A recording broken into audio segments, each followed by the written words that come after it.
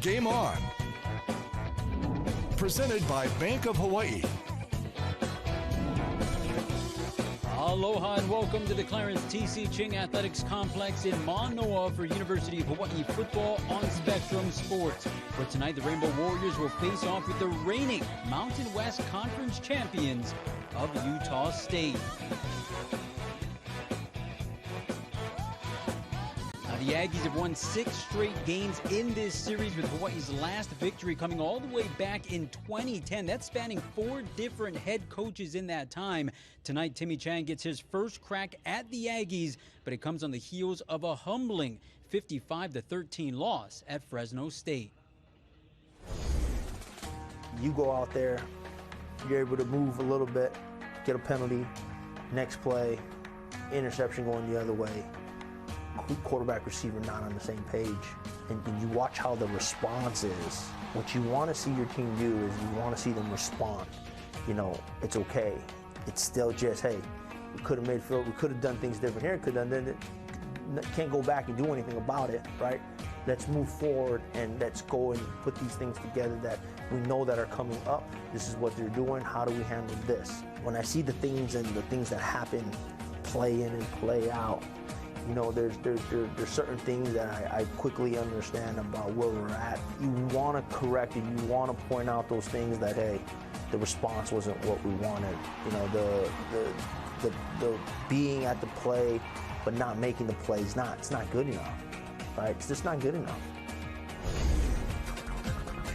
Let's take a look at the Mountain West Conference standings, starting with the West Division, where at 1-4, the Rainbow Warriors are mathematically eliminated from contention of a possible division title. But with 3 games remaining, they can make a run at trying to finish at 500. As the old saying goes, the games in November are the ones that you're going to remember. Now, as for the Mountain Division, that's where the Aggies, although a game under 500 overall, still with an outside chance at remaining on the throne. But those hopes would be dashed with a loss here in Manoa.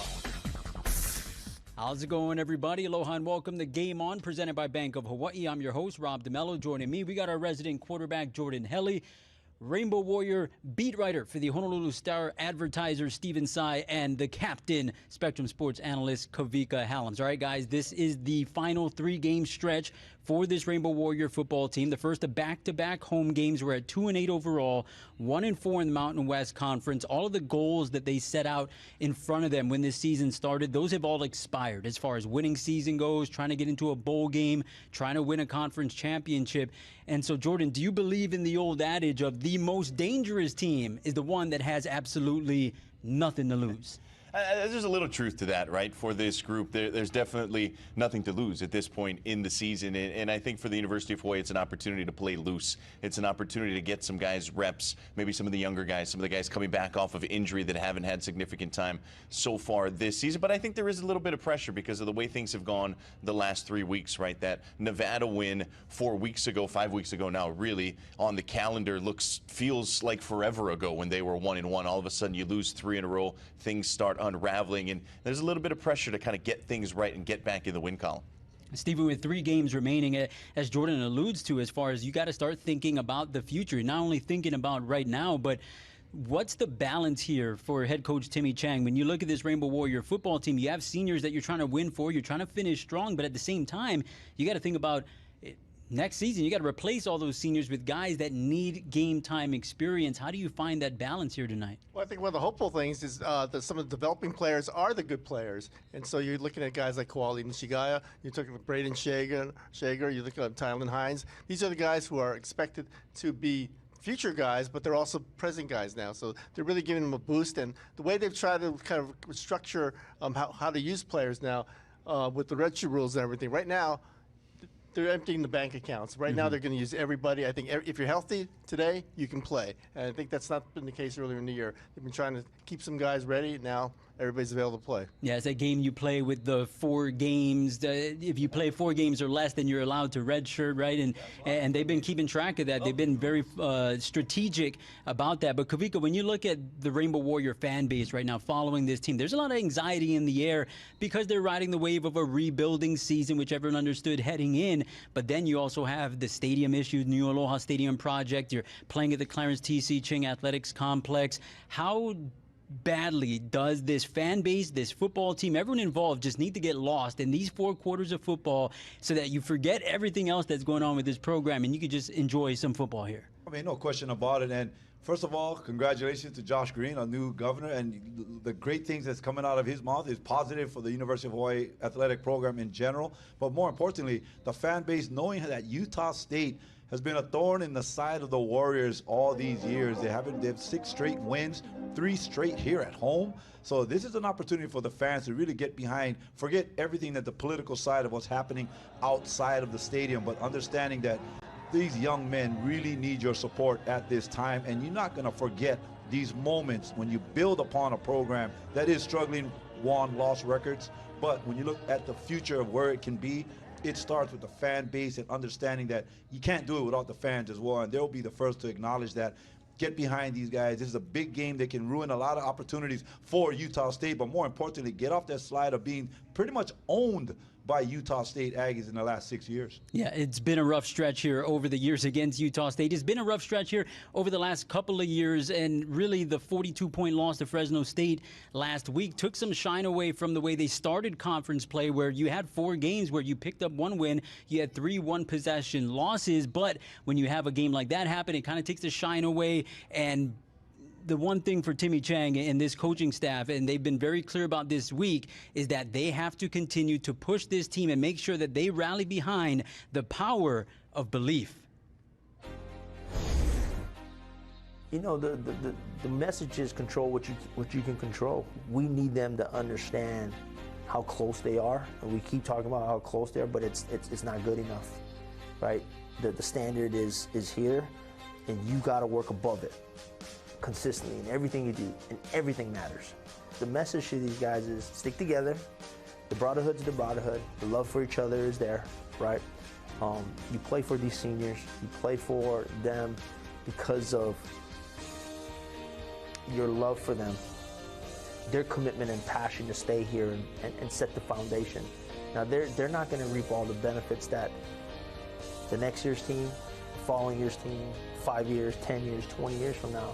But they definitely, for me, laid down the foundation of what I want this program to be. As a team, you know, we just stick by, you know, rally each other up. You know, we gonna continue to fire each other up, because we never gonna quit on these seniors. We never gonna, Warriors don't quit. So, and that's what we pride ourselves in. So each and every day, it don't matter what the outcome of the game before was, we're gonna try to get back to it, and we're gonna just hold our heads high, trusting the process, trusting the scheme we got, you know, trusting the little things, the fundamentals, all the little things. We got so much stuff to get better. So, you know, we never satisfied, so we're just gonna try to continue to fight to the end. We just have to keep going. We Warriors for a reason. We gotta keep fighting to the end, you know, and just trust the process. You know, stuff starts out ugly, but you gotta start from somewhere, right? And we just continually talk about the things that we need to be and continue to do. And the faster they can grasp it, see it, know how to work on a daily basis, the better we're gonna be. Well, tonight provides another opportunity for this program to lay another brick here in the foundation moving forward. And at this time, let's go across the complex and catch up with the guys that are going to be calling the action here tonight on Spectrum Sports, Kanoa Leahy and Rich Miano. What's up, fellas? Hey, what's up, Rob? Thanks a lot. It's nice of Jordan Helly to let the guys use his Oahu condo to do the pregame show. But no, you heard what the guys and Timmy Chang were talking about as far as what there is to play for. You've been on the coaching staff. You've been in the locker room in seasons where the bowl game, the winning record was no longer attainable. What was the message to the guys in terms of what are they playing for? Yeah, I think Timmy Chang understands the gravity of the fact that these seniors, the 22, possibly 20, when, you know, things kind of unravel. But those 22 guys, especially the offensive line, when you think about how they all stuck together and they came back, when you think about guys like Blessman and JT on the defensive line, they had position groups leave. They had individuals leave. These guys decided to stay home, not knowing who the new head coach was, and to play their senior year in the state of Hawaii. They have their names on the back of the jerseys. They have Hawaii in the front of the jerseys. But let's play for these seniors, and Timmy Chang is passionate about that. Meanwhile, on the other other side, Utah State under head coach Blake Anderson, the defending Mountain West Conference champs. It was their first Mountain West championship, so obviously riding high, but they lost a lot from last year's roster. They have had to battle through injuries. 13 starters have missed a combined 34 games this season for the Aggies, and yet they still have a lot to play for. If they win their last 3 regular season games, they are bowl eligible. That would be the 10th time in the last 12 years that Utah State would be bowl eligible. This is a program that has been playing at a pretty high standard here over the last decade. Exactly right. When you look at the last 5 years or so, they're right there with Boise State in terms of the most wins, the less losses, and more importantly, they're going to bowl games. They're building a foundation, and what he said was so true. They've been through 4 quarterbacks this season, the most in the FBS, but there's still these games to play for because they want to get back to that bowl game, because he said in order to sell culture, tradition, you have to win, go to bowl games, and he knows that's part of the Utah State package. Yeah, the quarterback that they are now settling on is Cooper Lega. He is a guy who can run with the football. They're also getting their top running back, Calvin Tyler, back. He is healthy. He was dinged up a little bit last week, and so they should be at full running game strength. And Hawaii, on the other side, the last 3 games, they've given up an average of 273 rushing yards per game. Yeah, and it's almost inexplicable because the only difference is Mekhi Pay will be back in that 3rd level at the safety position, right? But they have faced better offense, better skilled people, but they need to shut down the run, because make no mistake about it, you mentioned Cooper's a heck of a dual threat running back. They have a good running game, and if Hawaii gives up over 200 yards rushing, it's going to be another long evening. Well, we have seen Hawaii play at varying tempos. What kind of tempo do you think the Rainbow Warriors are going to bring to the field here tonight? It's going to be slow and lethargic. The reason why is Utah State goes tempo. You got to give that defense a rest. All right, very good. Well, we look forward to kickoff. Hawaii and Utah State. Game On will continue on the other side as we continue to count down to game time.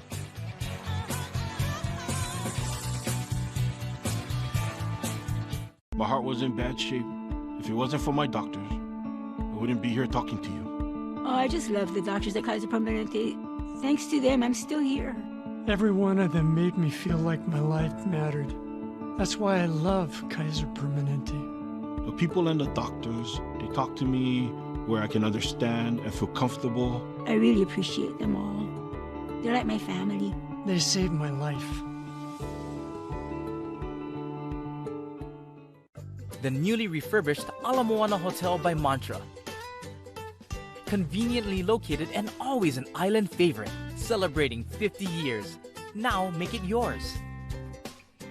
This is our hotel. This is our hotel. This is so much more than my hotel. This is our hotel. Ala Moana Hotel, where Kama'aina always gets the best rate. Use promo code LOCALSONLY. I'm Mallory, and I've been with Ultras for 5 years. Here at Ultras, we are solutions-driven.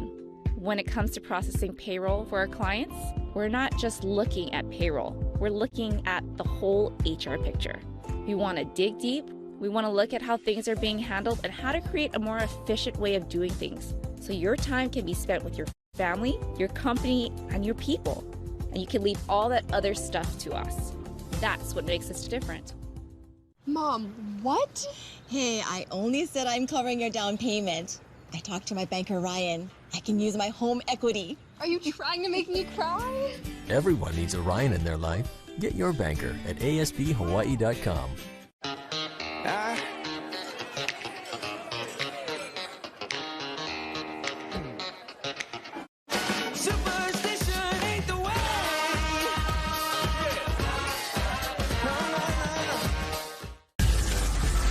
You're watching Spectrum Sports. Time Out for Health is brought to you by Hawaii Pacific Health. Aloha, my name is Dr. Jay Yu. I'm an orthopedic surgeon at the Hawaii Pacific Health Bone and Joint Center at Straub Medical Center. Today we're going to talk about hamstring and gluteus muscle weakness, which can lead to ACL injuries in particular. The first exercise we're going to demonstrate is the single leg extension on the Bosu ball. First, you fly on the floor. And next, Catherine's going to put one foot on the Bosu ball, the other foot up in the air. And next, she's going to push up on her heel, get to the top, and squeeze her glute. That's really important for glute activation. And then go back on the ground She's going to repeat this for about 10 to 12 times on each leg.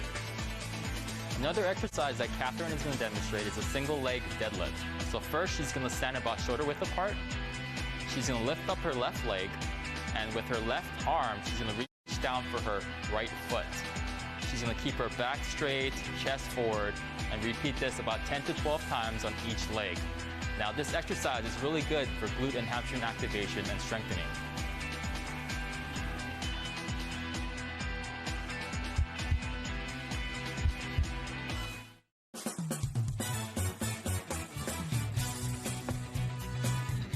Aloha and welcome back to Manoa for University of Hawaii football on Spectrum Sports, as the Rainbow Warriors will be facing off with the Aggies of Utah State. Now, over the course of the season, it's been a group effort for the Bows to try and get the offense out of the mud, as 19 different players have caught passes this season, including 4 running backs. And for more on that unit, let's go down to the field. Check in with Scott Robbs.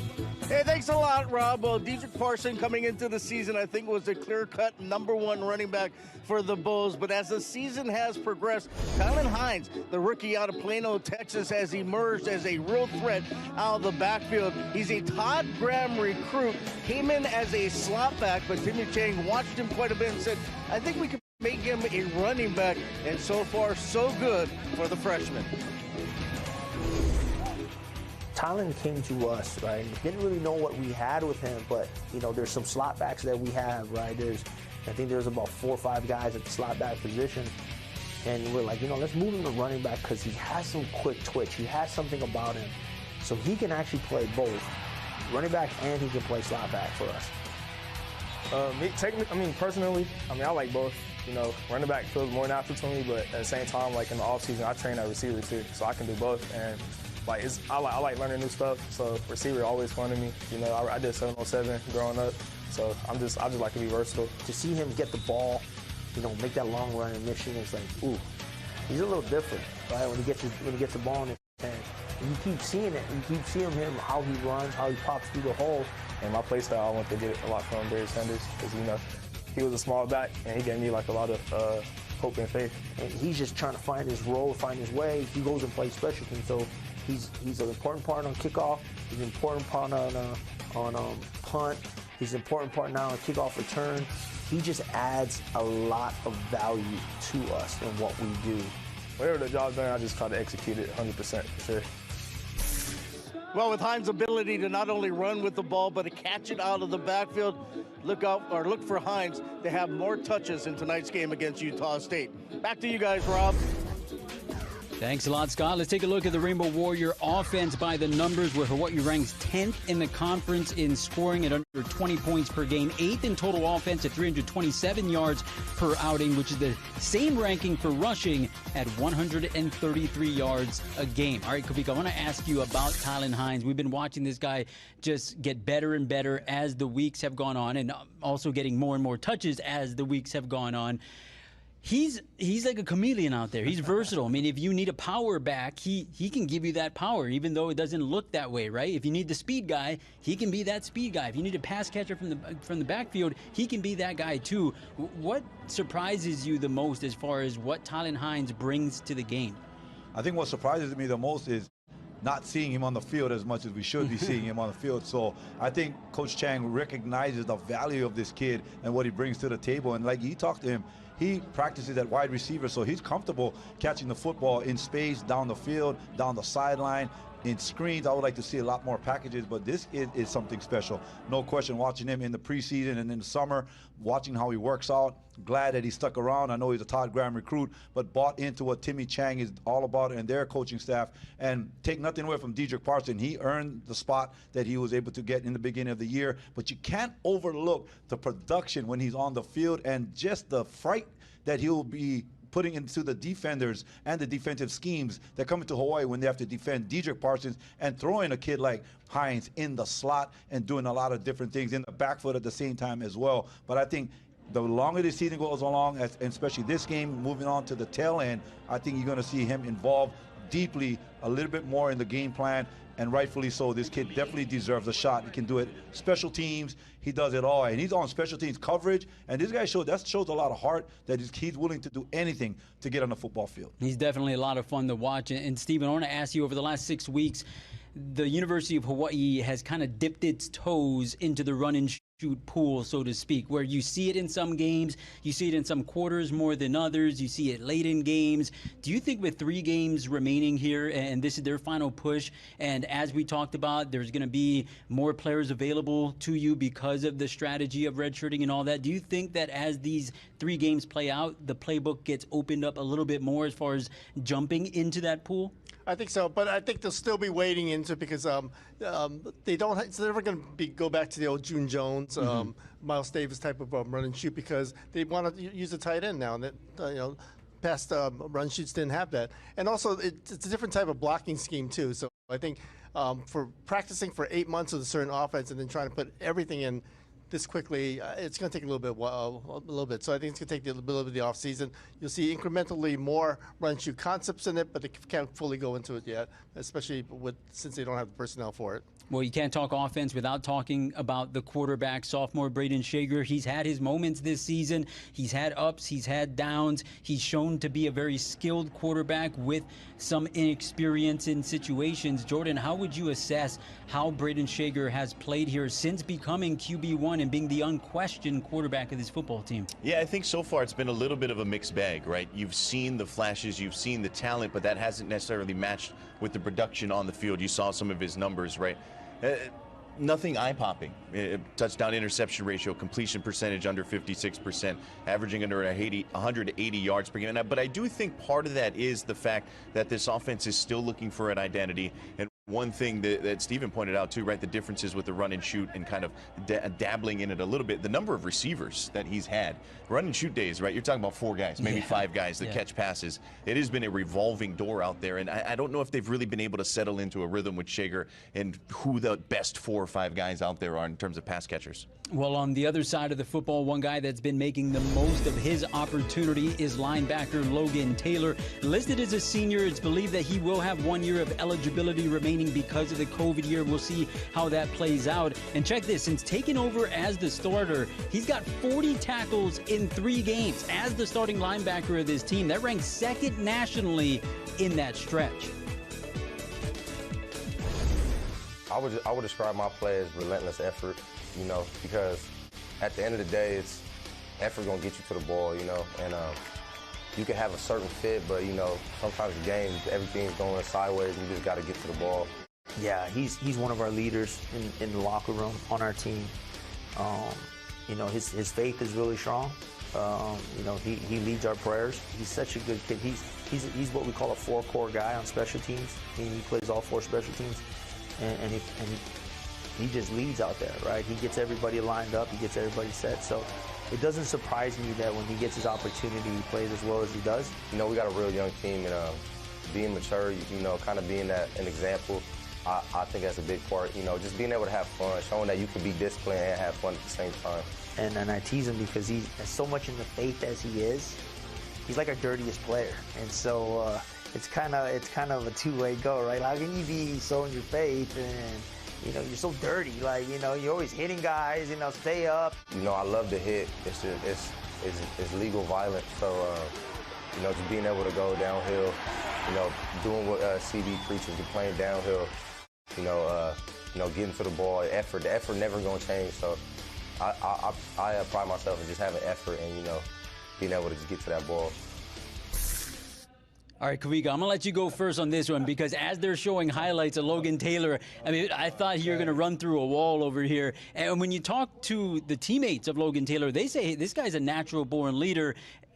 What are your thoughts as far as what he's been able to do to this defense since he's gotten onto the field? I love it because, I deal in illegal violence, of course, in my job, my other job. But this guy brings so much to the table as a leader, stepping in for Isaiah Tufanga, really stepped up from a leader standpoint. He's a father of 2 young boys. You love the names of his kids, Kobe and Vader. How can you not love a parent who's going to be moving you forward in life? But love the way he's brought that intensity, and he's also proven that, you mentioned, ranks top 10 in the last 3 games as far as tackles is concerned. But overall, what a job of stepping into that starting role and a leader mentality as well. He brings the intensity, and we got to take a break. We'll see what happens here as the Rainbow Warriors take on the Aggies. A Mountain West Conference battle will be under the lights in Manoa. Stick around. Kickoff coming at the top of the hour on Spectrum Sports. Answer the call to adventure. Holo Holo anywhere. In a tough all-wheel drive Passport Trail Sport or Ridgeline. Rugged, loaded with tech, both part of the most fuel-efficient full-line automaker. And ready for your wildest adventures. New Hondas are arriving daily. Get into your perfect island ride. See a Hawaii Honda dealer today. Tell them Henry sent you. Technology at 15 Craigside makes life easier, safer, and keeps us connected. How you guys doing this morning? Internet speed in this building is able to handle the downloads and capacity requirements of my office. The technical support that's provided by the IT department is wonderful. They're available to all residents for any troubleshooting needs and one-on-one training.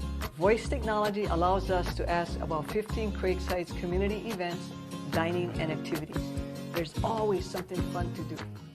Puttering around the home? How about stretching your legs in sunshine instead? Bayview Mini Putt and Zipline is ideal for that change of scene. Have fun putting around 2 courses totaling 36 greens, with varying levels of difficulty, as well as a ramp-accessible lower course. Reconnect with coffee and old friends on our lanai for conversations and tasty treats. When ready to embrace your adventurous spirit, soar over the park on Bayview's thrilling Zipline. Fun and feeling great at your own pace with Bayview Mini Putt and Zipline in Kaneohe. Dodgers, Lakers, the World Surf League, the University of Hawaii, and the very best in high school sports and local programs. The Spectrum Networks in Hawaii. We've got you covered. With OC16.TV, you never have to worry about choosing which game to watch at home or missing a game if you're on the go. Look for the Now Playing section on the homepage, find the channel you'd like to watch, sign in with your Spectrum username and password, and enjoy. Aloha and welcome back to Game On as the Rainbow Warriors start their final 3-game stretch of the season, facing off against Utah State. We're 10 games into the Timmy Chang era at the University of Hawaii. The learning process is never ending, as the former quarterback certainly doesn't shy away from self-evaluation. You know what? I find myself at this point seeing if I could have done more. You know, like, instead of trying to fit them in you always gotta, and as a head coach, you know, I don't have my room, right? And so the best thing I can do is talk to my coaches about these things. And how can I get my coaches to get more out of them? You know, I started thinking about this one player, and we asked him, how do you come you did so well where you were there, but you come here?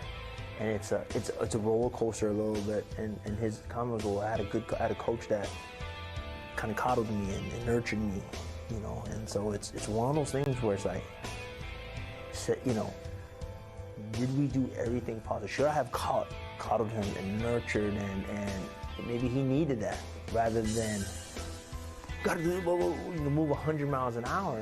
So I find myself, instead of, you know, thinking that you've done everything, I think you gotta quickly be able to adapt and reach the kid the other way, right? And so that's why I started to, like, hey, maybe I should have gotten to our coaches and, hey, maybe use this method. Hey, could you use this method? Hey, can we use it? But we gotta reach them. And what you want so bad for your team, it's so good to remember the approach always, you know. Now, make no mistake, coaches will always be judged by wins and losses. But when you look at the first year for head coach Timmy Chang, coming into a program that there was a lot to be done that was beyond football. There was rebuilding a bridge between the community and the football team. There was adding 53 new players to a roster. There was replacing 8 potential starters that entered the transfer portal. When you look at Timmy Chang's first season, it was always more than just X's and O's, right? So much more, right? X's and O's really for him in that role is just a fraction of what he's doing, right? As the head football coach of the University of Hawaii, you're part governor, you're part mayor, you're part, ambassador of Aloha. You got to be the general manager of this team, bringing in your chief fundraiser, right? And trying to figure out exactly where you're going to play, what that place is going to look like. For Timmy, I think, so much of that was thrown on him, right? Taking this job very late in the cycle as well. And so the X's and O's, he really had to rely on his assistant coaches because there was so much work to be done off the field. And I think, really in the offseason, you couldn't ask for much more from what he was able to do in terms of building those bridges with the community, with the alumni, with different folks that have, influential say when it comes to different things regarding the football program, regarding stadiums, regarding really anything here in the state. And that I think took a lot of bandwidth for him, and I really commend him in doing that. But ultimately, he's been very, very candid, right? Wins and losses is what it comes down to. Yeah, and Stephen, we've been around a lot of coaches. Most coaches in all sports, it's my way or the highway. That seems to be the mindset across the board. You don't get that sense from Timmy Chang, do you? He seems to operate at a different philosophy. Right, and sometimes he can be overfair because, especially when making tough decisions, because perhaps that's why it took so long to name a starting quarterback, because it's just giving everybody a chance and everything. And the other thing too about him is he's trying to learn to be a little bit tougher. He's already suspended, I think, 5 players this year. He's just trying to maintain some discipline there. And the other thing too is he's okay if you make a mistake, but he's not okay if you're okay with that. They had a walk through the last week. There were 6 drops. It didn't seem like a lot of players were feeling really bad about that. He wants them to feel bad, and even though it's not a real tough practice or anything, he wants everyone to know that you have to be tough and you have to, be accountable for every play. Another opportunity for Timmy Chang to try to get a victory here on Hawaiian soil at the Clarence T.C. Ching Athletics Complex. A beautiful night here in Manoa. The Rainbow Warriors going to be taking on the Aggies at the top of the hour. Stick around, folks. Spectrum Sports brings you Mountain West Conference football here on a beautiful November night.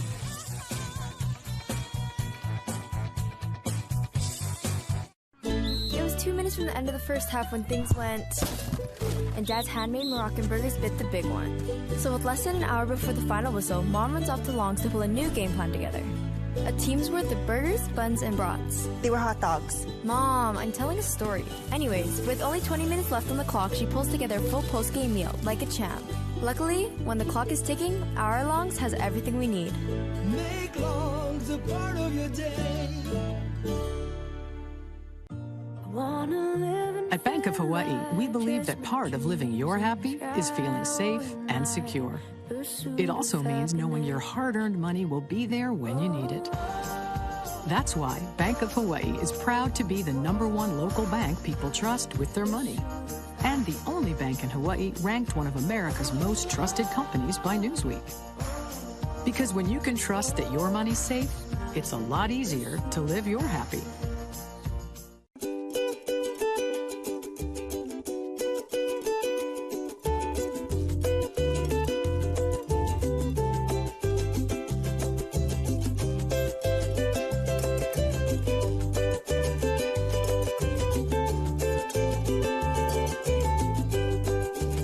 Redecorating? With hundreds of factory colors and free computerized paint matching, you can find the Benjamin Moore color you're looking for at City Mill. Need something? Try check City Mill.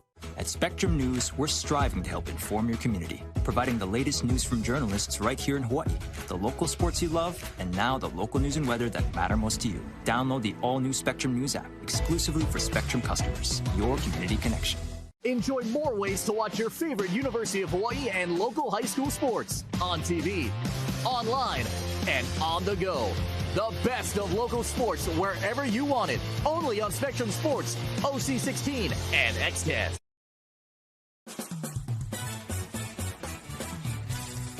Hello and welcome back to Game On for University of Hawaii football on Spectrum Sports. Rainbow Warriors going to take on the Aggies of Utah State. Right now, let's head down to the two-tone turf of Ching Field for military night here in Manoa.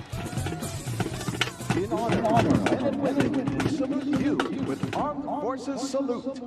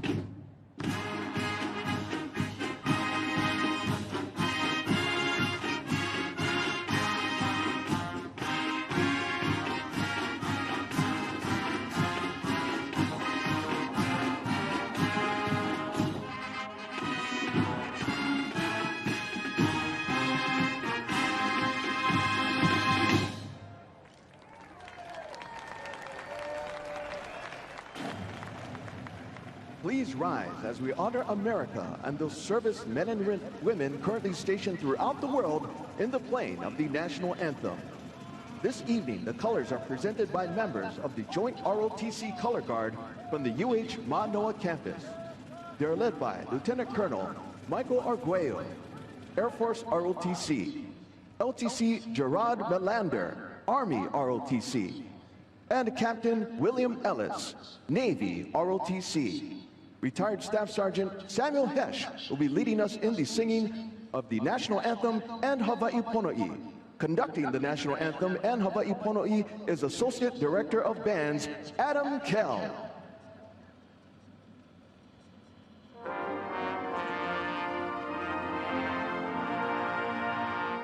Oh, say, can you see by the dawn's early light what so proudly we hailed at the twilight's last gleaming, whose broad stripes and bright stars through the perilous fight o'er the ramparts we watched were so gallantly streaming, and the rockets' red glare, the bombs bursting in air, gave proof through the night that our flag was still there. Oh, say does that star-spangled banner yet wave o'er the land of the free and the home of the brave?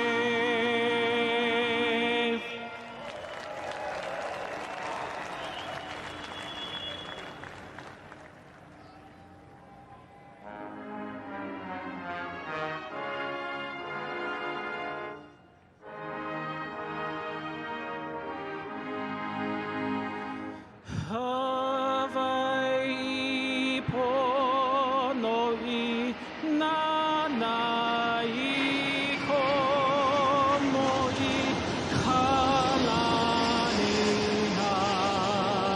Li'ikea Li'i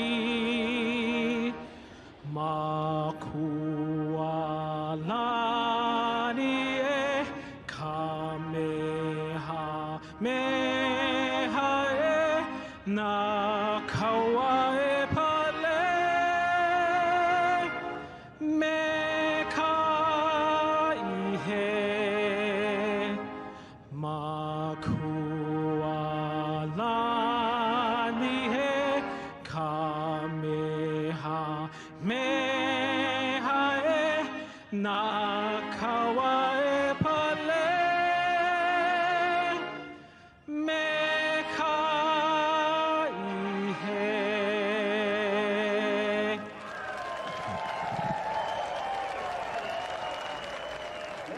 Chicken skin moment during Hawai'i Pono'i. That flyover piloted by former UH football receiver Britton Komine, joined by a mixed active duty crew including members of the 204th and 535th Airlift Squadron, Hawaii Air National Guard, and the Air Force. Awesome stuff here in Manoa.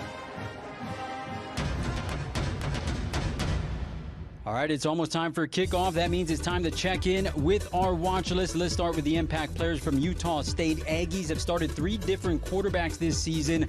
Logan Bonner started the year as the guy, but he is out with an injury.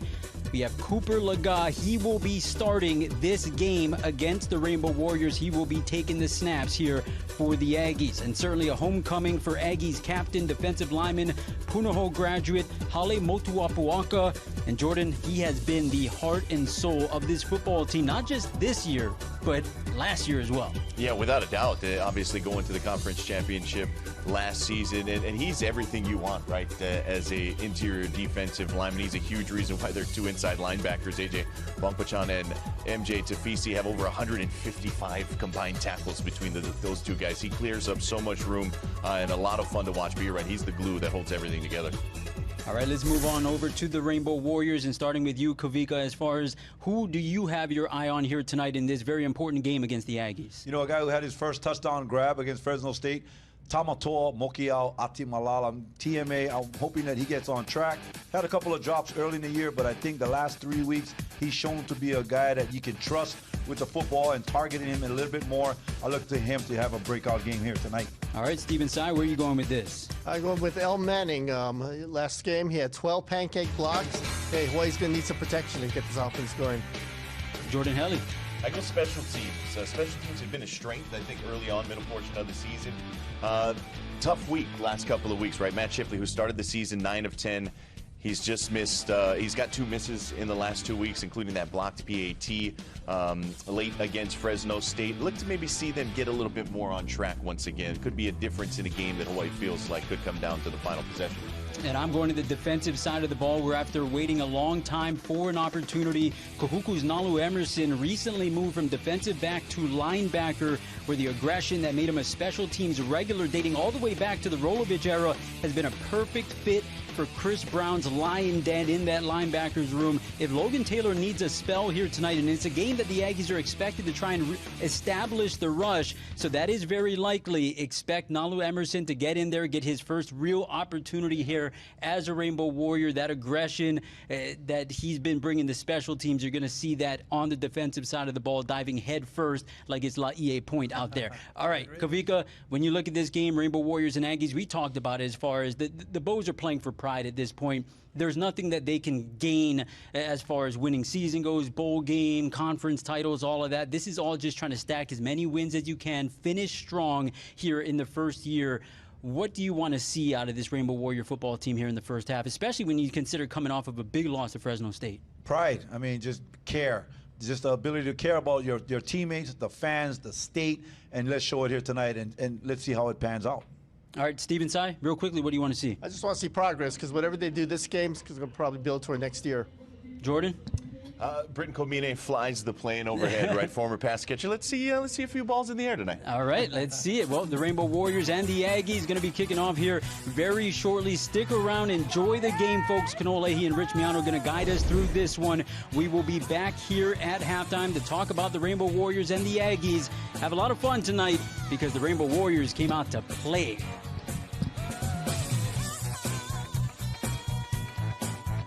Want a real taste of New York? The classic New York pizza offers a big, bold taste only in Hawaii.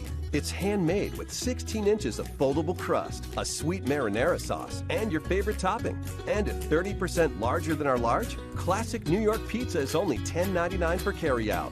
Bring together your family and friends for a classic New York pizza party. Each pizza is just $10.99 for carryout. Classic New York pizza. So close, you can taste it. Only at Hawaii Pizza Hut. If I put up solar panels, I could save some serious cash. Help the planet too. Gonna talk to Julie at the bank. Hi, Julie. Everyone needs a Julie in their life. Get your banker at asbhawaii.com.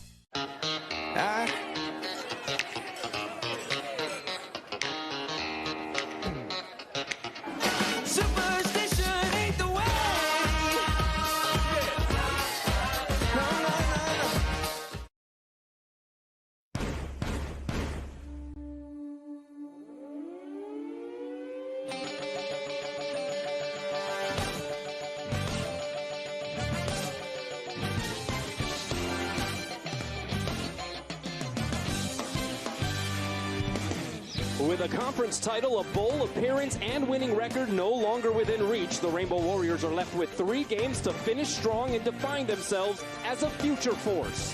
Timmy Chang has envisioned a standard of play in his first season as Hawaii's head coach and remains hopeful that his team can measure up starting tonight. The Aggies of Utah State are the defending conference champs. The Rainbow Warriors have nothing more to lose. They'll bring down the curtain on another college football Saturday.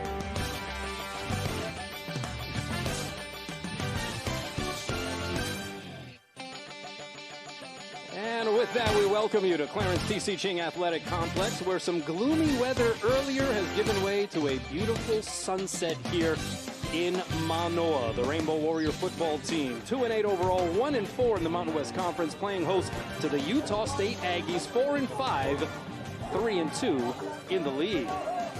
Aloha, everybody. Alongside Rich Miano, I'm Kanoa Leahy. And Rich, 3 games left for Hawaii. They don't have much in the way of tangible goals to play for, but what they can play for is pride. And they're going to get a little bit of a boost with some guys coming back. Yeah, and I think that's the reason of optimism. Timmy Chang yesterday was very excited when we talked to him because the center, the captain, Aliki Tanavasa is coming back. And although his replacements played well, he is the captain. Then you have a guy like Jonah Panoki, who I think is the best possession receiver on this football team. Koali Nishigaya, who is just an inspirational, tough guy playing that slot. And then on defense, the third level, Meki Pei has been missed. With those guys coming back, Hawaii's expecting to perform much better this evening. Well, Utah State has performed very well over the last decade in Mountain West Conference football play. They're the defending league champs. They have 3 games left as well and a lot to play for them. They win all 3. They are bowl eligible for the 10th time in the last 12 seasons. But Rich, I turn to you. What are the Kaiser Permanente keys to the game? Keys to the game. Let's start with Utah State. Offense first. Tempo. Fastest tempo in the Mountain West Conference. 1 play every 2.96 seconds. Wear Hawaii out and don't let them substitute. On defense, bring the fire. The Utes get fired up by 2-time World Fire Knife champ Hali Motu'ahuaka. The former Buff and Blue is the alpha. D and special teams want to bring the heat on Hawaii. Offense, Lil Stack. Now that number 24, Tylen Hines, has got his first pancake block, it's time for Lil Stack to eat. 20 touches, Hawaii wins. On defense, population to the ball. Good things happen when the Warriors D come out to play. Take on the disposition of linebacker coach Chris Brown. All right, so we are still awaiting the coin toss, and while we have some opportunities here and a little bit of time to work with, let's send it out to the third member of our broadcast team. Scott Robbs is on the field. What's up, Scott? Hey, thanks a lot, Kano. One thing these 2 programs have suffered all season long is with consistency. Part of that reasoning is because of their starting lineups. You look at Utah State, they have started 37 different players this year. That's the 12th most in FBS. For Hawaii, they have started 40 different players so far this season. That's tied for 7th in the country. And so Hawaii, as Rich mentioned, getting some starters back for this game, including Jonah Panoki. Hawaii is hoping the wideout can help open up this offense, guys. All right, thanks a lot, Scott. Yeah, so Hawaii should be a little bit more full strength, at least closer than what we have seen in the last several weeks. And they could use a little boost on defense. I'm not sure if Meki Pei can completely compensate for some of the shortcomings that we have seen in the last few weeks. But you're talking about a run defense in Mountain West Conference play that was as high as 4th 4 games in. However, the last 3 weeks, Rich, Hawaii has given up an average of 273 rushing yards per game. Yeah, and they're going to have to go to a 1 high, right? What does that mean? It means they get more players in the box. And also, Jacob Euro, the defensive coordinator, is going to have some run dogs. He's going to have some pressure. They only have 9 sacks coming into this game. They need to not only pressure the passer, but it's run dogs. It's getting people in gaps and canceling that run. Hawaii coming off of a 55-13 loss at Fresno State. This is the series record. Utah State leads the all-time series 11-6. Last year, of course, in Logan, it was all Aggies, 51-31.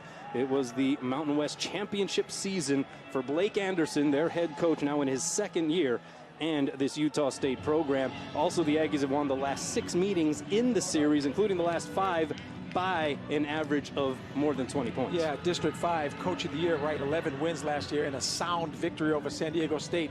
Utah State, Blake Anderson has got this program rolling. So Utah State won the coin toss, elected to defer. Hawaii will be receiving here to start this game. There has been a lot of talk as to what this team can play for, and then there is also the other aspect of it, right? Timmy Chang has to think about the future, and so you have to balance that, right? You want to play the seniors, you want to play players who were loyal to this program when so many others decided to transfer out under the circumstances, but at the same time, you got to get some of these younger dudes some experience points. Yeah, and it's a precarious, it's a delicate balance, right? So Coach Chang has to, get in Jalen Wathel, get in Chucky Hines. Obviously, we're going to see Tyler Hines. Peter Manuma's going to play anyway. But you're still playing for the seniors. You're still playing because at the end of the year, and I said this prior to the season, games 9, 10, 11, 12, 13 will show the direction of this program. Well, it is military night here at Clarence T.C. Ching Athletic Complex. They are honoring the members of the military community. Of course, they have been ingrained with the Hawaii community for many, many years. Yesterday was Veterans Day. You had the flyover. Britt Komine, former UH receiver, was piloting one of those jets. I mean, that's incredible stuff. Yeah, and when you talk about Britt Komine, you got to talk about Jason Rivers. You got to talk about Gerald Welch. You got to talk about Chad Owens. And that group, I don't think any of them ran faster than 4.6 in the 40-yard dash. But you talk about productive, great receivers. That's all part of that group. Britt Komine, good guy, and again, military member. We appreciate him immensely. All right, so Elliot Nimrod is getting ready to send the football into the air, and we are underway here in Manoa, and it will find its way into the end zone. So touchback here to get things started. Hawaii will have the first possession. And of course, the quarterback for Hawaii is Braden Shager, the 6'3" sophomore from Dallas, Texas. 1,610 yards passing on the season, 7 TDs, 7 interceptions. He was 20 of 40 for 204 yards, a touchdown, and a pick. Was sacked twice against Fresno State. Has a TD pass in each of his last 6 games. We'll get to the rest of the starters in a moment. But Hawaii, the expectation, Rich, will be deliberate offensively in terms of the tempo here tonight. And they've been consistent on the first drive of the season. It is Dedrick Parson, who only has 20 carries over his last 2 games for 33 yards, gets positive yardage there. The Hawaiian Financial FCU starting lineups. You have Caleb Phillips, Jonah Panoke is back, Zion Bowens, Koali Nishigaya, Dedrick Parson, and on the offensive line, Manning, Bernal Wendt, Hanuvasa Vanterpool, and Austin Hopp. And Zion Bowens on the receiving end, able to move the sticks for Hawaii. Corner blitz, Zion Bowens sits down. Really nice job of getting rid of the ball and recognizing the corner blitz. Shager gets the ball, hits Zion Bowens, good pickup. So a 12-yard connection there. Hawaii approaching midfield. Shager out of the gun. Throws over the middle. That's caught by Zebo. Bowens to the 40, to the 30. Down the sideline he goes and finally pushed out of bounds close to the 25. Yeah, and Ian Shoemaker, the offensive coordinator, said if they're going to play one high, we have to get the ball on the outside. They're playing one high, right? So that means it's man-to-man coverage. You see the mesh route, the crossing route by Bowens, and then the speed takes over 22 miles per hour. That's 31 yards on that hookup for Zion Bowens, the team leader coming into this game in receiving yards, despite the fact that he missed so much time due to injury. Take a look at the defensive starters for the Aggies. Greshik, Motu Apuaka, he is a Punahou alum and the heart and soul of this defense. Fakauta and Vaughn's up front. Tafisi actually injured. Max Alford, a freshman linebacker, expected to play in his place. Top tackler is A.J. Vongpachan. Kaleo Nevis, born in Hawaii, is also on the field. Carter, Larson, Reynolds, and Anyanwu in the defensive secondary.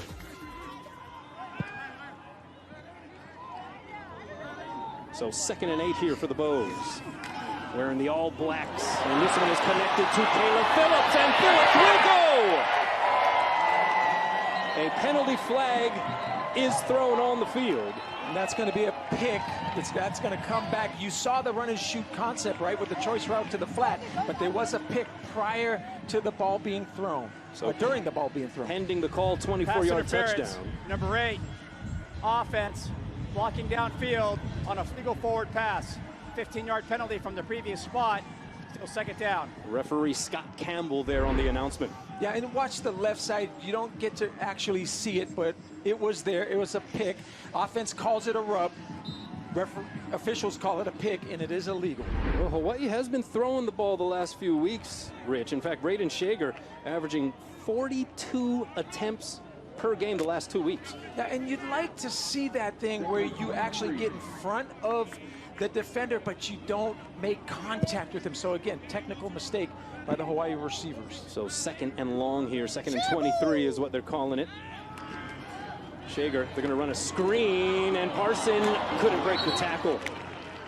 Well played that time by Ike Larson, another good-looking freshman from Smithfield, Utah, at a Skyview High School, and he's filling in for some players who are injured or suspended as well. Yeah, and Ian Shoemaker says he has about 12 players, right? Well, this is the middle screen, and we saw this 2 weeks ago against Wyoming, which actually resulted in that first touchdown. A really good play, shoestring type of tackle. That could have went to the house. Utah State, 13 starters have missed a combined 34 games this season due to injury. They also have Gervin Hall Jr., one of their top safeties, who is still suspended for the 2nd straight week. This pass is complete to Parson, and then he gets into a wrestling match with Kaleo Nevis, the 6'1 junior we mentioned from Honolulu, but a graduate of Timpview High School in Utah in his 4th year with the Utah State program. Yeah, actually started at St. Francis. Dad Kaniala played for Utah. And really nice job of responsibility, right? When you play man coverage and you have that back, he kept his eyes on the back and he made that tackle in the open field. So a missed opportunity for Hawaii, and they were pushed back far enough. They're looking to punt here. So Matt Shipley, who has averaged 41 yards on 50 punts this season, a long of 63, has it at midfield. Sends it skyward. Cooper Jones back to receive, and he'll fair catch it at the 15. Yeah, Jordan Helly on the Game On crew talked about Shipley being inconsistent a little bit in the last game or two, right? Because he is a very consistent field goal kicker, place kicker, but he's also a good punter. But special teams needs to be special because Utah State last week was very special on special teams. 26-yard punt. Starting quarterback for Utah State is Cooper Laga, 6'1 junior from Orem, Utah.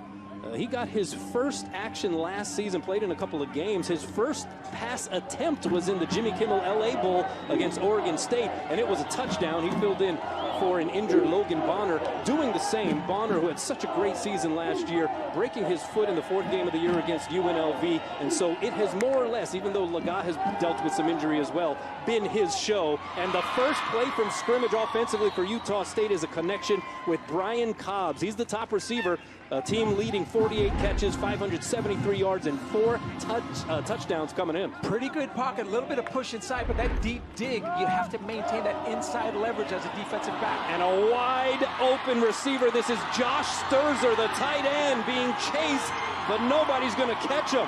And Utah State running tempo goes for 68 yards. Sturzer's first touchdown catch of the season. Yeah, that's a busted coverage, right? You don't get that wide open. I mean, he was literally 15 yards behind the nearest defensive back. And Cooper Laga with the throw, almost underthrows the young tight end, but he does the rest, gets into the end zone. 7th touchdown pass for Cooper Laga, and the coaching staff talking about how he, known for his ability to run with the football, has been steadily improving through the air. And we saw it right there, the up-tempo and the schematics making Sturzer wide open. Yeah, the play action RPO, right? The eyes are in the backfield. You have to keep your eyes on your luggage, so to speak. Connor Coles, the reigning Mountain West Conference Special Teams Player of the Week, able to boot through the PAT. So just like that, the Aggies up 7, 10:44 to play in the first frame. University of Hawaii Sports on Spectrum Sports, sponsored by your Hawaii Honda dealers. Aloha. For many of us, 2020 has been such a rough year. From loved ones losing their jobs or having to make adjustments in our lives that we never thought we'd make. Our strength has been tested like never before. From all of us at IBEW Local 1186, I know we stand behind you and will be there every step of the way to keep us safely connected and powered up. Take care of each other. Mahalo. When your dogs like each other, you know it's the start to something special. Lunch? It's back in Hawaii. Enjoy the $8.99 McRib meal before it's gone. Ba-da-ba-ba-ba. The newly refurbished Ala Moana Hotel by Mantra. Conveniently located and always an island favorite, celebrating 50 years. Now make it yours. This is our hotel. This is our hotel. This is so much more than my hotel. This is our hotel. Ala Moana Hotel, where Kama'aina always gets the best rate. Use promo code LOCALSONLY. Dodgers, Lakers, the World Surf League, the University of Hawaii, and the very best in high school sports and local programs. The Spectrum Networks in Hawaii. We've got you covered. Hey, don't miss a second of the action. Watch Spectrum Sports on the go. The Spectrum News app has the local sports you love and the news and weather that matter most to you. Download today on the App Store or Google Play. Well, I hope you didn't blink on that last scoring drive. 2 plays, 85 yards. It took 26 seconds. A 68-yard touchdown connection from Cooper Laga to Josh Sturzer. Sturzer, who was ejected from last week's game against New Mexico after throwing a punch, mixing it up with one of the Lobos players. All smiles now, and he connects on a proverbial shot to Hawaii here on the scoreboard. Yeah, that must have been the first half, right? Because he'd still be suspended for that. But that was an ugly play in terms of, that was just not clean football, and you don't do that. And I was very surprised of the lack of discipline. That's one way to get back into the good graces of the coaching staff, though, right? Is you catch a long touchdown and you put your team up on the road in the first quarter. So Hawaii's offense back on the field. 1st and 10, ball at the 25. Kylan Hines now in the backfield, standing next to Braden Shager.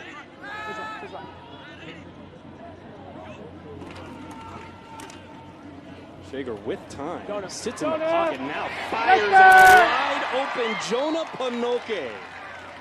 And as Jay-Z would say, allow me to reintroduce myself. Jonah Panoke, who missed 6 games due to a collarbone injury, he is back. Yeah, and you should see the protection in terms of, watch Tyler Hines pick up a much bigger human being. The offensive line squeezed it down. Great protection. What a touch pass by the quarterback. Jonah Panoke, welcome back. 28 yards there, and Hawaii venturing once again for the 2nd straight possession into Utah State territory. Here's Hines trying to find the edge, but he is wrapped up. Nice play there by Omari Okeke, 6'2" junior from Bellflower, California. Hines averaging 8.7 yards a carry in the last 2 games, stretching this thing east to west. Give credit to setting the edge and also discipline on the outside of the Utah State defense. Every defense has an edge. That was well played. Yeah, Hines, 7.5 yards per carry on the season. This guy has been productive and starting to get more and more involved in the offense. That pass is snagged by Panoke. Did he get a foot down? They're going to say that he did not.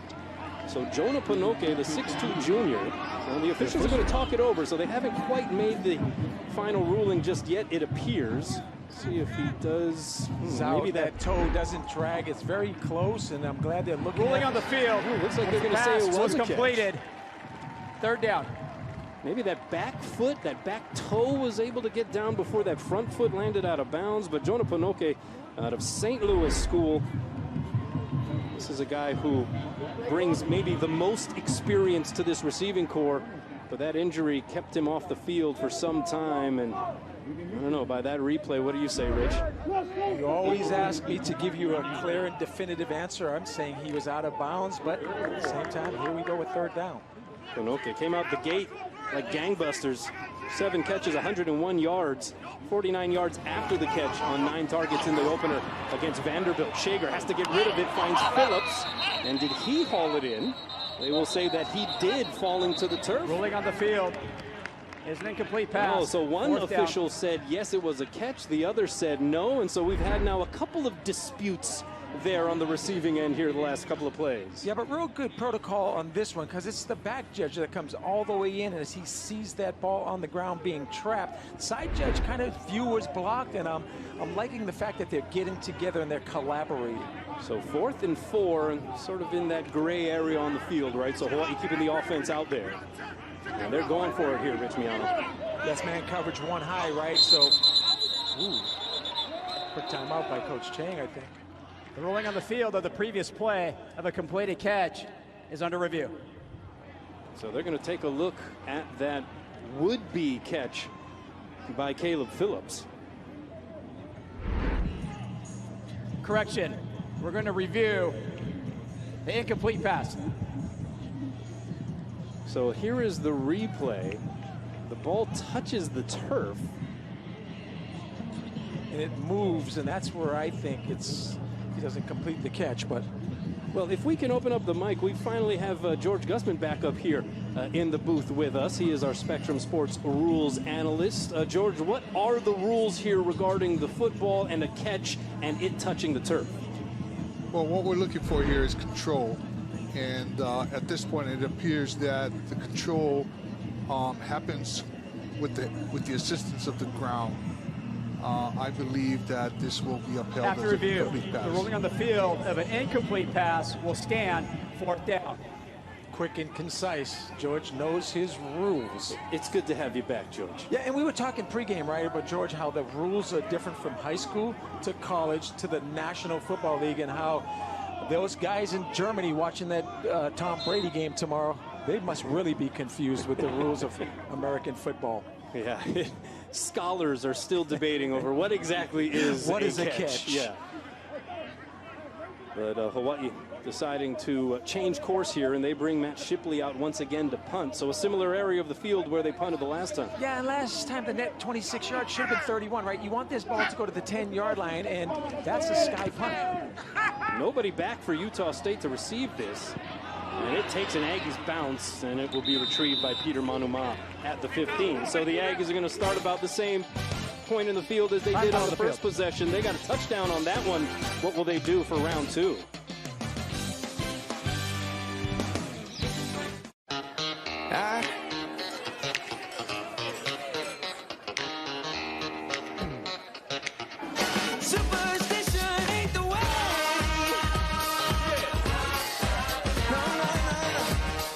Hawaii State FCU is giving away a prize a week for 52 weeks. Let the shopping begin. Win a $750 Ala Moana Center gift card to make the most of the world's largest open-air shopping center. We're offering new members as well as current member referrals 52 chances to win.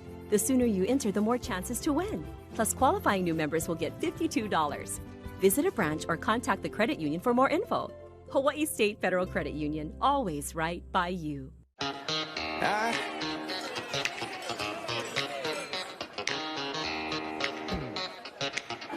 Superstition ain't the way.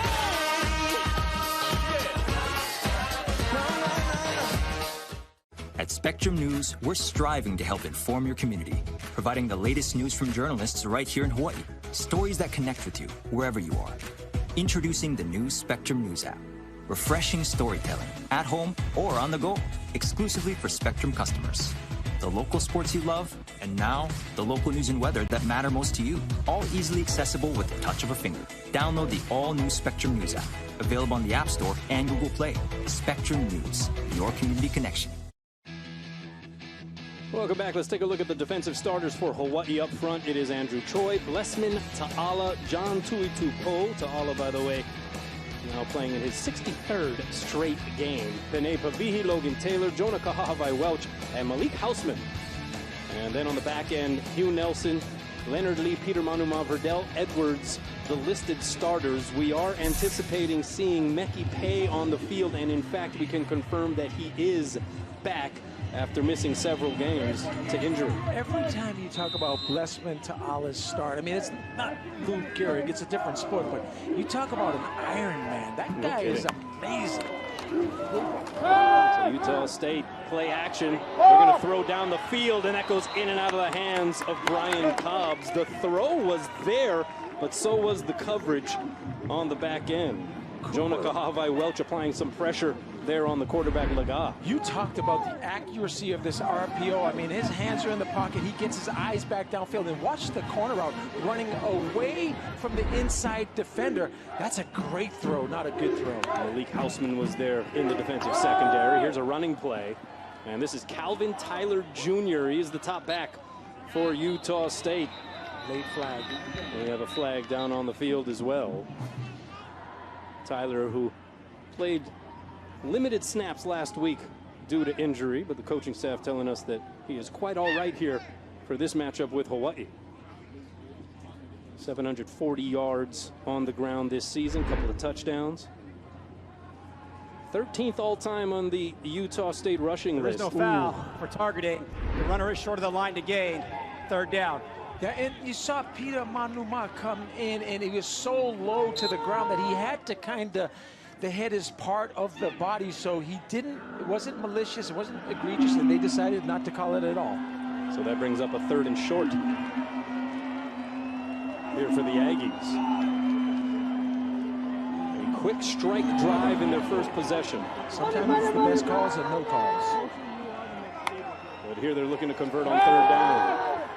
And it's going to be a completion out to Terrell Vaughn.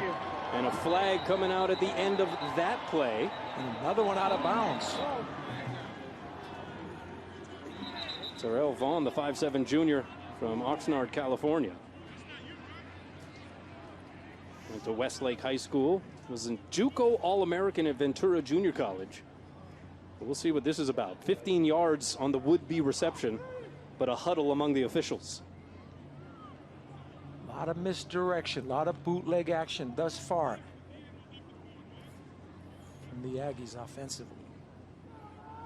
There's a good look at Blake Anderson, the head coach, in his 2nd year. 9th season overall as a Division I head coach. Spent 7 years previously at Arkansas State, where he led the Red Wolves to 6 straight winning seasons and bowl games. And then wins the Mountain West Championship his first year at Utah State last year. Number 10, offense. 15-yard penalty from the previous spot. Still 3rd down.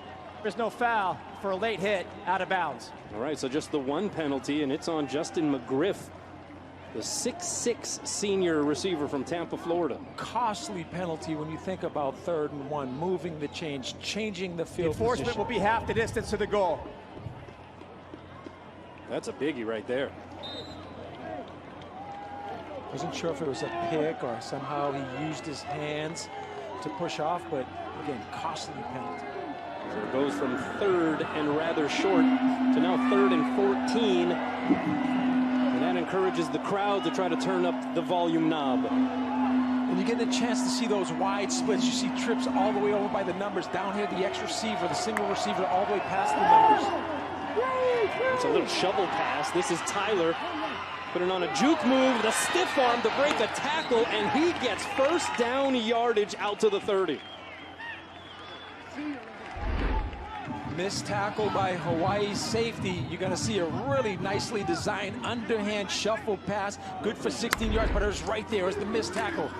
Short of the sticks would have been non-first down. They needed 14 on that play. They got 16. Now Laga on the keeper is chopped down for no gain. All right, let's meet the starters for Utah State on offense. Sturzer already has a tutty to his credit. Cobbs, McGriff, Vaughn, and Calvin Tyler Jr. in the backfield. Edwards, Meacham, Dolphin, Lapuaho, and Jacob South, who we are told is out tonight. So Cole Motes, number 56, 6'5" sophomore, is there in his place at right tackle.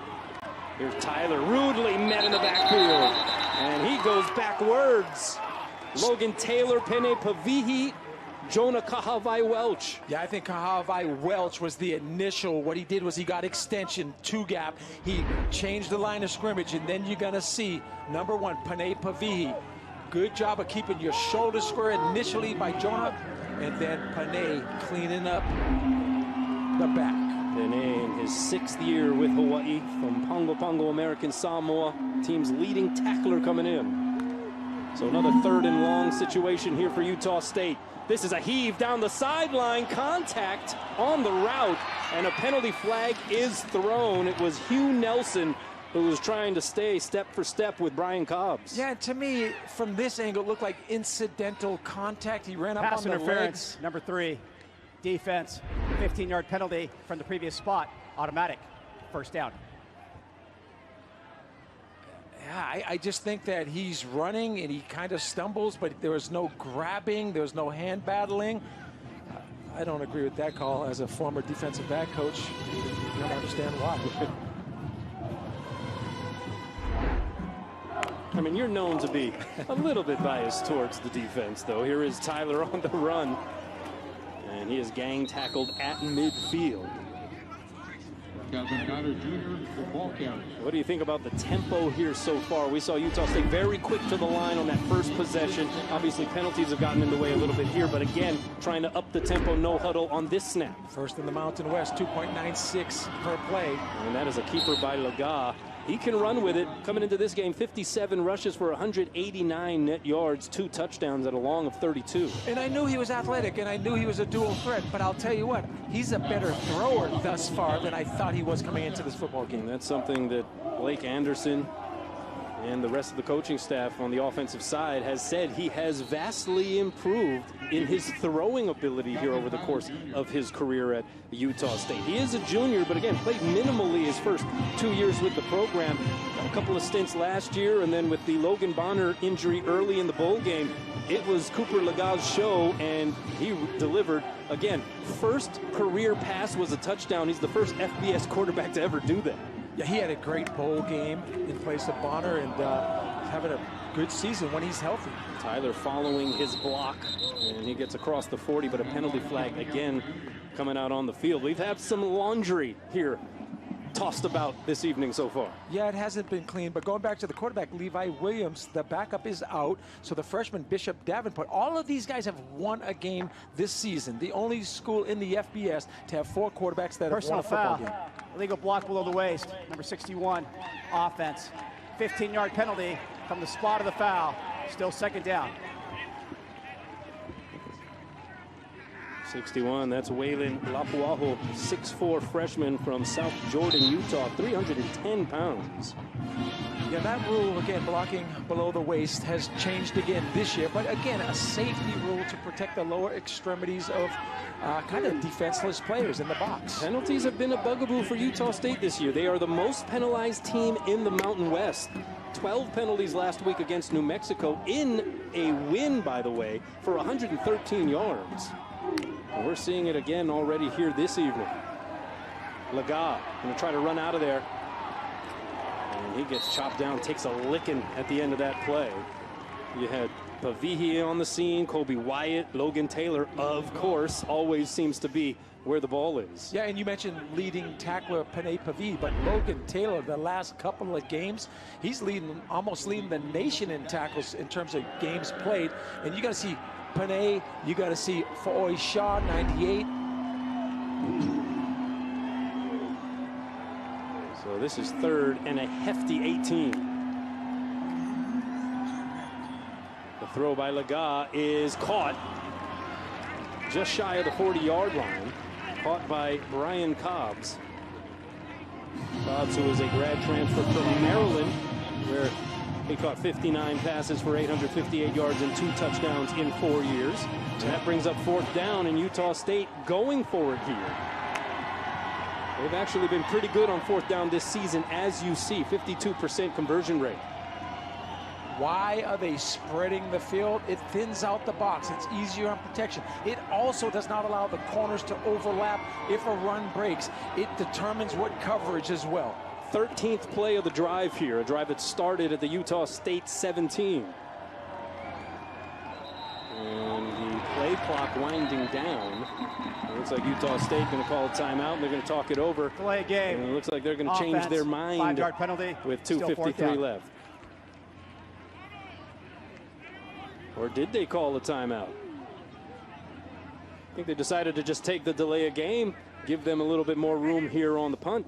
Yeah, very tactical decision by Blake Anderson, who was wearing lays prior to the game. Does not have any on now. So Stephen Kotzenle is the punter. Has dropped 18 punts inside the 20, and this one is muffed. And it is recovered by Utah State. Jamie Nance. Ruling on the field was the kick was muffed by the receiving team, recovered by the kicking team. First down. Nance, a sophomore, started his collegiate career at Nebraska. He recovers the muffed punt by Dedrick Parson. great punt, end over end, gets up there in this lights, and guess what? Last week, fake field goal for a touchdown, fake punt for a first down, kickoff coverage, tackle on the 1-yard line, and a muff punt recovery. Utah State beat New Mexico basically with great special teams. And it should be stated, Dior Scott not playing tonight for Hawaii. He has been their primary punt returner this season. So Dedrick Parson getting the call. It didn't work out, at least on that sequence. And so a very short field here for Utah State. 1st and goal. Ball at the 7. And they run a reverse. And it is Cobbs with some greenery in front of him. He goes airborne and is down inside the 5. Yeah, Peter Manuma, right, has a dilemma. He's in conflict.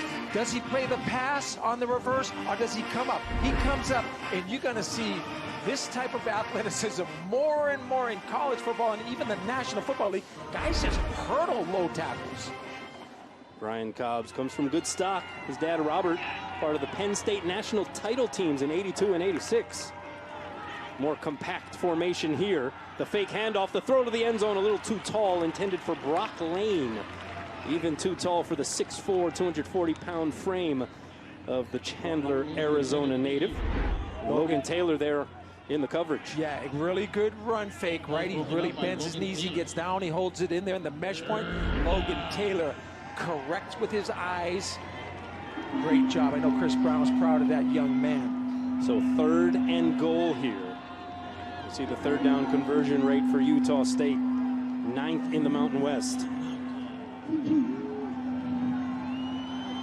2 for 3 though already in this game.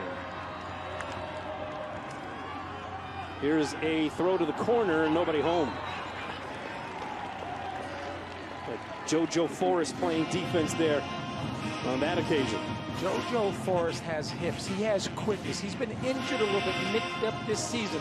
But when he's in there, he's the lockdown guy that Abraham Ilamemia works on the opponent's best receiver. So here's Connor Coles, long of 50 yards. He accounted for 15 points in that game against New Mexico. 2 of 3 field goals. Scored a touchdown on the fake field goal you mentioned, and also 3 PATs. Yeah, that's got to be special teams play of the week. That should be a national award on that production. This from 21 yards, and he blasts it through.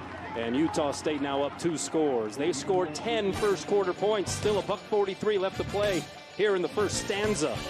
Hawaii will be looked upon to respond when we return.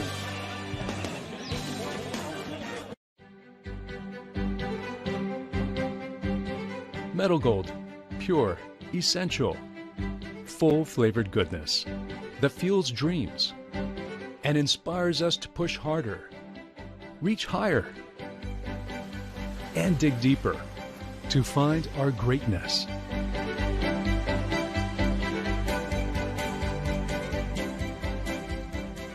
Metal Gold, always made with aloha.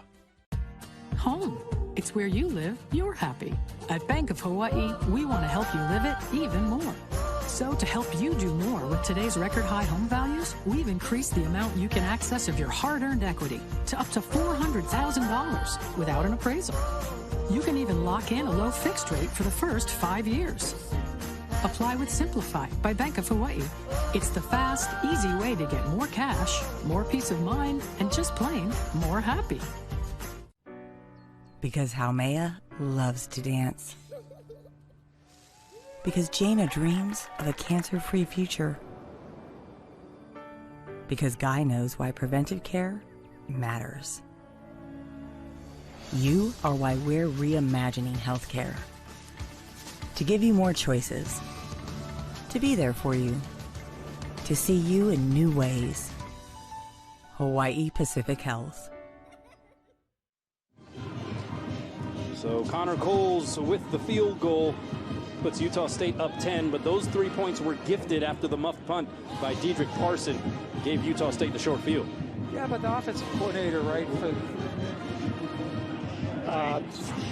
for Utah State, obviously Anthony Tucker, it has to be happy with the performance thus far because they're throwing the ball short and long. They're also running the ball inside and outside. They got a nice game plan thus far. 10 points on the scoreboard early in the first quarter. So Nimrod to kick. Tylan Hines and Dedrick Parson back to receive here. Maybe a moral victory for Hawaii defensively to at least hold Utah State to just 3, considering the circumstances. 100%. When you're trapped in plus territory in the red zone, your defense just gives up a field goal, that is a moral victory for Jacob Euro, the defensive coordinator's defense. All right, let's go inside the numbers presented by Longs. And 19 is the number. Different players for the University of Hawaii that have caught a pass this season. That is up there among the tops in the nation. In fact, UH tied for 8th nationally with that statistic. Here is Jonah Panoke. Good to have this guy back, isn't it, as he's able to fight and claw for a couple of extra yards after the catch. Yeah, really good job by Panoke, not only winning on the line of scrimmage, but winning at the end of the route, coming back to the football, selling the go route, really getting his knees bent, coming down and coming out of that break. Shager and Panoke have a special connection that has been missed the last 4 or 5 weeks. So gain of 10 there. That was just enough to move the sticks. And now it is a handoff to Parson, and Parson able to get good chunks of yards there. It'll be a gain of about 6, maybe 7. Parson showing really good quickness. Almost looked like 24. Tylen Hines, who's a lot smaller than Parsons, but again, right up that interior behind Aliki Tanavasa. Snap was awry. So Shager, all he could do with it is fall forward after the bobble there. And so Hawaii shooting itself in the foot here in this opening quarter. Shager's looking to his right, not ready for that snap, and somehow Aliki Tanavasa snaps again. He's been out for a few weeks, but he is a senior, he is a captain. And how fortunate on that bounce was Shager. It was fortuitous that he was even able to retrieve it after he wasn't aware that the snap was even coming. Under 20 seconds here in quarter number 1. Hawaii going for it here on 3rd down. They are 0 for 2 on 3rd down conversions. And this is a completion. This is Jordan Murray. And the big body of Jordan Murray will be stopped short. The tackle made by A.J. Vongpachon, 6'2" senior from Pasco, Washington. The team leader in tackles with 77 coming in. And he halts Murray shy of a first down. So quarter number 1 coming to a close. It'll be 4th down for the Bows on the other side of this break. Operator. Utah State taking advantage of some Hawaii miscues, and they take a 10-0 lead into quarter number 2.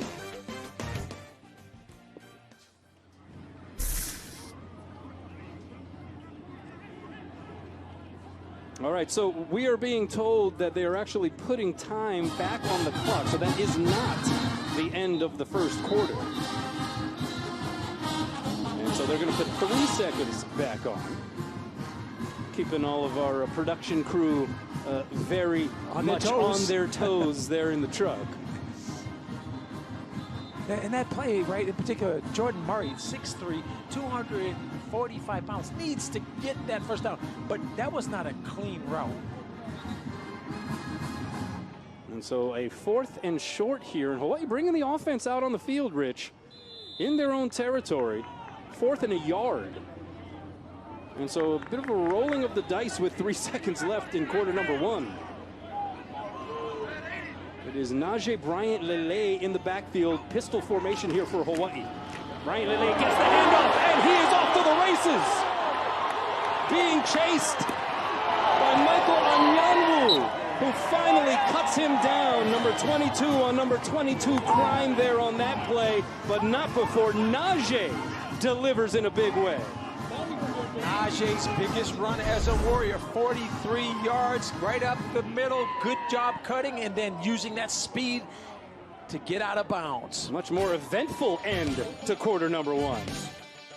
Looking for the perfect venue to build team unity or award the MVP trophy? Bayview Mini Putt and Zipline is a great way to switch things up for your next team function or banquet. With 2 sprawling courses totaling 36 greens, we'll give your team a whole new competitive edge. Rent our entire course for that unique team bonding experience. We've full catering options, or we allow you to bring your own food. And for the adventurous team players, soar over the park on Bayview's thrilling zipline. It's building team fun for everyone at Bayview Mini Putt and Zipline in Kaneohe. Our islands are full of natural beauty no matter which way you turn. Discover all the outdoor adventures Hawaii has to offer on Spectrum OC16.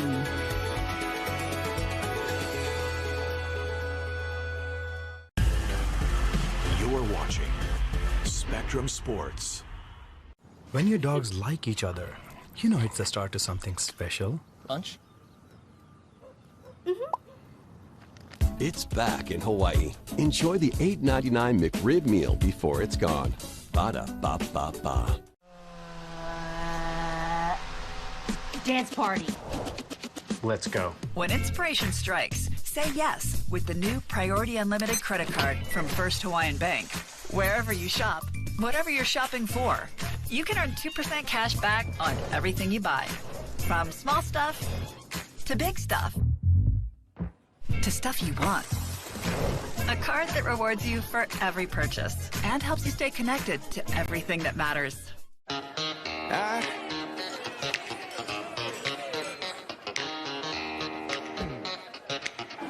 Superstition ain't the way.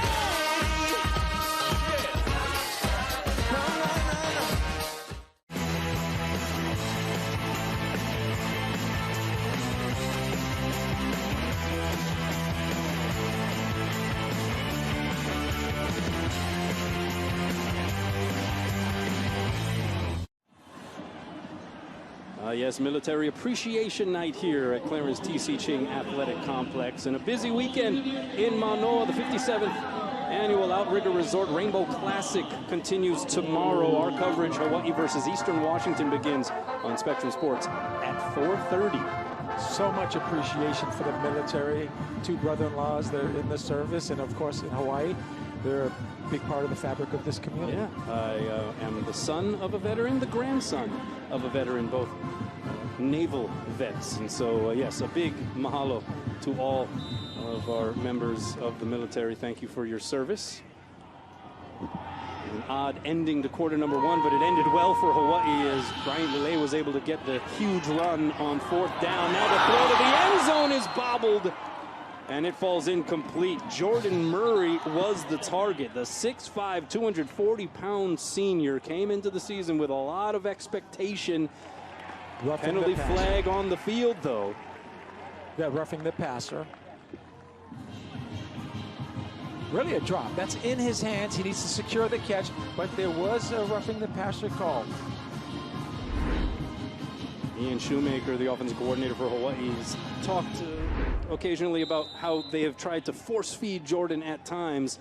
This was one where maybe he could have had, but that roughing of the quarterback, you could see it just as the camera was panning.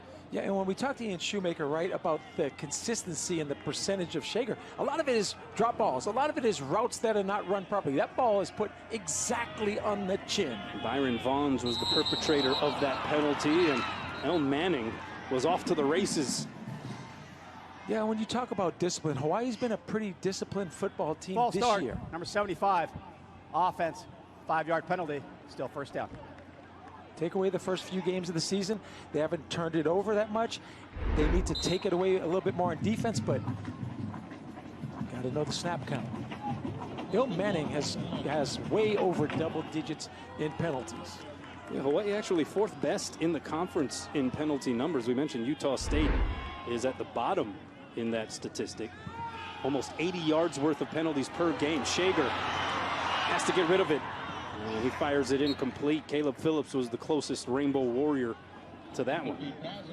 Tavian Coleman was creeping on Braden Shager on that play. Good protection, good pocket, and that's been the case all year long. Again, when we talk about drops, we talk about receivers not running the proper route. For the most part, the protection has been very solid, and when you talk to opposing defensive coordinators, they say Roman Sapolo's group, this offensive line, may be the best coach in one of the best offensive lines in the Mountain West Conference. So second and goal, now outside the 10, ball at the 11. Shager being chased again, throws, and it gets home! Jonah Panoke! That ball was put in the perfect spot. And Panoke back on the field, back in the end zone. 11 yards, but this ball is thrown with some incredible touch right over, I think, a defensive end who's dropping on a zone dog blitz. Shager showing a little bit of mobility, but always eyes down the field, always trying to buy time. And then you talk about putting it over the outstretched arms. Heck of a touch pass by the guy that can make all of the throws. The point after by Shipley is good. Got a PAT block last week. It was his first missed PAT of his career, but that one is true. And Hawaii cuts into this deficit. Jonah Panoke from Braden Shager. Panoke's first receiving touchdown of his career. How are the costumes coming for the double bonus jack combo promotion? Great. We left one with your assistant. Do you guys hear something? Introducing the double bonus jack combo. When I got diagnosed, I thought, me? I don't get sick. I'm only 27 and I eat all my veggies. Learning I had breast cancer was really scary. I cried a lot. But the team at Kaiser Permanente made me feel so cared for, like I was a part of their family. They're super proactive, like I'm genuinely a priority. When I tell people, hey, I'm cancer-free, they're like, wow, so fast. I just want to say thank you, Kaiser Permanente.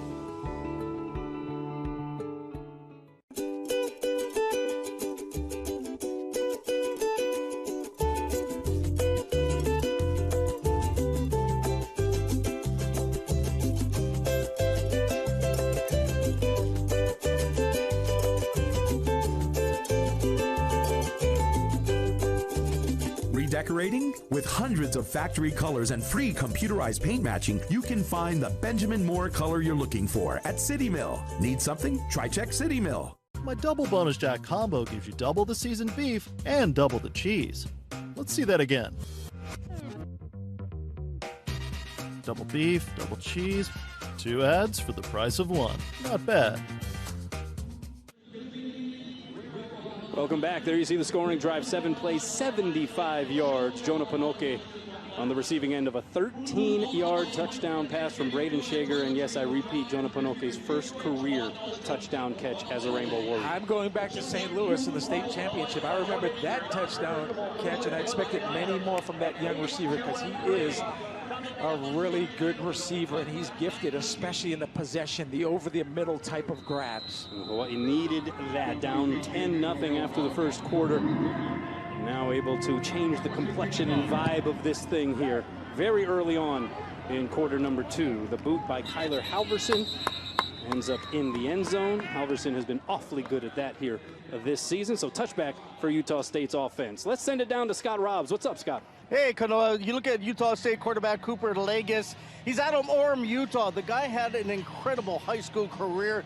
He won 2 state football championships.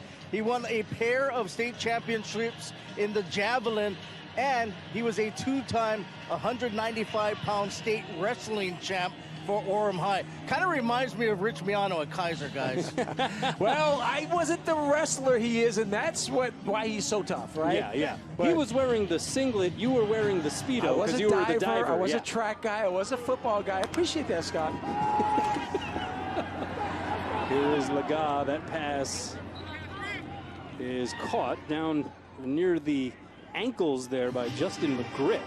But yeah, you have to have a cannon for an arm if you are also a 2-time state champion at throwing the javelin, right? Yeah, and I remember one of the Confensis brothers, Kyle, his son was a state championship javelin player and a heck of a quarterback as well. There is carryover. Here's Tyler, and he's able to trudge forward. That'll be enough for a Utah State first down.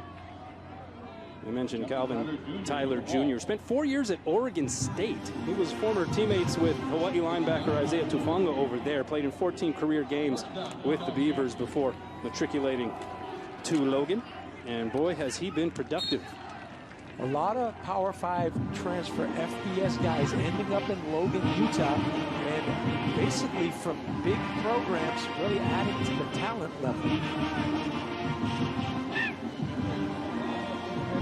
Look there at Blessman Ta'ala, 6'2", 305-pound senior. Said that when he was younger, he would watch videos of J.J. Watt. That's what he used to inspire his play, and modeled some of his football skill set around. As that pass is complete to Cobbs, JoJo Forrest on the stop. Forrest on that tight coverage. You get a chance to see a little RPO action. Good job with the hips of the quarterback. Nice job with his feet, getting squared up to the throw. Really impressed by the ability to throw the football and spin it with accuracy by a dual threat quarterback. This young man is legit. So 3rd and 4. Utah State 2 of 4 on 3rd down. And here they bring the formation in tight. And they also have a different running back out there. It's Robert Briggs, the freshman. Timeout. Who has had a couple of Hawaii. strong performances as of late. But prior to the snap, timeout Utah State. Make that timeout Hawaii. 12:41 left to play in quarter number 2. Utah State by 3. Because Haumea loves to dance. Because Jaina dreams of a cancer-free future. Because Guy knows why preventive care matters. You are why we're reimagining healthcare. To give you more choices. To be there for you. To see you in new ways. Hawaii Pacific Health. I love this ASB app. Glad my banker Lani showed me how to refinance. Noah. Everyone needs a Lonnie in their life. Get your banker at asbhawaii.com. When your dogs like each other, you know it's the start to something special. Lunch? It's back in Hawaii. Enjoy the $8.99 McRib meal before it's gone. Ba-da-ba-ba-ba. You already know that Spectrum Sports has the most coverage of University of Hawaii sports. And OC16 and XCast has the most coverage of Hawaii high school sports. But now, the game has changed, and you have even more ways to watch the local sports you love. On TV, online, and on the go. Your access to the best coverage of local sports is available wherever you want it. Only on Spectrum Sports, OC16, and XCast. Welcome back. A couple of former Bows. Nate Ilawa, still part of the program. How about Gerald Welsh, one of the former favorite targets of one Timmy Chang, now the head coach at Hawaii. Yeah, and we talked about that group, right? You had Jason Rivers, you had Gerald Welsh. It was like all local brothers. And Chad Owens, and those brothers could play, and so could that other guy, Nate Ilawa. Yeah.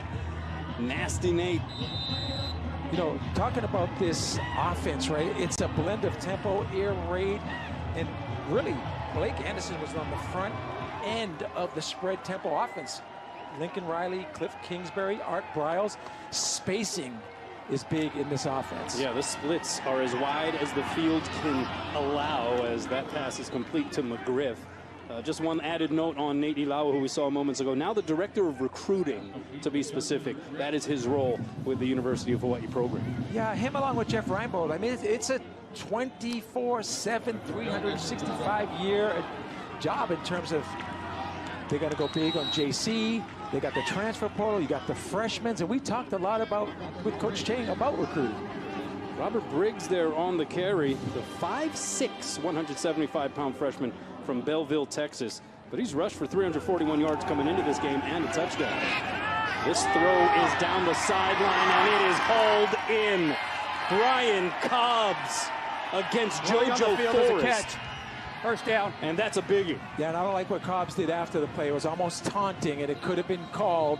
And that's something that they're really making a point of. You're going to get to see a great catch. Now, he gets inside position, right? He goes up at the highest point, secures the football. But if we get a chance to see after the play, I don't like standing over an opponent. And that is literal insult to injury because JoJo Forrest is down on the field after the 34-yard connection to Brian Cobbs. And you're right, that did not look very sportsmanlike. Yeah, and according to George Gusman, he said that could have been called as well because, again, the player is injured and you're standing over him. I don't like that. All right, let's open up the mic then for George Gusman. He is our Spectrum Sports rules analyst. Anything there that catches your eye, George? Well, I think anytime you stand over someone, lean down and point at them, yell at them, and you're trying to show them up a bit, that's probably something that we don't want in the game of football, that we need to take out, make a great play, and move on. Do you feel, if we can put you on the spot a little bit, do you feel like that warranted a penalty flag? I'll probably have to analyze this a little bit later and look at the entire extent of what happened and what he did, and then we'll see how it goes. He's such a professional, so I'm diplomatic. not the only one that's non-committal now in this box. Diplomat, George Gussman. George Gussman. What office are you running for next election cycle, buddy? A nonpartisan race? No, we appreciate it, George. 1st and 10 here for Utah State. Laga with time to the end zone. Caught. Touchdown. Brock Lane. So 2 tight ends with their first touchdown catches of the season. You had Sturzer on the 68-yarder in the first quarter. This one 16 yards. Laga to Lane. Laga threw the tight end open. What do I mean by that? He was well covered, and he just waited for the tight end to reach the back corner of the end zone. Again, great touch pass, great accuracy, and a really good decision. Laga has been impressive throwing Very the football. Impressive. As impressive as I've seen in the Mountain West Conference in terms of throwing the football. He's up there with Jake Hayner. So here is Coles. The point after, and it is good. And so Utah State taking a 17-7 advantage here in quarter number 2. Cooper Laga has a pair of TD tosses, and the Aggies up by 10.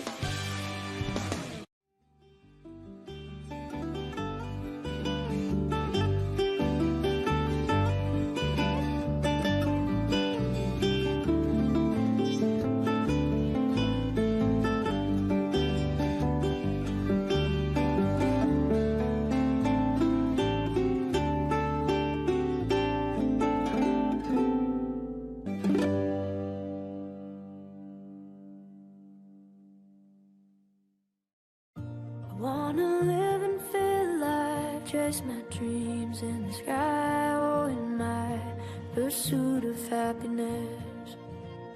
Oh, oh, oh, oh, oh, in my pursuit of happiness.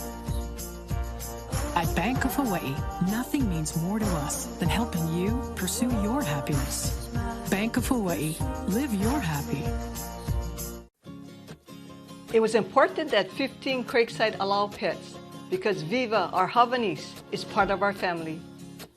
We looked at all the other alternatives for senior living, and 15 Craigside presented the most comprehensive senior living services, including guaranteed lifetime care. From our personal experience, what I would say to anyone considering moving into 15 Craigside is don't wait, because the window of opportunity might not be there when you're ready. So this last Utah State scoring drive, 8 plays, 75 yards, 3 minutes and 4 seconds. And it was capped by the Cooper Laga 16-yard touchdown pass to Brock Lane. Yeah, talking about those splits, right? The spacing, right? It's expanding the field. It's trying to make defenses uncomfortable. And so far, Hawaii's defense has been a little bit uncomfortable. What Hawaii has not been able to do, at least not with high frequency or consistency, is get pressure on Laga. And so if you're going those wide splits and you're not getting pressure, that's kind of a tough combo, huh? Yeah, and when we talked to Timmy on our conference call yesterday, he mentioned what are they looking for in recruiting. First thing he mentioned was defensive ends with long levers that can rush the passer. We go back all the way to Kaimana Padello, and he was a walk-on as the best pass rusher in the last maybe decade. Connor Coles boots it out of bounds. Kickoff out of bounds. Kicking team. Excuse me, that's Elliot Nimrod kicking it out of bounds. First down. Yeah, and so Hawaii is going to have decent field position here. Being a former special teams coach and a guy that's coached defense, that is a cardinal sin, right? The difference between the 35-yard line and the 25-yard line is immense in terms of scoring opportunities. So Hawaii will get things started at the 35.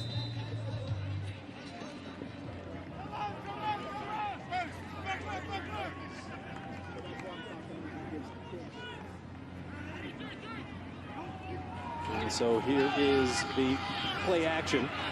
Shager hit as he let this one go. It's Parson, little hezzy move. And he's iced out of bounds as he crosses the 40-yard line. It'll be about 2 yards shy of the first down marker. The line to gain the 45. Yeah, when we talked to Ian Shoemaker, right, about getting Tyler and Hines touches, he mentioned this guy, Dedrick Parson, is a complete back, and we're seeing that this evening. Shager, he's going to throw it out to Zion Bowens with a bubble screen there, and looks like he's able to maneuver up the sideline and cross that first down marker. Always nice when you see the quick game, right? Basically, those are outside runs, good blocking on the perimeter, and that's when you put 85 out there. You put Caleb Phillips out there in the slot, right? He becomes a tight end in space, a big surface blocker on the perimeter. Shager so far, Rich, 11 of 13 for 111 yards and a touchdown. On point. Takes the handoff here, steps up, and that one will fall incomplete. That's sort of how it's been with Braden Shager this season, right? There have been peaks, there have been valleys. We are seeing, at least thus far, a Braden Shager who has been efficient in this game. Yeah, really high peaks, really low valleys, but the efficiency thus far is continuing. That's the back shoulder throw, right? So if you don't win on the line of scrimmage and you're running stride for stride, that's timing on that back shoulder. And I've seen him make that throw before, but it is one of the hardest throws in all of football. This is a give to Parson, and he goes right down University Avenue for a gain of 9. That's H power, right? So the H-back, who's Caleb Phillips, doesn't come back through the formation. He leads up in the hole. So it's just like having a fullback who's lined up as the H-back. Really a powerful running formation for Hawaii, one they just introduced a couple of weeks ago.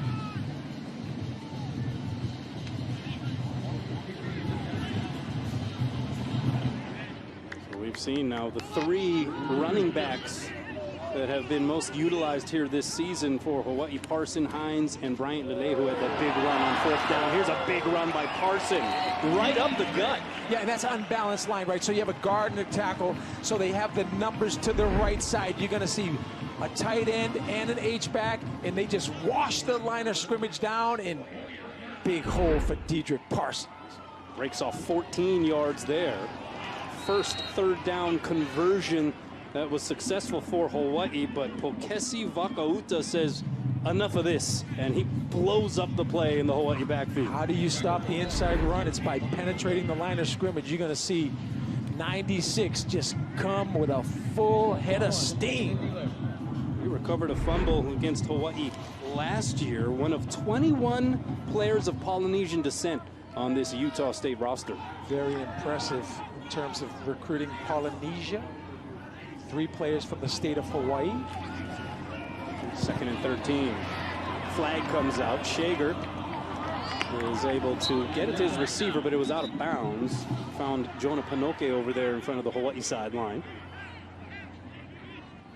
Good look. Holding, number 77, offense.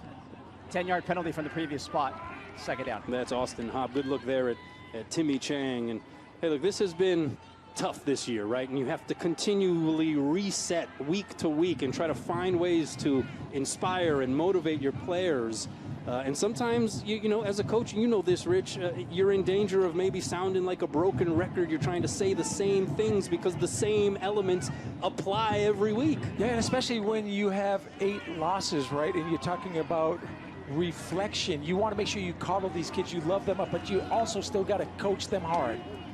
And that's a completion to Panoke, and he is able to get some yards after the catch. That was acrobatic. He almost went around the defensive pack. What a great catch by Jonah Panoke. That's catch number 5 on the evening for Jonah. 12-yard play there for Hawaii. And that's going to bring up 3rd and 10. So Panoke now 5 catches, 70 yards. He has the touchdown as well. Battling back from that clavicle injury, came back early. Some people thought it was a season-ending injury, but he showed his toughness, showed up every day in the training room with Cody Cook, getting stronger. Shager, he's going to look deep. Has a man, it's Panoke, but he overthrows him. The student section and the band, they want a penalty flag, thought that there was some pass interference, but no such luck there on that sequence. If you come to the TC Ching Field and there are tickets available, because it's been a sellout all year long, get the end zone tickets because you literally are in the game. Pinocchio, you're going to see him try to win on the line of scrimmage, use that left arm, get some separation, stack the defensive back. The ball wasn't poorly thrown, just a little more trajectory. There was some hand fighting at the very least, but that's going to bring up 4th down. 49-yard attempt for Matt Shipley, and it is good. Matt Shipley. Whenever Matt Shipley kicks a successful field goal, I like to give Solomon Landrum, the snapper, the holder, Ben Falk. That was a deep kick. And a season long for Matt Shipley. His previous long this season was 40 yards. He had hit from 40 twice. But Matt Shipley from 49 able to just blast it through the uprights. That's some leg strength. And so Hawaii responds at least with 3. And it is now 17-10. And of course, we're in the islands. You got 8:08 on the clock here in the first half. I love the 8:08. A lot of time left in this first half. Hawaii makes it a 1-score game, only trailing by 7. So Tyler Halverson now on to kick. Comes into this game 19th among FBS kickers with a 71.8 touchback percentage. Yeah, and he literally could kick it into the band. When we were up in Colorado State, he kicked it into the fan group that was kind of snacking on some chips and drinking some beers. This guy has a cannon. Yeah, he absolutely does. Matt Shipley showing his cannon moments ago. Now it's Halverson's turn to try to send one. Vaughn and Jordan Wilmore, another backup running back, back to receive. And this one will result in another touchback. Yeah, that's sort of Kyler's kick, right? Like, I mean, literally and figuratively, that's just what he does. He can send it to the end zone. Yeah, and give Timmy Chang credit for that, too, right? You got 2 kickers on scholarship, a place kicker and a guy that just kicks off. But Kyler Halverson can also kick field goals, and he has a lot of eligibility left. No Souvenir had to toss it back, and hey, does that guy have any eligibility? That looked like a pretty good spiral right there. In arena football, you get to keep that, but not in college football. Those balls are expensive. Yeah, we got budgets that we have to consider here. So Utah State's offense on the field, ball at the 25. See the numbers for Cooper Lega. 9 of 13, 177 yards, 2 touchdowns, and finally Hawaii gets home. And guess who? Meki Pei, 5'11" sophomore, who has missed the last several games to injury. He is back, and he's in the backfield bringing down Lega. Only 9 sacks coming into this game, and that's one of the small criticisms of Jacob Euro, is to bring extra people. Meki Pei comes off the weak side, does a nice job of controlling his feet, making that big sack. Here's the run by Tyler, and he's breaking a few tackles to at least get positive yardage. Yeah, and the more football you watch, you see missed tackles, guys not wrapping up, getting their head across. Inside handoff, nothing happening in the middle with the big guys, and then there's a missed tackle, there's another missed tackle. Yeah, Logan Taylor, a rare missed tackle for a guy who in the previous 3 games had 40 total tackles, second in FBS football. That pass incomplete as Lega tried to hang it out to the flats to Tyler, but overthrew him. 4th and 7, and Utah State's going to have to punt. Looking downfield, right? Finally the check down. Great coverage downfield, and give credit to plastering the receivers. Abraham Ilamimi, the defensive back coach. I think one of the best defensive back coaches in the Mountain West Conference. Hopefully Timmy can keep him on that staff because he's got NFL potential. So Stephen Kotzenle, another former Mountain West Special Teams Player of the Week, on to punt, and it's a beauty. And it is fielded by Nick Senecal, now back in punt receive. And he goes down at the 26, maybe the 27-yard line. That's where Hawaii's offense is going to get started. So we saw Dedrick Parson muff a punt earlier in the game. Cue Nick Senecal, the freshman from Montreal, Canada, who has also had some experience there as a punt returner, and he's able to be a little more shorthanded on that occasion. Yeah, and there goes my conspiracy theory about the lights, the drop punts, the drop big trajectory Would you like to embellish? Well, you know, this is a retrofitted stadium. We've seen so many drops the last couple of years. My feeling is they need some illumination. So a 3-and-out for Utah State. That's the first 3-and-out for the Aggies. Here is Tylen Hines. And Hines, the freshman from Mount Pleasant, Texas. Only 5'7", $170. But this guy is built for sure, and the way he runs is something to behold. Yeah, he's built for it tough, right? And he also bench presses 325 pounds. And he gave the strength coach, Cody Cook, a lot of credit because they lift in the season, so he's keeping that strength up. But this guy runs like he's 210 pounds. Yeah, ran an 11.14 in the 100 meters in high school in track and field. Shager has to step up. Now he tucks it. He's going to just try to get positive yards. But he is wrapped up. He was surrounded by Aggies. Tavian Coleman finally brings him down. But you also had Hale Motuapuaka, number 8, the 6'1" senior out of Punahou, his 5th year with Utah State. And the defensive coaches, they just beam about what this guy means to the team. Yeah, and even talking to the head coach, but they say not only is the alpha on defense, he's the alpha on the whole football team. He is the leader, does everything right. And it's good to see him continue to make plays. Yeah, the defensive coordinator, Ephraim Banda, actually said that it's because of Motu Apuaka that he decided to bring his family out for a vacation for 10 days this past summer to Hawaii. The throw off balance is picked off. Ike Larson with the takeaway. And that's the kind of throw that will drive you crazy, right? There's a flag on the field, but not a good decision by Braden Shager. Yeah, one of those, you want to get rid of it, but you don't want to haphazardly send it up for grabs, which is what Braden Shager effectively did here. Yeah, it's a huge loss. It's a sack. Can you throw it out of bounds? Do not throw it down the field. Ike Larson, 3rd interception of the season, but we await the ruling here on the penalty flag. The result of the play is an interception. After the play was over, unsportsmanlike conduct, number 77, Hawaii, 15-yard penalty will be added to the dead ball spot. That's number 77's first unsportsmanlike conduct foul for the game. It's his first unsportsmanlike, but it's his second penalty, and Austin Hopp having a tough evening. Somewhat ironic, right? We were questioning whether or not there should have been a taunting penalty thrown on an earlier play by a Utah State receiver. And yet you have now the unsportsmanlike conduct penalty that is thrown against Austin Hopp. And now it is Utah State with a very short field. 5.5 minutes left to play in quarter number 2. Yeah, and you saw Roman Sapolo over there. And, you know, the most important hire for a new head coach, to me, I think, is the offensive line coach. And what a pickup Roman Sapolo has been to the chain. It's a handoff to Tyler.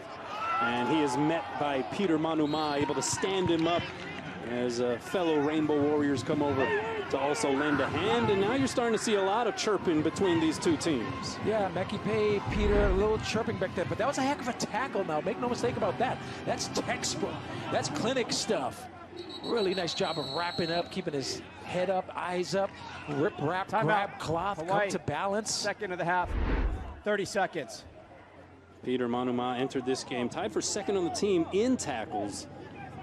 And he has just flourished and continues to seemingly get better from week to week. So you got the timeout and a good look there at Peter Manuma. But miscues have hurt Hawaii, some self-inflicted wounds. You had the muffed punt. That led to 3 points for Utah State. Here is an interception thrown by Braden Shager. And you have Utah State very much driving up the driveway towards the garage here. Yeah, and that's what Blake Anderson said, right? We have to win any way we can. We've had a tremendous amount of adversity. Our players need to be resilient in terms of playing that many quarterbacks, having new starters, having guys suspended, kicked off the team. There's been a lot of adversity, but They're still in this to win it. So 2nd down and 6 upcoming for the Aggies. Ball at the Hawaii 23. Just as I talked about wide splits, they bunch everything up. Just over 5 minutes to play in the first half. Now they spread out, right? Who holds the chalk last? Hawaii now trying to check their defense. Guys running all over the field, making them uncomfortable offensively. Look at how wide those splits are. Laga able to elude pressure for a moment and finally brought down. Penalty flag is thrown. Jonah Kahahavai-Welch was not going to be denied on that play. Yeah, he came quickly around that left side. And then you got Andrew Choi. Number 56, offense, 10-yard penalty from the previous spot. Still 2nd down. And you have the hold on Cole Moats. Remember, Moats playing in place at right tackle of the injured Jacob South. As for Iwai Malo, getting a little push inside, but watch 42. Really do a nice job with that offhand, right? Beating him on the line of scrimmage and then continue to stay with the play. Andrew Choi finally with that sack. Yeah, Choi with the punctuation mark after the pursuit by Kahahavai-Welch. 2nd and 16. Laga trying to book it. Breaks a tackle. Breaks another. Meki Pei had some paws on him, but he goes down a couple yards shy of the 1st down marker. A la Josh Allen at only 6'1", 225 pounds. You got to see right here. Watch this young man hurdle, break tackles, uses offhand like a running back. 3rd and 2 after the 14-yard pinball run by Laga, and Kahahavai-Welch cuts that one short. So a decision time perhaps for Utah State. 4th down, but it looks like they're going to go to their go-to kicker, Connor Cole. Jonah Kahahavai-Welch, that might be the most impactful series he's had this season. I mean, he's showing up, showing speed, showing technique, showing tenacity. And so here is a 39-yard attempt by Coles.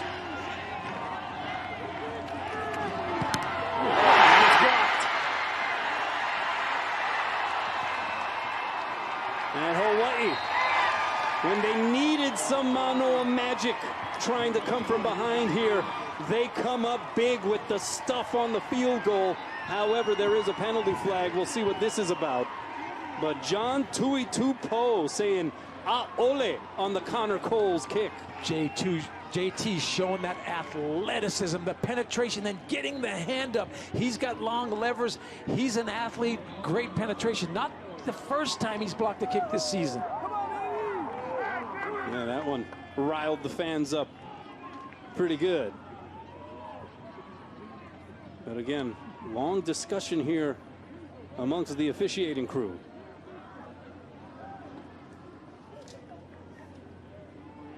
We're awaiting the announcement from Scott Campbell. The result of the play is a blocked field goal. After the play is over, personal foul, unnecessary roughness, number 42, Hawaii.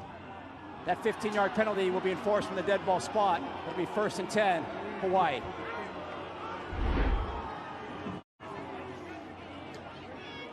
Really nice penetration inside. Those big DTs. Etienne trained. Thomas Sheffield going after the kick. Nice job with the inside push, penetration, and there's big JT getting excited. Super senior from Waitongi, American Samoa. Graduated from Kalaheo High School in 2016. His daughter and 2 sons very proud of Pops on that play. Here's Shager throwing on the run. Nearly got it home to Jonah Panoke. Great placement, full-on sprint to his right. I'll tell you, besides that one decision that Braden Shaker's made, he's throwing the football like a big-time quarterback. Watch the ball placement right here to Jonah Panoke as he goes to the sideline, coming back to the football. Yeah, Ephraim Banda, the defensive coordinator for Utah State, he said he feels like Braden Shaker can make just about every throw on the field. And then when we talked to Ian Shoemaker, he said that's why there's 2 4-stars that are not playing, because Shaker has that potential. That one falls through the hands of Caleb Phillips, another one that was put right on target. Yeah, and that's what you have to do right when you're evaluating a quarterback at the end of the game. Were the interceptions tipped? where the incompletions dropped. This ball, you couldn't throw it any better. And the big senior transfer from Stanford wishes he had that one back. Hey, come on here, Zebo. So closing in on 3 minutes to go here in the first half. 3rd and 10. A couple of hard luck drops for the Bows. Egypt Parson in the backfield. Shager going to roll out. He's going to fling it. And had for a moment Zion Bowens with some separation, but it's incomplete. Yeah, and if I'm from Banda, the defense coordinator, I'm bringing pressure to Shager's right, the left side, because he's scrambling to his right, buying time, and that puts a lot of pressure on that secondary. Yeah, Shager was being chased by Daniel Greshik, A.J. Vongpachan. Greshik with a bunch of sacks this season. Yeah, came in with a team-high 5, and so Hawaii forced to punt it away. And it is Cooper Jones back to receive for the Aggies. That's the first 3 and out for Hawaii in this game, and that is a bad punt, but look at this roll. And it's going to be down inside the 40. I'm not sure that was the intention there by Matt Shipley.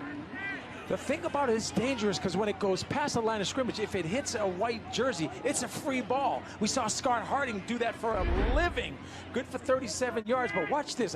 He misses this. It almost hits Blessman Ta'ala, who's an up back.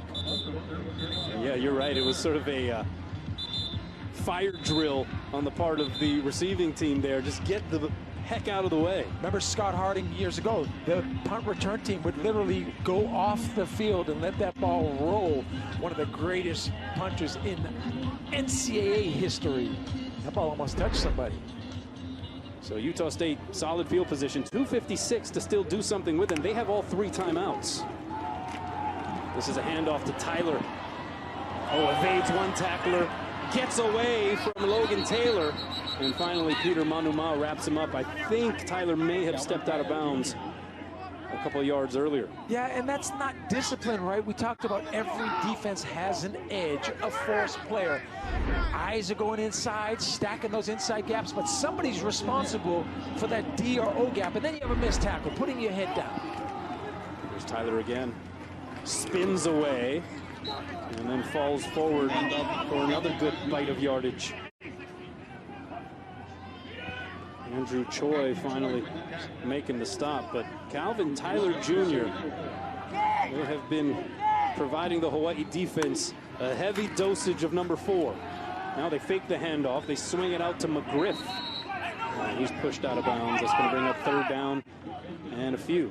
Verdell Edwards. When you look at both Hugh Nelson and Verdell Edwards, they look like SEC cornerbacks. I mean, they're built. They're 6'2", 6'3". They're over 200 pounds. You almost wish that they could play some safety, but those are some good-looking corners.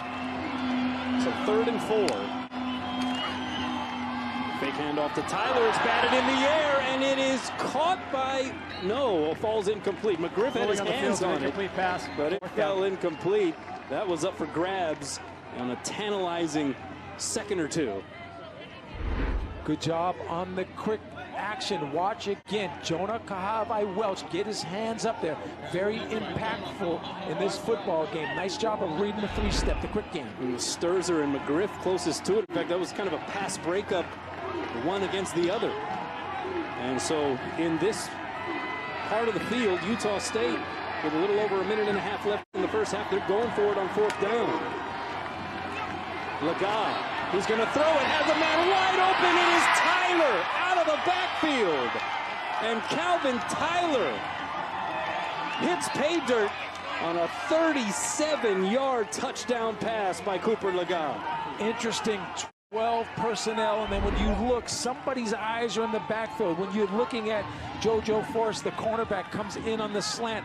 It's a 2nd-level type of defender that has to take that. Whoever's responsible for the curl flat has to take what they call the wheel route out of the backfield. Not disciplined football for Hawaii's back 7. 3rd touchdown pass of the game for Cooper Laga. He now has 214 yards on 11 for 17 passing, and this time he hits his running back, Calvin Tyler Jr. A lot of times, right, in tight formations, you zone it up, you play cover 3, you run the post to take the corner into the free safety, and then the second level guy, the guy out of the backfield, runs the wheel route. Whoever's responsible for the flat has that second level. And so that 3 and out for Hawaii, that one hurt, right? You had a couple of drops on that possession by the Rainbow Warriors. They would have to punt, and then of course Matt Shipley didn't have his best effort on the punt. Utah State just taking advantage again of Hawaii, not necessarily doing what they need to do. Hidden yardage, right, in the kicking game. But then when you talk about going into your playbook, we talked about wide splits. We talked about tight splits. That was a very good call in a crucial situation. Utah State didn't fly all this way to punt or kick a field goal. They want to win this game, and they want to win it early. 5-play, 63-yard drive there for Utah State. Took a minute and a half off the clock. And this kickoff by Nimrod into the end zone. Really important phase of the game, right? 1:26 left to go. Utah State receives the kick to open the second half. That's called double dipping, right, with the momentum. So Hawaii needs to, if they don't score a touchdown, get a field goal, continue to have success offensively going into that locker room. Well, we were talking about Utah State wanting to run the ball, especially with their quarterback Laga and his ability to run with the football. They have 84 rushing yards, 214 passing yards, and 3 TD tosses in this first half. I watched every game. I did not see the ability to throw the football so successfully. Shager again flushed, again throws to the near side, incomplete. If you want to flush Shager, you'd like to flush him to the left. He's had some success, but there has been pressure. And another holding, number 75, offense, 10-yard penalty from the previous spot. Still first down. I was about to say another penalty flag is thrown, so this is a first half that in that regard has been pretty sloppy. And they say you can almost call holding on every play, and that's probably not correct. But that's a guy who has the second most starts amongst all the Rainbow Warriors, and he has a lot of penalties this season. 5 penalties for 50 yards for Utah State, 7 penalties for 85 yards for Hawaii. Yeah, and this has been sloppy in terms of the penalties, and they've been very disciplined. Low snap, Shager able to retrieve it, and he is hit.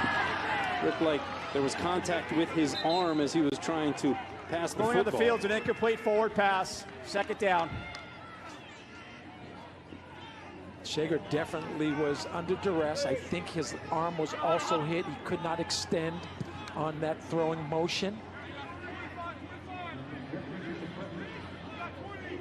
Utah State bringing some pressure. Ephraim Banda likes to pressure the quarterback, especially in these scenarios.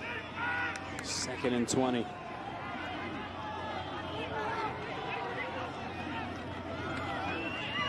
Shager spikes that one. And they did not blow the whistle, or at least we did not hear when the players continued to play. He's saying now it is now they're saying it was an incomplete pass, but there was some confusion there. Yes. Spike the ball going forward. It's an incomplete pass. There was an eligible receiver in the area. That's Third the key, down. right? Yeah, that seems strange. You had some players who were playing on. Clearly, that was Shager throwing it into the ground. And that's Please reset the game clock. Tynan was in protection. He wasn't really a receiver necessarily, but again, Shager wisely throws the ball by his feet. So here's 3rd and 20. You don't want to give Utah State field position. You've got to flip the field. It's Parson trying to bounce outside. And he'll only get a few. And we got another penalty flag. It's been sloppy. Holding, number 66, offense. That penalty is declined. 4th down. That's Sergio Muasau. So Sergio, another guy who has played center and guard for Hawaii. And he has filled in admirably in the absence at times of Eliki Tanuvasa. Also the injury to Stefan Bernal went. But the penalty there, and here is 4th down. And you've had Solo Vaipulu. You've also had Maurice Ta'ala. A lot of different looks interior on that Hawaii offensive line. And this is a dangerous situation here for Hawaii. Shipley standing on his own 5-yard line. And he gets it off. This is a much better punt. And it'll take Cooper Jones to the Utah State sideline area. And it goes out of bounds there. So now Hawaii just trying to prevent Utah State from adding more points here before intermission. Yeah, and they're not far away from 4-down territory, right? You still got some time. They've got their 3 timeouts. That was a 41-yard punt, and you're right. It went out of bounds, no return, good net. Well, we've had a lot of penalties. We've had an average this season, according to updated stats presented to us by our good friend George Gussman, an average of 14.5 penalties per game this season in FBS football. False start is the #1 foul, 2.8 per game. That's actually up 9% from a year ago. And interesting is 53% of the false start penalties occur on the visiting teams. I guess that makes some sense, right? If they're on the road. Noise and all those factors. Laga, little underhand toss, but it is blown up. Robert Briggs meet Penei Pavihi. Trickeration, good rush on the outside. Penei Pavihi doing his 111, doing his job. Watch #1, close to the back. Really a nice job of slipping the block. Penei Pavihi is a football player. 3 tackles for Pavihi. There's Briggs again. And it's looking like Utah State is fine with just running out the rest of the clock here and taking this 2-touchdown lead into the halftime break. A little surprised by that. If they had success on first down, things may be different. But you're right. After not having success on first down, they just decided to take it into the locker room with a 14-point lead. So they will hang on to all 3 of those timeouts here in the They're first not half. mulligans. They're not coming exactly. back You don't with take them the with second you. half. They decide not to use them. But Blake Anderson has to be happy with the way his team played in this first half, taking advantage of some Hawaii miscues. 3 touchdown passes by Cooper Laga and a 24-10 advantage for Utah State here at halftime. A lot to talk about for our guys, Rob and Jordan and Kavika, as Hawaii is going to be playing catch-up come quarter number 3. I think it's time your mom moved in. I officially love you all over again. Our banker Noah said we can use our home equity for a nice Ohana unit. Need a Noah in your life? Get your banker at asbhawaii.com. How are the costumes coming for the Double Bonus Jack Combo promotion? Great. We left one with your assistant. Do you guys hear something? Introducing the Double Bonus Jack Combo. Our islands are full of natural beauty no matter which way you turn. Discover all the outdoor adventures Hawaii has to offer on Spectrum OC16.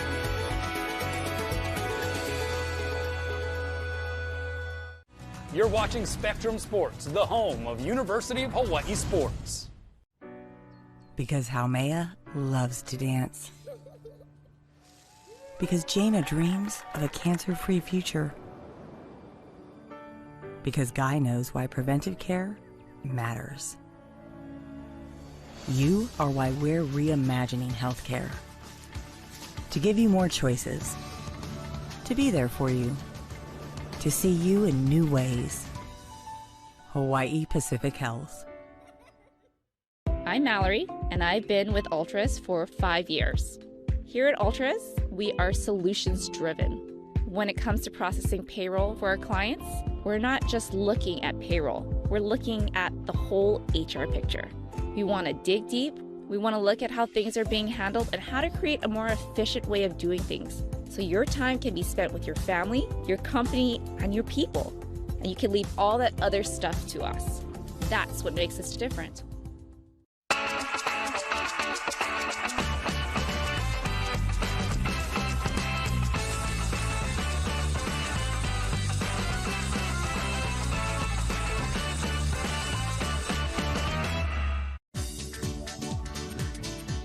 Aloha and welcome back to the Clarence T.C. Ching Athletics Complex in Manoa, where the Utah State Aggies lead the University of Hawaii 24-10 at halftime in the Mountain West Conference.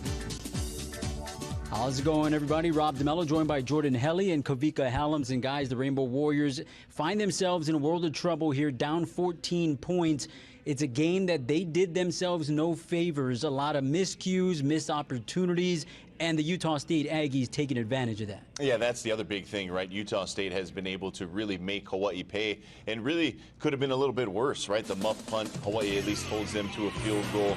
They respond well after the interception, so this could have been even bigger of a hole for the University of Hawaii. This is the very first drive of the ball game for Utah State after they get a stop defensively. A blown coverage, missed tackles, penalties, multiple on each of the two starting tackles, right, for the University of Hawaii. Manning and Cobb. Here you see the botched fumble. You pointed out, Rob, kind of on that end of the field always sort of seems to be the tricky end for this group. But yeah, for Hawaii, just too many sloppy mistakes, right? And for a team that recently had done pretty well staying, avoiding the flag, avoiding the penalty, that's bit them. A mistimed turnover, a muffed punt, multiple self-inflicted wounds, missed tackles. I mean, it's kind of across the board, really, when you look at the miscues. And you can see it in the demeanor of this football team, the way they started in the first quarter through the mistakes. They were able to kind of somewhat fight themselves out of it. You had back-to-back possessions with scores where they put those 10 points on the board. But then you look at the last 3 possessions by this Rainbow Warrior offense, a total of 9 plays for -1 yard and only 2 minutes and 30 seconds off the clock. And that's a big... that's a big stat when you look at it. And the unfortunate thing is Shager doesn't look like he's feeling comfortable at the end of that first half. And the decision-making, throwing that interception off his back foot, that ball clearly should have went out of bounds. But at the same time, they're not getting any type of production offensively to keep that defense off the field. Credit Utah State, great job of moving the football and taking advantage of the short field. But wow, the offense to sputter in the late minutes of that second quarter, big letdown. You talk about taking advantage. Cooper Lega, the quarterback for Utah State, definitely taking advantage. He 12 of 18 for 212 yards passing, 3 touchdowns. That's a passer rating of 220.6 and 2 touchdowns, it appeared, blown coverages by the University of Hawaii, Jordan. Yeah, and this, the second of his 3 touchdowns, a great throw. Rich mentioned this during the first half. Throwing the football, he's as good as anybody we've seen, really, in conference. He is comfortable. He is very much in command, and it's quite impressive because of all the different guys that they've started at quarterback, right? Basically, they've played 4, they've started 3.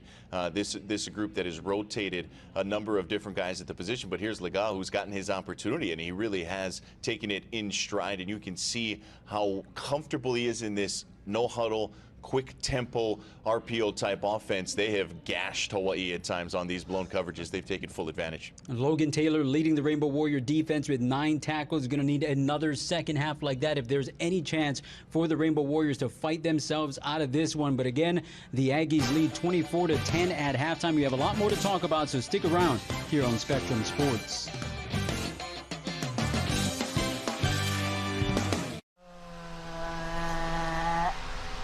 Dance party.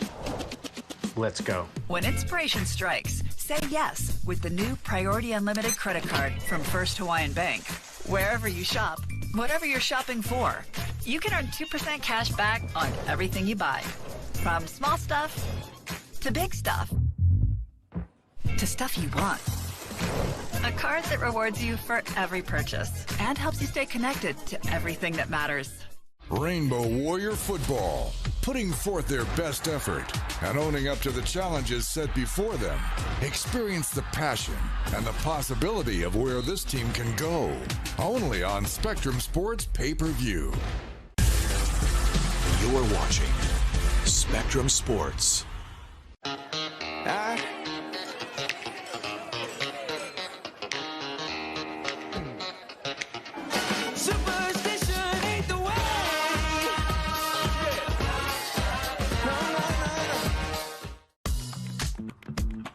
There's never been a better time to get away. With a great deal on the Hyundai you've always wanted. With America's best warranty and up to 3 years complimentary maintenance. It's your journey. Own every mile at the Hyundai Getaway Sales Event. Hurry in to get our best deals of the season. Get in and get away. Get 0% APR plus 0 payments for 90 days on select vehicles. See your Hawaii Hyundai dealer.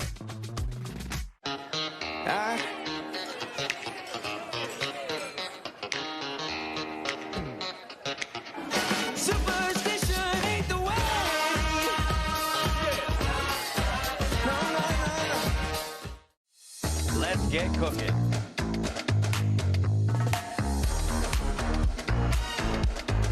They are all legends, mentors. Follow me. Let's take a look at the halftime stats delivered by Pizza Hut, where Utah State leads 24-10. Third down conversions have been an issue for the Rainbow Warrior offense all season long. And Jordan, when you look at that, 1 for 7, that is not going to get it done. No, it's not. And Utah State on the other side, 3 of 8, right? But they also had that huge 4th down conversion late in the half for that score to double their lead. 7 penalties as well for the University of Hawaii for 85 yards. That's not going to do it. They did have 85 yards on the ground, but remember, 43 of those came on just one rush from Najee Bryant-Lele. So the run game really has not gotten going at any point for this group. It's basically been through the air. Tylen Hines just 2 rushes in that first half. Yeah, and when you look at Braden Shager, the quarterback, 12 of 22 for 123 yards passing. He has a touchdown, but also threw an interception. He started this game hot, Jordan, as far as completions go. And like we talked about, these last 3 drives, it's been a stall for the Rainbow Warriors. 11 of 13 to start the game, I believe, and then just 1 of 10 down the stretch, including that interception. Perfect touch throw on this one. Maybe got a little fortunate on that one, kind of lofting it into the waiting arms of Jonah Ponoke. We'll take it. They started to get a little more pressure in the second quarter, did Utah State, and I think that got him off of rhythm. Some drops didn't help Shager's cause either, but once you saw them get a little more pressure in there, he's starting to roll out, right? Plays starting to break down a little bit, and that's, I think, where things went off the rails. And you talked about Jonah Ponoke, his touchdown catch, the very first touchdown catch of his collegiate career. Hits his first game back since being injured 8 weeks ago. And you look, 5 catches, 70 yards, and that touchdown.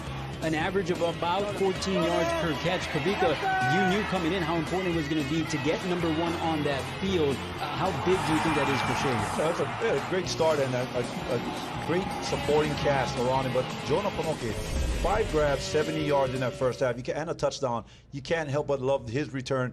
The back problems look like it's not an issue. He's making those tough grabs and also fighting for yards after the catch. And he's going to have to make bigger plays. He had an opportunity to win that 50-50 ball to the sideline late in that second quarter and unable to come up with that reception. But moving forward in this third quarter, it's going to be important of everyone stepping up, not just Jonah, Tamatoa, Mokiao, Atimalala, and everyone getting involved in this passing game. The run game has to get going. Not having Tyler Hines involved offensively with the touches. There's 2 0 receptions. I think he needs to get involved a little bit more as well. But yes, Jonah Ponoke, big factor in that first half. Hopefully it continues in the third quarter. Yeah, Jordan, we talked the majority of the pregame show about Tylen Hines getting the football. He has experience as a slot back. Get creative. Try to get this guy the ball, because every time he touches it, good things happen.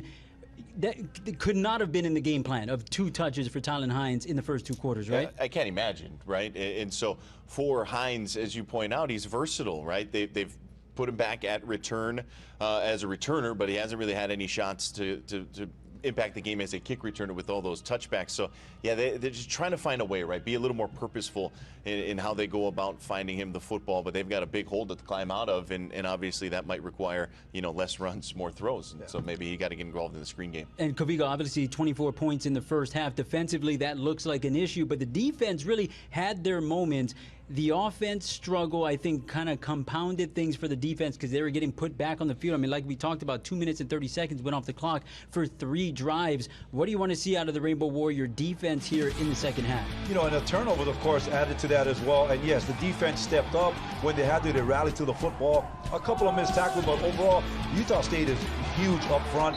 Athletic running back, as you see, tough guy, and an efficient quarterback back there throwing the football. But all in all, the defense kept them in the game. But that short field, that was tough for the offense to overcome. But the defense definitely bent, but broke points-wise, but it's because of the field position. Something the Rainbow Warriors haven't been able to do this season, and that's fight out of a halftime deficit. We'll see if UH can do it. They are trailing 24-10 against Utah State here in Manoa.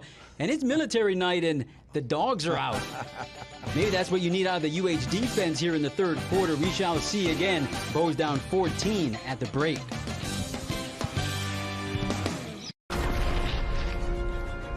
In a world where people need saving, Somebody needs saving. one hero could save you more. Don't worry, citizen.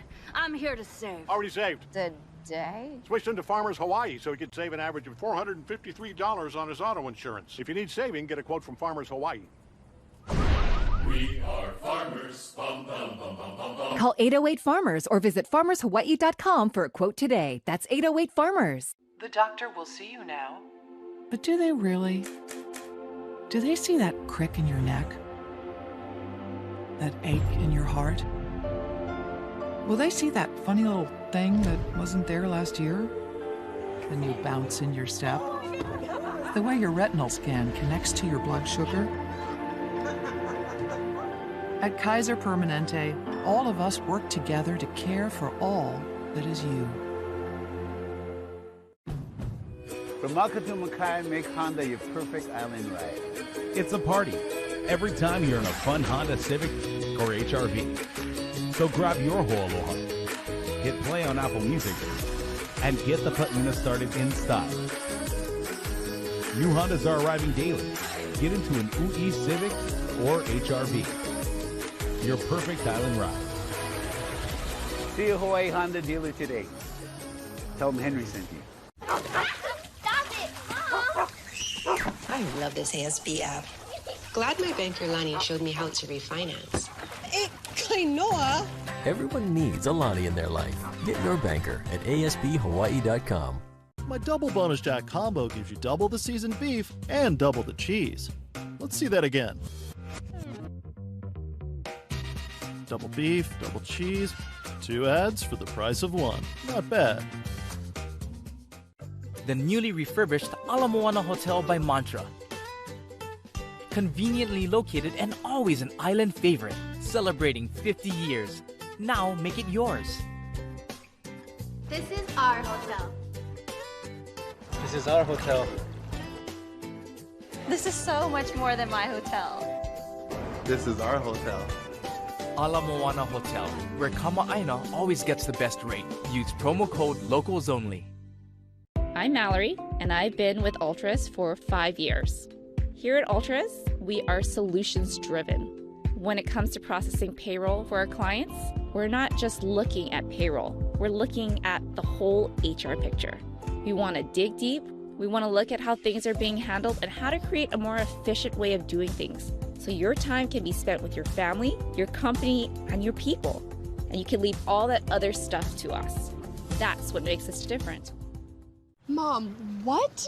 Hey, I only said I'm covering your down payment. I talked to my banker, Ryan. I can use my home equity. Are you trying to make me cry? Everyone needs a Ryan in their life. Get your banker at ASBHawaii.com.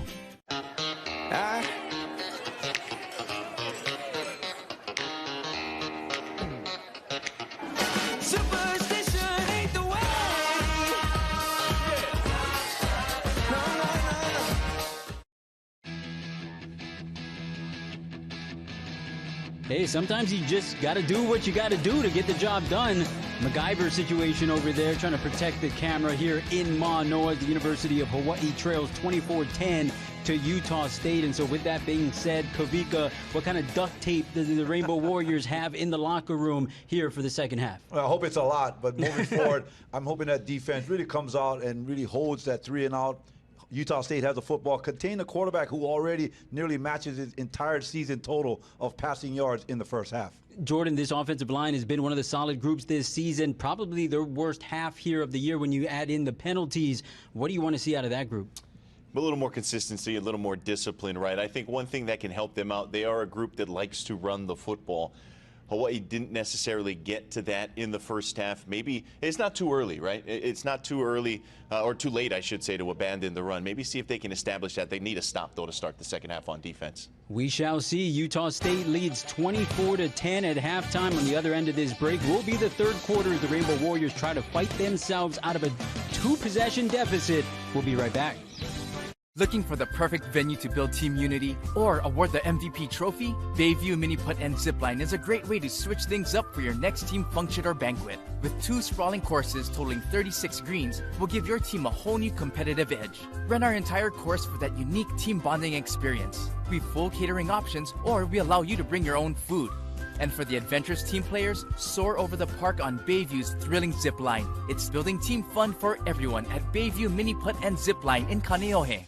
Rainbow Wahine Volleyball, always looking to make an impact with big kills, stifling blocks, and acrobatic digs. Cheer on your Rainbow Wahine, only on OC16, exclusively on Spectrum. You're watching Spectrum Sports.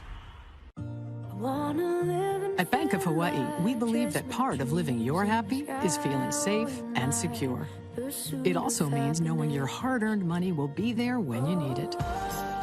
That's why Bank of Hawaii is proud to be the #1 local bank people trust with their money. And the only bank in Hawaii ranked one of America's most trusted companies by Newsweek. Because when you can trust that your money's safe, it's a lot easier to live your happy.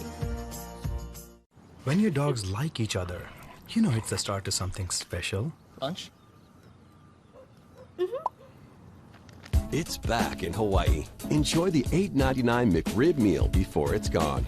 Ba-da-ba-ba-ba.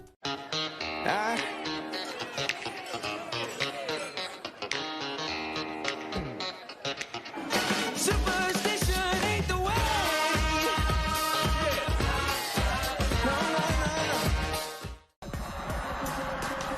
The chase for the crown is on with the first Hawaiian Bank State Football Championships. It's your home for Hawaii high school sports, OC16 and XCast, exclusively on Spectrum. Welcome back. 24-10, the halftime score. Utah State on top of Hawaii. Rich, what of these numbers stands out to you? I'm big on turnovers, right? So Hawaii has 2 turnovers, Utah State 0. And then the other one is third down conversions, 1 for 7. They've got to get better offensively. All right, we welcome you back. Rich Miano, Kanoa Leahy. Rich, what would you like to see from Hawaii here to try to change their fortunes? Well, they've got to actually speed things up a little offensively because they're down by 2 possessions. And they've just got to get more efficient, especially on third down. Well, they are ready to kick here to start quarter number 3, and it is Utah State receiving the kick. Again, they won the toss and deferred to start the game, and so they'll have the ball at the 25 here to start half number 2. Let's send it down to Scott Robb. Scott. Hey, Kanoa, I got a chance to talk to both coaches at halftime. They were complete polar opposites. Coach Anderson for Utah State was almost giddy. He was very pleased with the way his team played in that opening half. He's hoping they can continue that here in the second half. Coach Chang, he almost looked like he was in anguish. He was not happy with the way the team performed in the second half. He said, we got a ton of things to clean up. Back to you guys.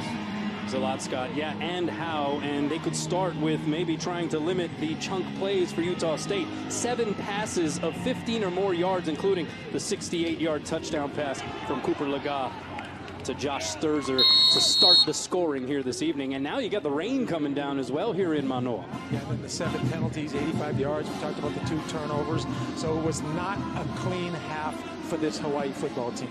Calvin Tyler getting the first touch here in quarter number 3. Defensively, Hawaii led by Logan Taylor's 9 tackles as the defensive front stout on that occasion. John Tuitupo at the bottom of that stack. Peter Manuma with a handful of tackles. Meki Pei, 4 tackles and half a sack. And on the other side for Utah State, Michael Anyanwu, 4 tackles and a pass breakup. You also had Ike Larson, one of the highlights. He had the interception on Braden Shager. Love what Peter Manuma did on that play, right? He's a safety coming down in the box, reads the tackle on the line of scrimmage, comes, keeps his shoulders square, and attacks the line of scrimmage.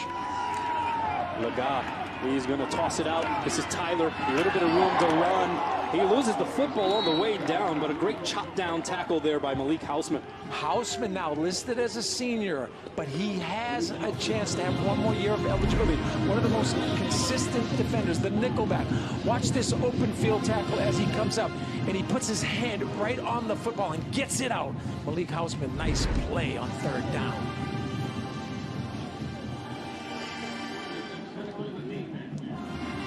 Hausman will be applying for that waiver. 4th down, and the snap is dropped.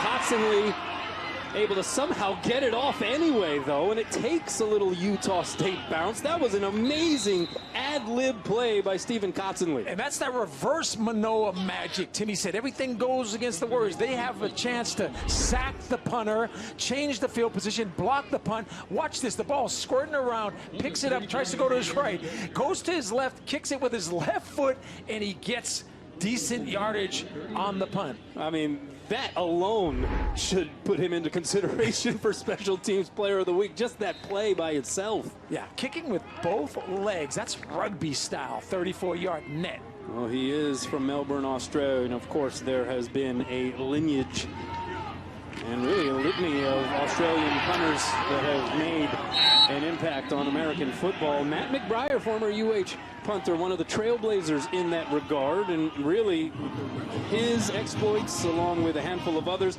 and the Pro Kick Australia Academy really contributing to that as Dedrick Parson is able to break off a very positive run here in Hawaii's opening possession of the third quarter. Scarred Harding, Alex Dunaki, I mean a bunch of guys from the land down under. Big run, Dedrick Parson. I like the way he ran inside, ran hard.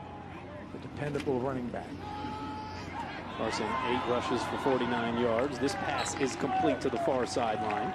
And Zion Bowens is able to cross the line to gain. And Hawaii gets a first. Yeah, and a lot of teams will blitz their corner from the boundary, right? And so the receiver somehow has to get the attention of the corner and then stop in terms of that spot, that dead spot. Really nice job of picking up the boundary corner blitz. Well, Hawaii getting a defensive stop here to start this third quarter. It would go a long way, even just for the psychology of this game, if they can produce points here on this offensive possession. But Dedrick Parson didn't go very far. Hale Motuapuaka was in the midst of a bunch of Aggies who ward off that attempt there by Parson. Good job by the defensive front of Utah State. Again, Ephraim Bandit loves that young man. You talked about being part of the Hawaii Visitors Bureau. He only came to the island of Oahu because of Hale. He was going to go to Kauai. He was going to go to Maui. But guess what? He loves the Gathering Island. Here's Parson, breaks through, gets into the secondary, and he is iced out of bounds at the 22. Parson showing the stuff we talked about, the versatility. 17 yards on that pickup, and a good block on the perimeter by Micah Vanterpool. Austin Hop out there on that right side as well. Hunter Reynolds finally cutting Dedrick Parson's path off. So Hawaii knocking on the red zone door. 1st and 10 at the 22. See the rushing yards, Hawaii over the century mark now. Tylen Hines in the backfield. We haven't seen a whole lot of carries for him, but he gets the rock on this occasion. Follows his blocker Manning, runs right into Manning, bounces off of Manning, gets first down yardage all the way to the 10. Yeah, and ill Manning, right, when you're on the perimeter there and there's nobody to block, get upfield because there was a hole and 24 is going to find it. 12 yards, you're going to see big 75 out there pulling, and then all of a sudden he hits number 24 and he bounces off of him and makes positive yardage. Yeah, he runs just a little different, doesn't he? Here's Hines again. And that time he's wrapped up, nothing doing. Byron Vaughn's saying, Not in my house. Good tackle. Oh, the 6'4", 225-pound junior. Yeah, Vaughn's spent 3 years in Texas before making his way to Logan, Utah. Well, Utah State doing a nice job on the perimeter, right? First, you got to clog those inside gaps, and then you got to force it east and west. Good speed, good length at that defensive end position.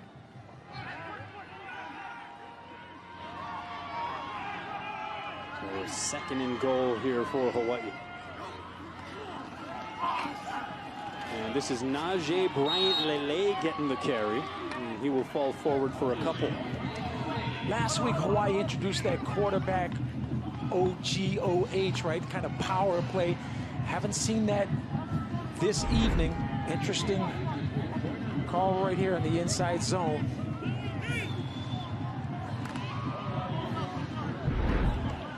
So Bryant-Lele remains out there as the single setback, standing right next to Shager.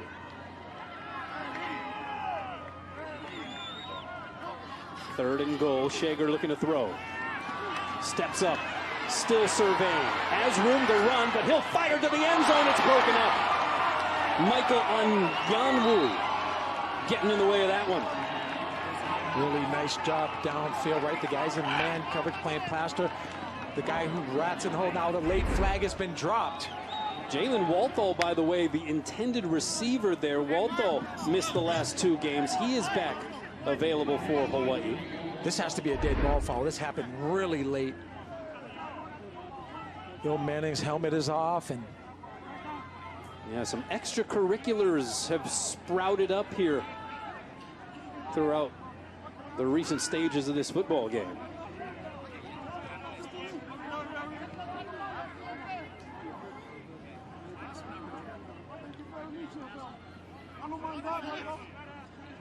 Meanwhile, personal foul, face mask, defense, half the distance to the goal, automatic first down. Number 75 can stay in the game because the foul occurred against 75's helmet. Right, so in other words, if it didn't occur, he'd have to come out of the game. But since it was pulled off on the face mask, you're going to get a chance to see it. Right there at the foul was against number 96, screen. Utah State. Just rips the helmet off. Yeah, that's Pokesi Vakauta, and that was pretty egregious. I mean, he held on to that face mask of El Manning until he pried that helmet off, and that was pretty dangerous right there. And now Hawaii threatening for sure, 1st and goal as they get a fresh breath of life. Brian Lele breaks the tackle, and he is in for 6. Hawaii's design was go to this 2-man short side, unbalanced line. Lele cuts it all the way back, shows that power, and again, having a good game is Bryant Lele. Here you see, watch the inside zone going to that 2-man side, cuts all the way back, and here's where you see the strength, the power, and lowering the shoulders. Yeah, that was Hunter Reynolds who had the best shot at Najee Bryant Lele, and Bryant Lele said, Kaden broke the tackle, hits pay dirt, and all of a sudden, this is a football game with the scoreboard differing by just 1 touchdown. 24-17. Hawaii benefiting from the Utah State penalty. They make the Aggies pay. University of Hawaii Sports on Spectrum Sports. Sponsored by Bank of Hawaii. You didn't choose cat allergies. You didn't choose your hairline, hot flashes, the flu, or that thing when your knee just gives out for no reason. You didn't choose your bad back, or this, or that. You didn't choose depression, melanoma, or lactose intolerance. But with Kaiser Permanente, you can choose your doctor who works with other best-in-class specialists to care for all that is you. Answer the call to adventure. Holo Holo anywhere. In a tough all-wheel drive Passport Trail Sport or Ridgeline. Rugged, loaded with tech, both part of the most fuel-efficient full-line automaker. And ready for your wildest adventures. New Hondas are arriving daily.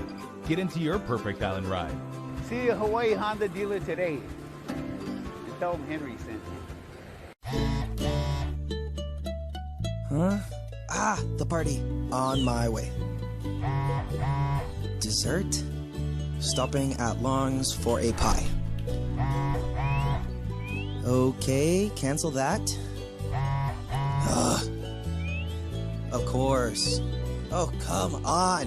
Family can be full of surprises, but luckily, My Longs has everything I need. Make Longs a part of your day. Welcome back. That scoring drive for Hawaii, 8 plays, 61 yards. Najee Bryant Lele with the 4-yard touchdown run. It took 4 minutes, 16 seconds off the clock. Hawaii doing it with the rain starting to pelt Clarence T.C. Ching Athletic Complex field. A little harder here at this juncture of the game, but Hawaii needed that one, and they were helped along big time by a Pokesi Vakauta personal foul face mask penalty. And that gave Hawaii 1st and goal, and they took advantage. So let's send it down to Scott Robbs. He has a special guest. What's up, Scott? Well, he was known as a UH slotback. Now he's known as a lieutenant colonel who flies big planes over football stadiums. Britton Komine, former UH Rainbow Warrior. How exciting was that to fly that big C-17 over the stadium? It was awesome. To be able to do that for the first time in Manoa was really exhilarating. Great to do it for Timmy's first year was a great event to have. And how about being able to do that? You mentioned Timmy, you guys are teammates. I just saw you during the break, run over and give him a big hug. Yeah. How excited are you for Timmy Chang? Very excited.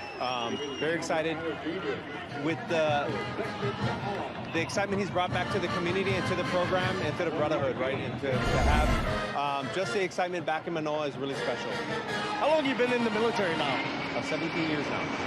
Lieutenant Colonel, do you fly C-17s all the time? I do. Yeah, it's my favorite. Yeah, I mean, it's an awesome aircraft to fly, a lot of fun, get to see a lot of different things and travel the world. So that was pretty exciting, a lot of fun. Hopefully we'll make it an annual thing then. Perhaps, we'll see. Yeah, we'll get the request from the school and see what we can do. All right, thanks a lot. Right on, thanks. Lieutenant Colonel Britton Komine, part of the flight crew of the C-17 in the flyover prior to kickoff. Guys? Hey, thanks a lot, Scott. That was fantastic. And how good does Britton Komine look? He looks exactly like how he did when he was playing for UH. He did. Like almost Pac-5 days. I mean, that guy was a possession receiver, but really a productive guy and a great individual. Well, this guy's been productive here in this ball game. Calvin Tyler Jr. finally being roped down by Meki Pei, but not before a first down and then some for Utah State. That was 20 yards on that run. Going tempo, but they will look over to the sidelines, right? Make sure they get the right formation, the right play call. Do not allow you to substitute. And it's Tyler again. You see, prior to that carry, 16 rushes, 94 yards, so approaching the century mark. And Peter Manuma, when he comes up, sometimes he doesn't wrap, but the impact, you know, that he has, he's taking runners down to the mat. Calvin Tyler, cousins with Kristen Michael, if you remember, was a running back in the NFL for 6 years, so there's some of that running gene somewhere in the family DNA as that pass is complete to Brian Cobbs. Good to see JoJo Forrest still doing his thing out there. Looked like he was possibly hurt in the first half on one of the plays, but seems to be okay, and that's a good sign. Really nice timing on that X receiver, the single receiver to the boundary, running that comeback route. Here's Tyler waiting patiently to see if the hold develops, but he is taken down by Tariq Jones, the 6'2" freshman from New Orleans, Louisiana. Going back to the flyover, right? It kind of reminds me of another Rainbow Wahine, BJ Itoban. Yes, yes. And good to see the former Rainbow Warriors and Wahine up there in the skies in the military. BJ, who was actually in the house last night at the University of Hawaii basketball game.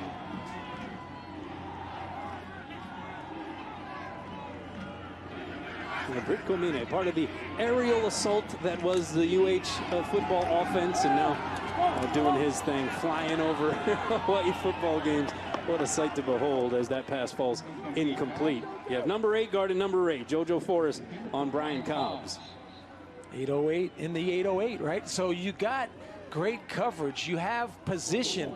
That's what's called in phase by JoJo Forrest. Are you not going to give me no love on that one? So the O would be for on, like 8 on 8. There is that you go, okay, all right, bro? Okay, all right. I got you. 3rd and 8 here for Utah State. Laga's going to keep it himself. And look at him just run through the line. He gets to the 21-yard line. I said it before, a la Josh Allen. When do you run the quarterback on the power? When it's an important down, breaking tackles, hurdling guys. Quarterback design run, love it.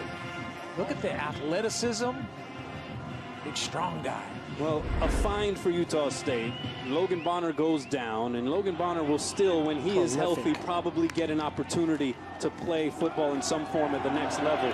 But Laga has stepped in, and he is developing into something fierce as Pene Pavihi with a fierce play defensively there for Hawaii. Yeah, along with Kobe Wyatt, right, number 10. So they are going through some of their defensive ends. They are penetrating. They are attacking the line of scrimmage. It's raining out, and Jacob Euro is bringing it, the defensive coordinator. So loss of 3 on the play. 2 TFLs for Panay in this game. Under 5 minutes to play in the third. 2nd and 13, and that pass gets there to Terrell Vaughn. Breaks a tackle, twists and turns his way inside the 10. Yeah, a little whip route. Actually, the coverage was great, but the throw was better. And again, I am just, after watching all the previous games, when they were 4 different quarterbacks, high snap to his right, reaches up, shows the athleticism, and then just throws a dime. Vaughn coming off a career-high 83 receiving yards against New Mexico last week. Also had a 38-yard touchdown catch. As Robert Briggs gets the carry up the gut. 2nd and goal coming up here for the Aggies. Spread out those receivers, run inside, try to thin that box out, get a little push up front. You're in the red zone. Now they stack the formation to their left, X, Y to the right. How about some of that eye candy after the snap as the pass is complete to Briggs, and he'll be stopped short at about the 4. Meki Pei there defensively for Hawaii. Yeah, that's a nice job by Meki, because a lot of stuff is going on, right? You got that orbit motion, you got that play fake, which they carry out as well as I've seen in college football, and then throw into that secondary wheel route. Meki Pei with a good tackle on the sideline. Substitutions on both sides. So a big 3rd and goal here. Utah State trying to respond after the Hawaii touchdown. 5 for 11 on 3rd downs. We got Sturzer in the H-back spot. The give is to Tyler, and he maneuvers across the goal line, and he's in for 6. Yeah, that's big on the field. Push on that left touchdown. Side. So 4-yard touchdown run, and the first touchdown for Utah State that didn't come on a pass in this game.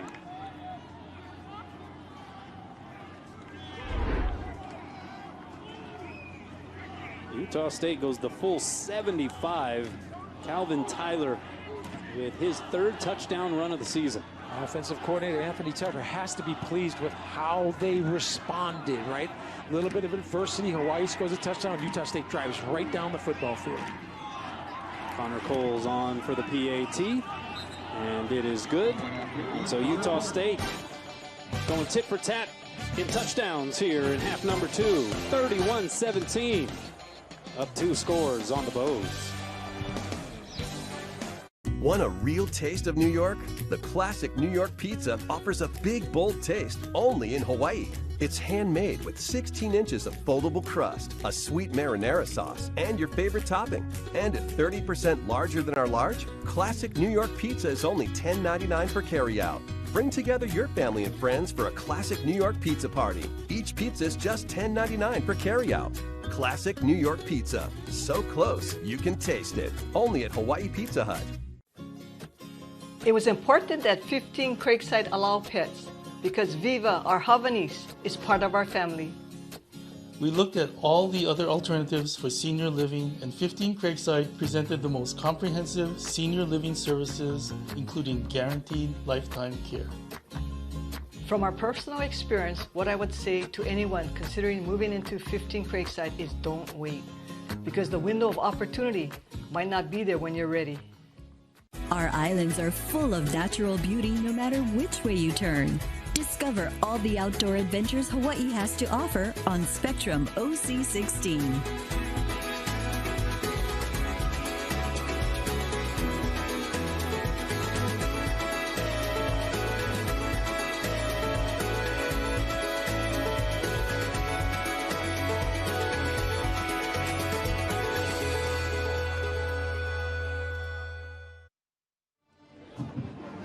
Welcome back. There is your scoring drive for Utah State. 13 plays, 75 yards. It goes 5 minutes and 43 seconds. And it ends on a Calvin Tyler Jr. 4-yard touchdown plunge. So 31-17 now, and Utah State getting ready to kick it away. One of the things, talking to Coach Chang, he talked about his graduate assistants, right? Alema Kapoy, Jordan Pulu Robinson, PJ Manaya, Samson Angway, and talked about how important they were in bridging the coaching change and also giving the opportunity for young coaches to get into this profession at the D1 level. Those guys are doing a nice job. How about the touchdown drives for Utah State? They have all been 63 yards or longer. 3 of them 75 yards or longer. As Tylen Hines fields the kickoff. Hawaii's offense on the field when we return.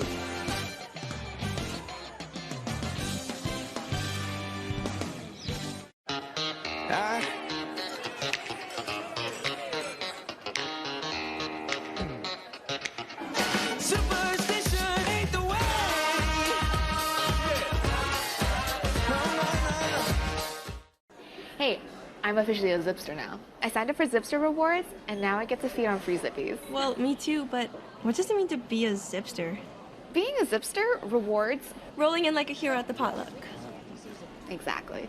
And one day, you'll have OZ cred. So being a Zipster means loving Zippies same as always, only now it's more rewarding. You got it. Yeah.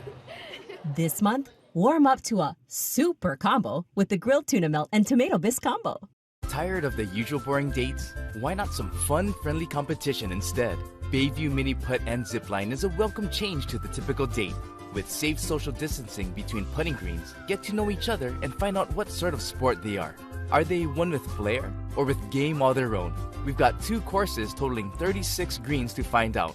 Cap everything off by soaring over the park on Bayview's thrilling zipline. Getting to know one another has never been so fun. Bayview Mini Putt and Zipline in Kaneohe.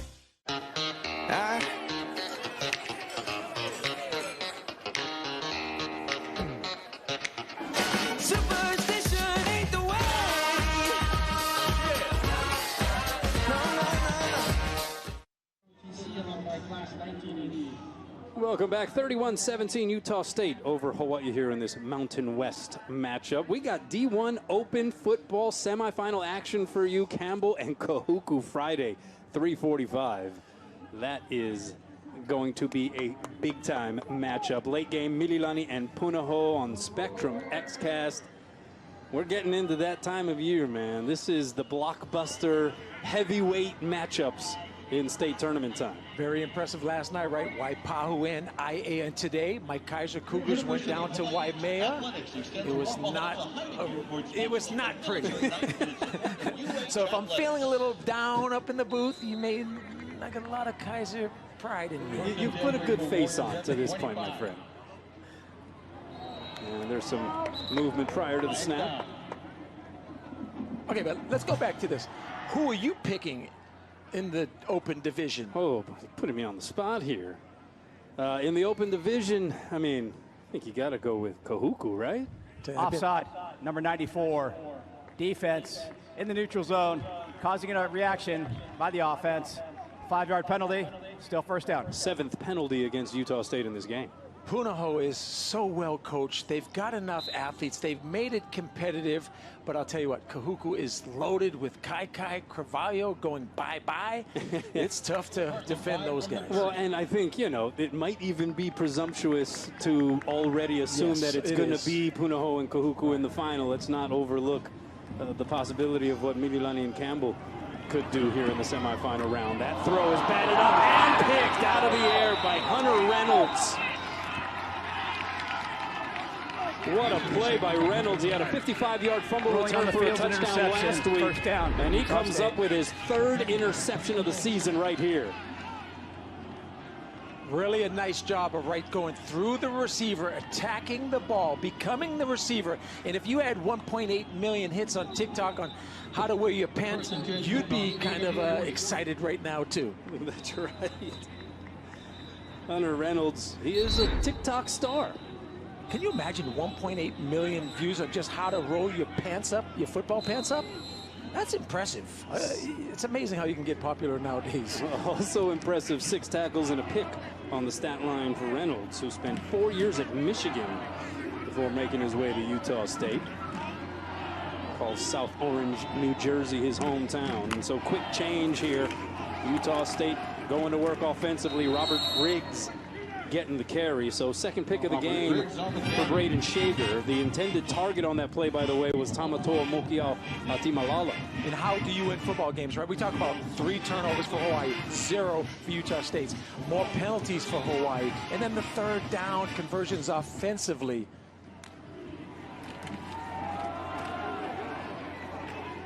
Here's Robert Briggs again. And so Utah State looks like they're going to start pounding the football. We saw them go to the air with high frequency in the first half. Cooper Lega with 3 touchdown passes in this game, but obviously with the time and score situation, looks like they're looking to pound it against Hawaii here late in this game. Yeah, there's precipitation too, right? It started to rain. The ball gets, you know, it's tougher, a little tougher to throw the ball, but you're right. With this score and this type of possession type of game, they're going to run the rock. Fake handoff here, though. Lega, forget running it. He heaves it deep, has a man in and out of the hands of his intended target, but we'll have a penalty flag. Jalen Royals, who almost had his first reception of the season right there, being covered by Verdell Edwards II, but pass interference, number 23. Defense, 15-yard penalty from the previous spot, automatic. That's first kind down. of an iffy call, right? He's trying to get his eyes back. There wasn't a whole lot of contact. I've seen a lot worse. Verdell Edwards, the junior, has another season coming back. It might serve Utah State well to throw it up to Jalen Royals. In high school, he was an all-state high jumper, cleared 6'4".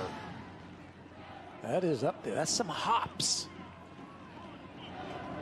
Hops translates to speed, right? Vertical jump, 40-yard dash time.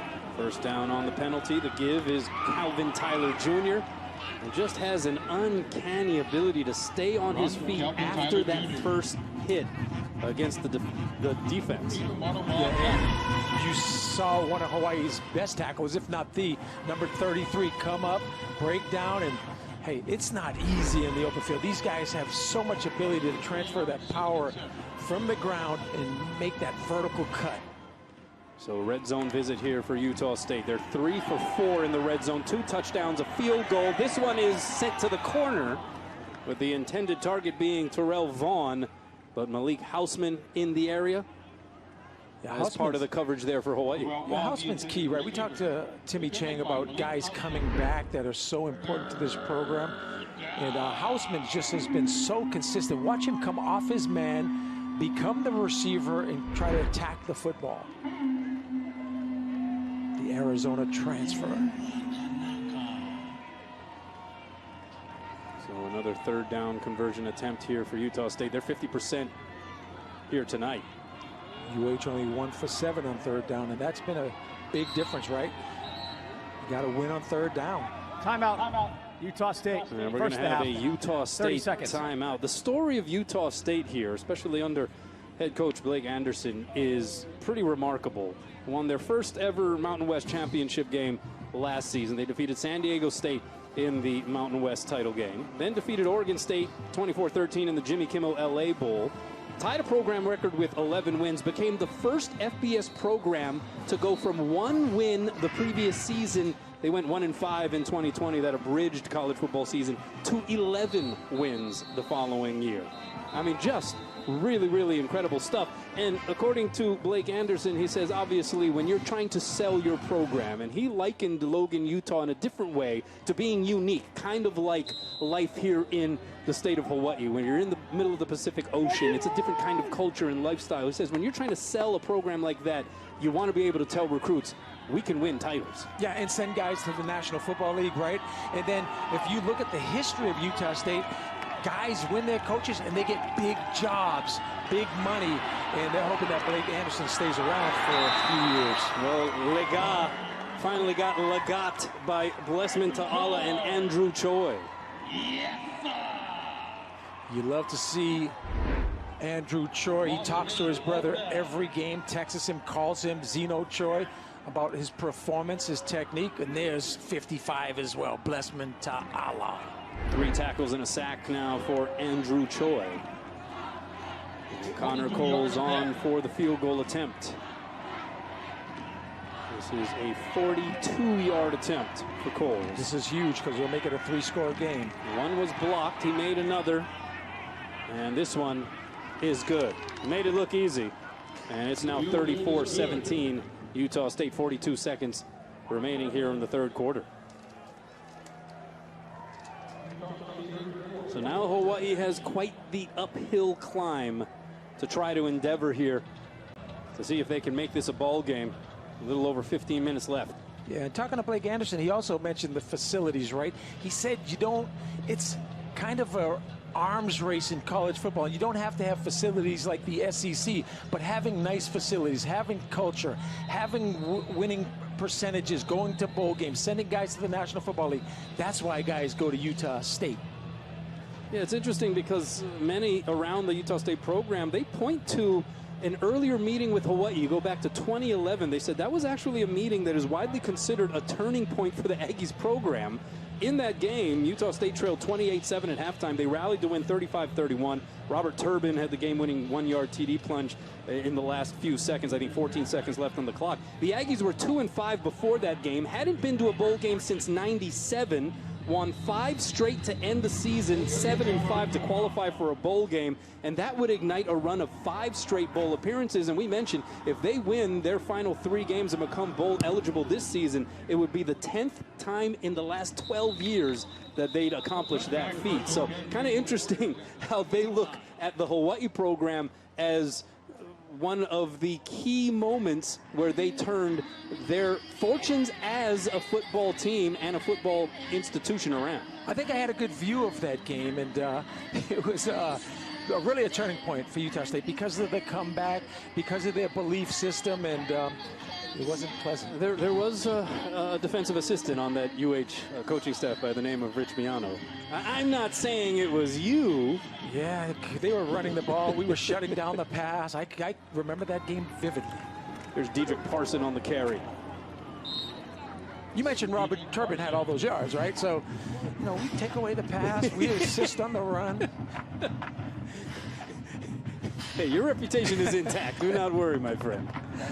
Dedrick Parson, by the way, he's into double digits in rushes, 11 for 68. Only 4 carries for Tylen Hines here in this game. It's almost as if we're trending in the opposite direction from what we've seen the previous 2 weeks. Yeah, and I have a theory there, right? Either he's in the witness protection plan or they don't want to give him a whole bunch of carries because some other Power 5 conference will give him an NIL and he'll no longer be in Manoa. Interesting. You're talking about keeping it like low profile.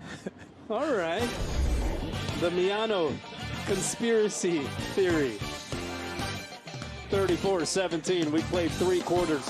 Hawaii on the comeback trail, but they have much work to do. 15 minutes to try to pull it off.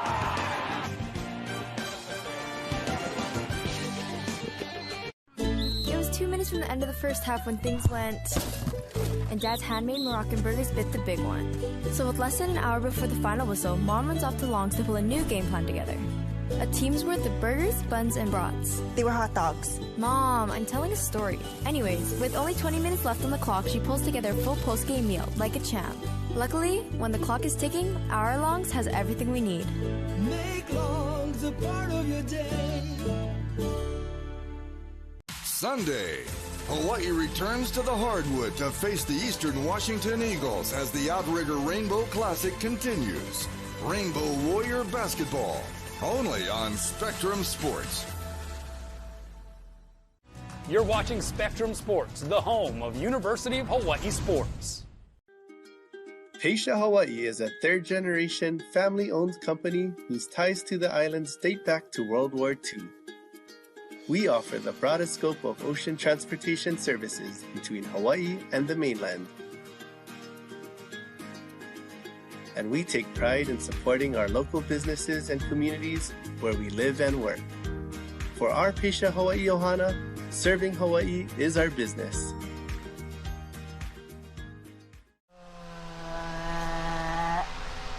Dance party. Let's go. When inspiration strikes, say yes with the new Priority Unlimited credit card from First Hawaiian Bank.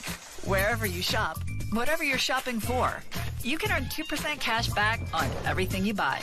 From small stuff to big stuff to stuff you want. A card that rewards you for every purchase and helps you stay connected to everything that matters. Friday, the 4 best teams in the state in a massive doubleheader fighting for a ticket to the final. The First Hawaiian Bank Division I Open semifinals only on XCast, exclusively on Spectrum. Welcome back. Time now for the Hawaii Honda Dealers highlight reel. And we are looking at Hawaii getting into the end zone via Najee Bryant-Lele. And running back for the other side, Calvin Tyler Jr. 4-yard plunge of his own. So the running back's getting a little bit of action here in this second half. And then the kick by Connor Coles. And that accounts for the second half scoring. 34-17, Utah State on top. But what you're trying to set up the screen here. Caleb Phillips on the receiving end. And a good defensive play by Michael Anyanwu. He has been all over the place here in this football game. Penalty flag, though down in the backfield. You're going to see the orbit motion, right? Personal Then you foul. see the Y screen. Roughing the passer, number 8.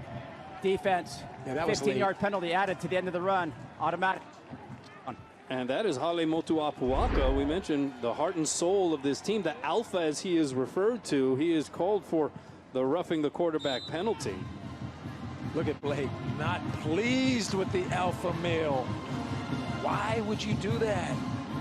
Motuapuaka, by the way, a 3-time World Fire Knife Men's Division champion. I said 2 at the beginning of the show, so unless he's won one in the last couple of hours, I could be wrong, but usually not.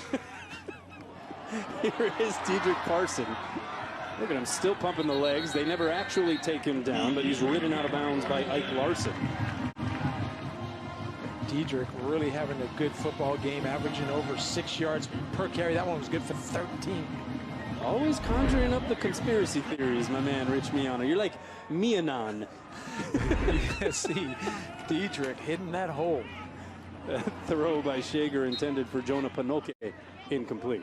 Yeah, Panoke, the leading receiver, right, had 5 for 70 in the first half and scored his first career touchdown, which I'm still going to check the record books. I'm not sure where you get your information from. Is it Derek Anucci or... Because that guy had to have got in the end zone prior to tonight.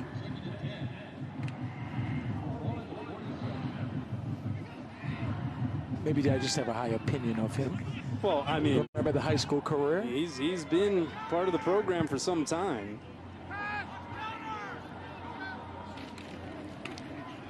Here's Parson again. Oh, maybe if he breaks that tackle, he goes for big-time yards, but Kaleo Nevis put an end to it.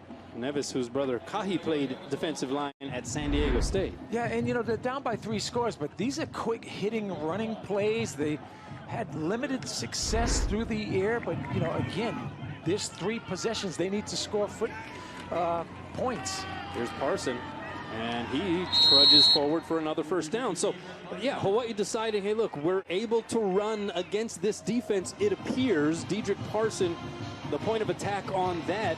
And they're moving the sticks here, Rich Miano. They're moving the sticks, but methodically, right? And you've got to strike the ball vertically. They're seeing the too high look, so the proper read by Braden Shager, if he's getting the chance to audible, is to run the football. But, again, situational football is important. Here's Tylen Hines. For a guy of his size, he is tough to take down. Gets to the 31-yard line. That's a gain of about 4. You're going quick offensively, but they're also emptying the backfield. Look, 4 wide to the near side. They get it to Mokiao Atimalala. Can't handle the pass. It's on the ground. They're going to say it was a lateral, or at least they're letting the play out. It's recovered by Utah State. But I think there's going to have to be a decision as to whether or not that was a forward pass or a lateral. On the field is a forward pass, incomplete. 3rd down. That's what I thought. And it looked from our vantage point that that was the right call, but the officials are encouraged to let those types of plays play out so there isn't any inadvertent whistle that would disrupt a play that should go the other way. Yeah, when you look at his hips, Braden Shager, when you look at the direction of his arms, that ball was forward, and it's nice that I made a decision so quickly and you didn't call me on it. And very committed there. Third down at 31. You're right, we saw quads that last play out of the skeleton formation. That's a little different. So 3rd and 6, you see Hawaii 1 for 7 on 3rd down. They converted one earlier on this drive. Shager steps up over the middle. Caleb Phillips was the intended target, but it falls helplessly incomplete. And so a 4th and 6, and this is one of those things, right? You're down 3 scores, so maybe you consider kicking the field goal here. You need to score 3 times anyway. Yeah, Efren Banda was bringing pressure off the left side, right? But that's a quick slant. That's the simplest throw in football. There wasn't a lot of pressure. Is it a drop? Did it go through his hands? Or was it a poor throw? But interesting, because Hawaii has struggled on that. Maybe a little alligator arms. 4th down here for Hawaii. 1 for 1 on 4th down in this game. Shager, they need it. He looks down the field. It is Caleb Phillips, talk about atoning. Immediately, 31 yards, and the big fella holds it in. Going on the field, a touchdown. Running down the sideline, showing, posting up in the paint. This is a phenomenal throw. Clean pocket, nice trajectory, 85, big time catch. I think he heard you on the possible alligator arms. He says alligator that, laying out for the tough catch in traffic. And Hawaii keeping its hopes alive here with 12:26 left to play. The officials just reviewing, make sure that ball was caught in bounds. 2nd touchdown pass for Braden Shager. Call on the field was a touchdown.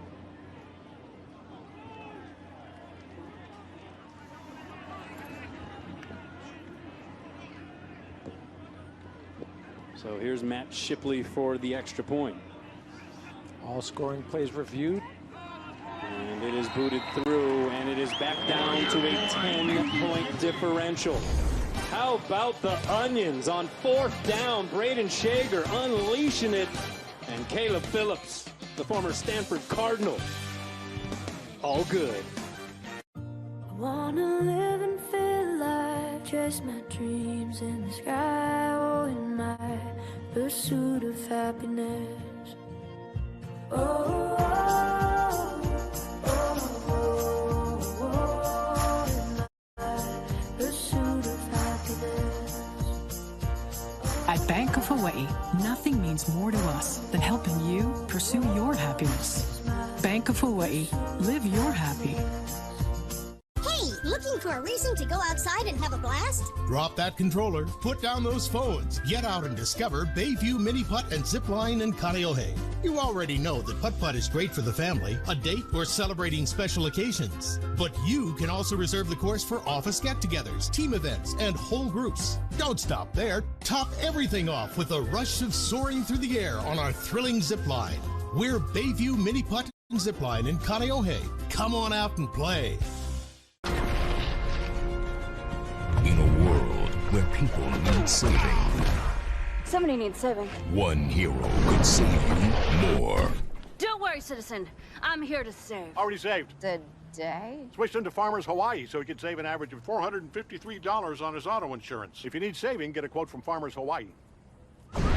We are farmers. Bum, bum, bum, bum, bum, bum. Call 808-FARMERS or visit farmershawaii.com for a quote today. That's 808-FARMERS.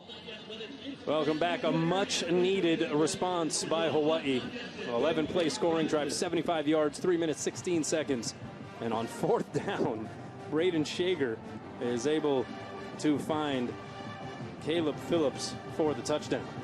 That was big. That was much needed. And I was talking about the kind of meticulous deliberation of running the football, and then they strike long on 4th down. 2 for 2 on 4th down. Probably Hawaii's best down is 4th down.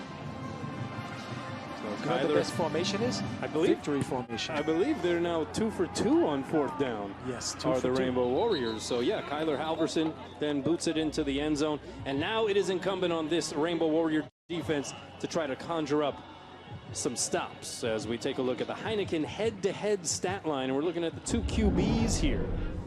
And they've put in pretty strong showings for the most part. Cooper Legado with the edge. 3 touchdowns, 238 yards passing on 16 of 24. Shager not too shabby though. 16 of 27, 185 yards, 2 TDs and 2 picks. And he has been hampered by some drops that frankly should have been caught. Yeah, it's the 2 picks, right? You take away that, and this is probably his best game. But he's made every throw that you could make as a quarterback, and that's the most perplexing thing is you're gonna make mistakes. You're going to have interceptions, or else you're a game manager, but you got to make smart decisions. Legal over the middle. That's incomplete. Disrupted by Verdell Edwards. Verdell Edwards showing that length, showing that athleticism, the hips, the footwork. Take away the inside, driving through the upfield shoulder. Real nice job staying in the pocket. So 2nd and 10. This is a give to Tyler. How patient a runner is he, just waiting for his blockers to try to set up some kind of seam. That's Tariq Jones on the defensive stop. Nice to see Tariq Jones, and they see Meki Pay, you see Jonah Kahavai Welch, and that's a good series thus far, right? You won on 1st down with the incompletion. On the field. You won on 2nd down. And we have a player down. That's Alfred Edwards. He's the left tackle. 6'7", 325-pound grad student, 6th year with his program. So they're taking a look at him. We're going to take a timeout as well. Just under 12 minutes to play. Hawaii down 10.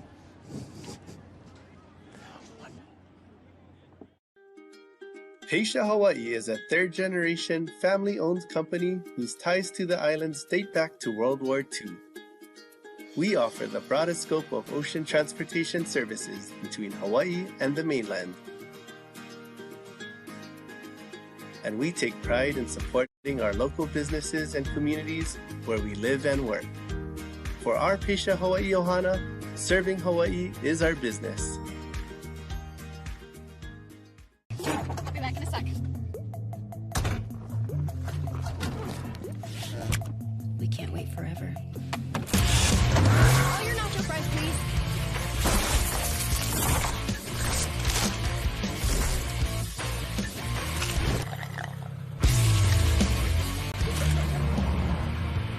Can't be mad. We got you nacho fries. Made with Mexican spices. Made for nacho cheese sauce. Only at Taco Bell. Rainbow Warrior Football. Their journey continues on Spectrum Sports pay-per-view, putting forth their best effort, taking risks, and owning up to the challenges set before them, always inspired and fired up. These players are locked in and committed to their school, their community, and to themselves. Be part of the action. Only on Spectrum Sports pay-per-view.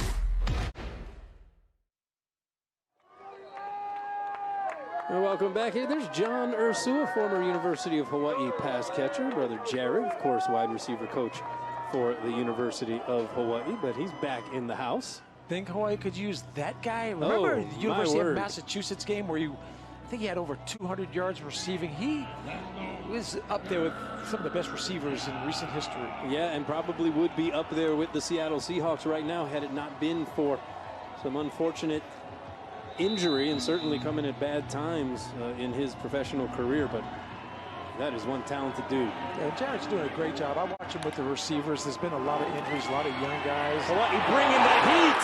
Meki Pay pulverizing Cooper Lega in the backfield. Yeah, when you see a safety coming up the A gap, right? That's rolling the dice. You see Logan Taylor occupying the guard, and then Meki Pay wisely comes off the defensive tackle's hips, and that's that double A gap blitz. Great call by Jacob Euro. Yeah, roll the dice, and it winds up a payday. His part of his 2nd sack of the game. 1.5 sacks and 8 tackles. And that comes at a very opportune time for Hawaii as Utah State punts it away. And they came after that punt. They almost got there. Nick Senecal was back to receive. They'll let it trickle to a stop at the 24. So a huge defensive possession there for Hawaii, and now their offense has a chance to cut further into this deficit. Big time punt, right? You just really let that thing roll.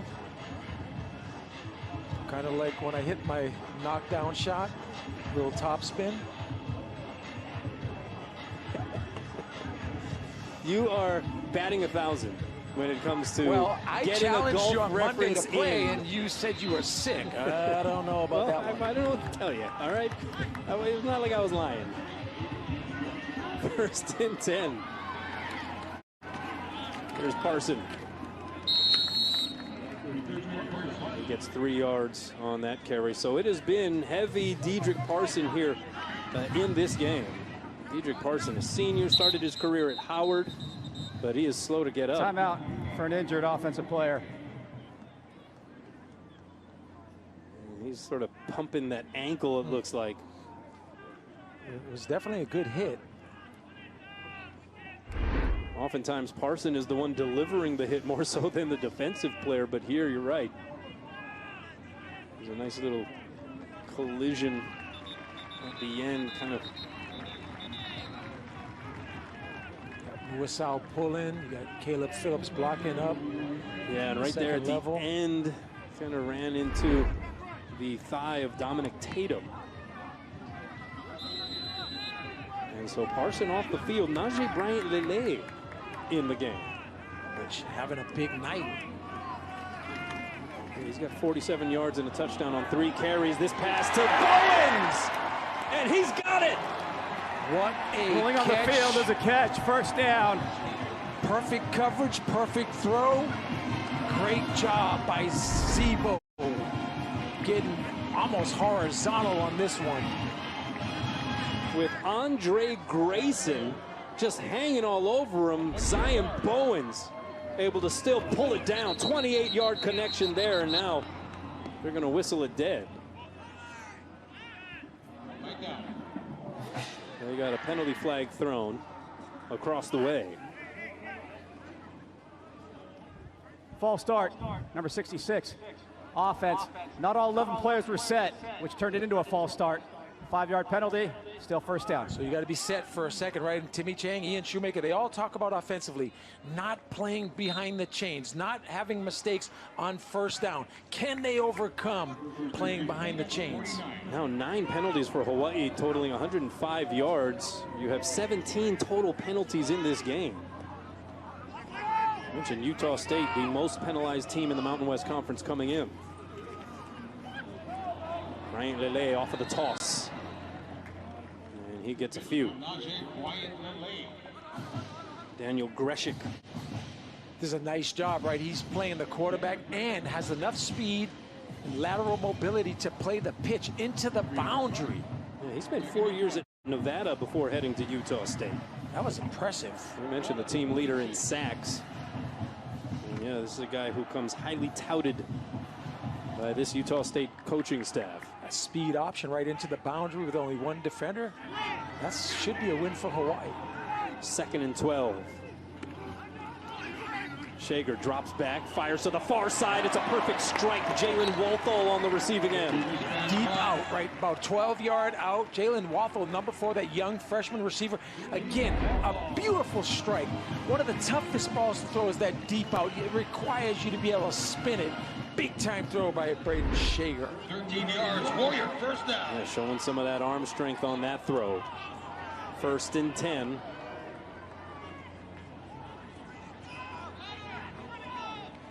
Empty backfield, Shager. He's going to dump it down. Checks down to Hines, but he can't hang on to it, and he takes a wallop by Omario Keke at the end of that play. Yeah, Hines was the 4th receiver right in that quads look. He went down for protection, came back out to the flat. He becomes the check down receiver, and this ball again is thrown right in his hands, and 24 drops it, takes his eyes off it, looks upfield. Those are the type of plays that hurt drives. And just aesthetically speaking, a lot of empty backfields we're seeing here as of late for Hawaii. This is looking like a much more run and shoot like offense. Shager steps up in the pocket, heaves it over the defender, caught by Walthall. And Hawaii with another red zone visit. He's a penalty marker on the field, but anyone that thinks Braden Shager cannot spin it. Number 75, offense, 10-yard penalty from the previous spot. Still second down. That was a great throw. Unfortunate. 75 with, I think, his third penalty of this evening. Offensive holding been called about 2.3 times per game, slightly down this season, but it bites Hawaii there. And yeah, one of those calls, right? You can call it theoretically on any play. That time, though, it costs Hawaii significantly. Braden Shager's throwing strikes out there. 10 penalties, 120 yards for Hawaii. Shager. Oh, that one dangerous as he threw in the direction of Kaleo Nevis. Yeah, and you see all the white jerseys coming in unobstructed. That usually is a screen. One person does his job and covers the receiver. Look at the pressure. Again, ball's thrown a little bit to the left of Tylen Hines. And it's not always just the penalties or the miscues themselves. Sometimes it's the timing of those miscues. The execution, right? And the timing of the miscues in terms of this is a very important drive for the Warriors. It's a handoff. This is Hines. He is wrapped up by Vongpachon. And again, Hawaii 3rd and long. The clock is very much an enemy now of the Rainbow Warriors. They are pretty far out in terms of field goal range. They do need 2 scores, but what do you think about this play call here? Well, that's one of those scenarios, right, where he's already got the okay to run a play on 4th down based upon field position. But it's just with the Shager throwing the ball so well, it's surprising the ball does not get in the air and go aerial. Any more 4th down good fortune remaining for Hawaii? They're 2 for 2 on 4th down here in this game. 4th and 17. Shager throwing deep, incomplete. Bowens was airborne. Andre Grayson was face guarding him. And that puts an end to that Hawaii drive. Yeah, you were asking for that Manoa magic, right? 2 for 2 on 4th down. Deep throw, not a bad throw, but a really nice job by the defensive back. Playing the hands in the eyes.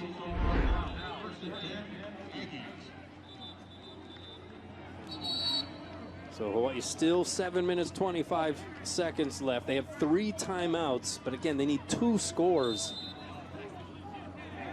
And I think you're going to see Utah State run the football, try to get some clock off. This is a handoff. This is Terrell Vaughn out of the backfield, and he gets rolled up by Logan Taylor. Nothing more demoralizing to a defense when you know the offense is going to run the ball. And you can't stop them. You can't allow 7 yards on 1st down. Taylor now up to 13 tackles. He has just been a tackling machine. Here's Tyler, and he's going to be stopped short of the 1st down, about a couple yards shy. Pene Pavihi disrupting that play. So again, the defense, they need to stop. Yeah, they do. And anytime you see Pavihi, the inside backer, making a tackle, give credit to Blessman Ta'ala, because there's a constant double team on 55. Big JT in the middle of that defense. 3rd and 2. Crowd trying to pitch in here for the Hawaii D. The give is Tyler, and he is rudely met, and he is going to be stopped shy of midfield. Initially, you had penetration by Blessman Ta'ala, but then there was Andrew Choi, the student athlete, doing his job. And so 4th down, Hawaii holds. Good swim by Blessman. And you see Andrew Choi getting off the block. Malik Hausman, the undersized nickelback. Remember, though, Blake Anderson, not one to shy away from some trickery. He ran a fake field goal, fake punt last week against New Mexico. He says he'll do everything it takes.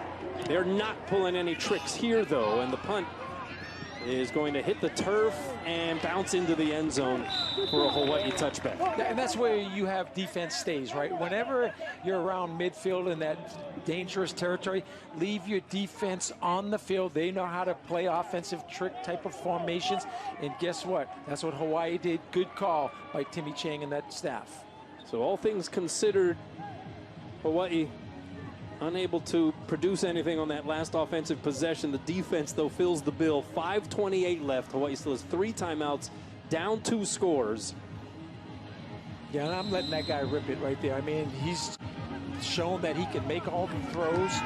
A couple of bad decisions, but again, you're a game manager if you don't throw that 50-50 ball sometimes. 34 attempts so far for Shager. He's hit on half of them. This throw over the middle is complete to Walthall. And he is tripped up by Anyanwu. Walthall showing that speed, got a lot of length. He's a young freshman getting better and better on a weekly basis. So 2nd and 3 after the 7-yard gain. This is a handoff to Hines. And he's able to muscle his way for a first down. Hawaii, you can see some of the urgency in the way that they are running back to the line of scrimmage. They're going to need a little get up and go here over this last 5 minutes. Down 10. Shager unloads, and that's incomplete. Was looking in the direction of Zebo. Really nice coverage on the comeback route. Tylen Hines chipping in protection, then releasing out. You got Kawali Nishigaya in that route. So 2nd and 10. You see the total offensive numbers. How about that? Dead even.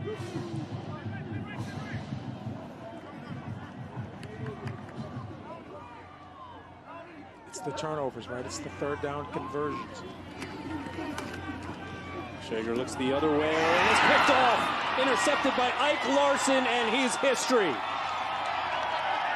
Just as I talked about turnovers, what a play from the defensive back.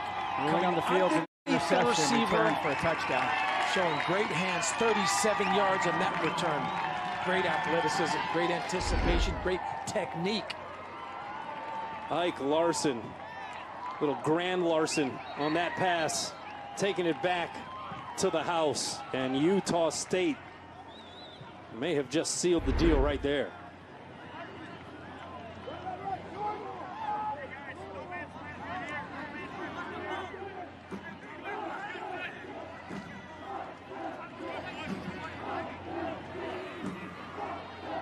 Fans are dissipating out of the stadium. A point after is good. And so Utah State now up 41-24.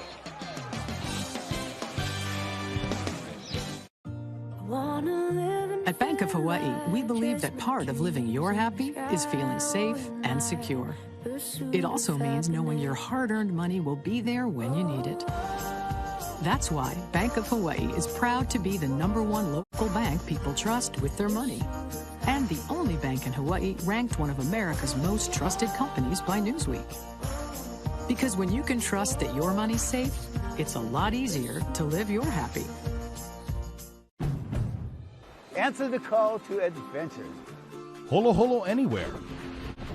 In a tough all-wheel drive Passport Trail Sport or Ridgeline. Rugged, loaded with tech, both part of the most fuel-efficient full-line automaker. And ready for your wildest adventures. New Hondas are arriving daily. Get into your perfect island ride. See a Hawaii Honda dealer today. And tell them Henry sent you. Because Haumea loves to dance. Because Jaina dreams of a cancer-free future. Because Guy knows why preventive care matters. You are why we're reimagining healthcare. To give you more choices. To be there for you. To see you in new ways. Hawaii Pacific Health.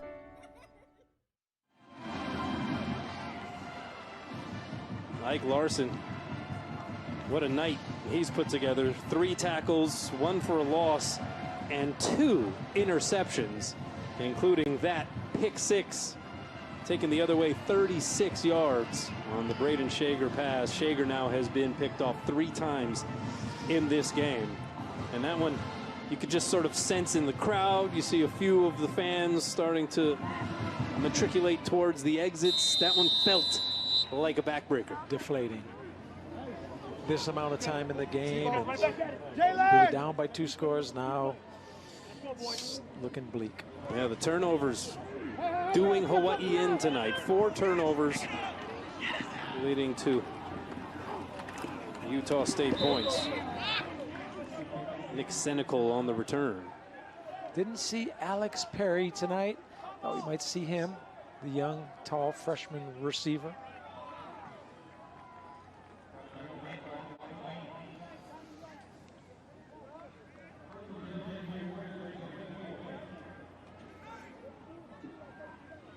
So according to our stats, 10 points off of those Hawaii turnovers. That's the difference in the ball game, right? I mean, obviously leading by more than that, but that's been huge. So here's Hines. Dominic Tatum first to meet him. And so this starts to feel unfortunately familiar here for this team, right? They put up what can be described as a pretty decent fight. You had the offense in a position down the stretch to maybe make this a game. And then the disastrous play, and now it is Timmy Chang having to consider what he is going to tell his team after this game concludes, as a penalty flag is thrown. No question, tough for Timmy Chang. You know, this will be the 4th loss in a row for the Rainbow Warriors. Offside, number 4, defense, lined up in the neutral zone. 5-yard penalty, still 2nd down. Meanwhile, Utah State keeping its bowl eligibility hopes alive. They have a couple of games left, and they're a couple of toughies. They got San Jose State at home next week, and then they're at Boise State to wrap up the regular season. Yeah, and you remember when I talked to Blake Anderson about what do they do different traveling because they have such success on the road. Wow, nice throw, great catch. Zebo on the receiving end there. He's been making dynamic Rolling catches on the field all as a evening catch long. for a 1st down. Yeah, and dynamic throws too, right? And that's why it's so perplexing to Ian Shoemaker and Timmy Chang, because you got the 3 interceptions, but you got throws like this that very few people can make. The rolling on the field is a completed catch for a 1st down. Previous play. Front of the safety. Review. And that foot gets down, but it's close to the sidelines. I don't know. This is gonna. He's right there, though. Look at the official with the protocol, bending the knees. You also have a Utah State player down that looks to be Patrick Joyner Jr. He is down back at the Hawaii 27. Looks like a cramp, though, right? They're massaging the calf. They're working the. So this is a 25-yard reception pending the confirmation. Wow, this should be a heck of a catch. He does get the foot down, but are the toes inbound? It looks like there's white on white in terms of the front of those cleats. I think that this is going to be overturned. George. Oh, yeah, let's open up the mic here for George Gusman.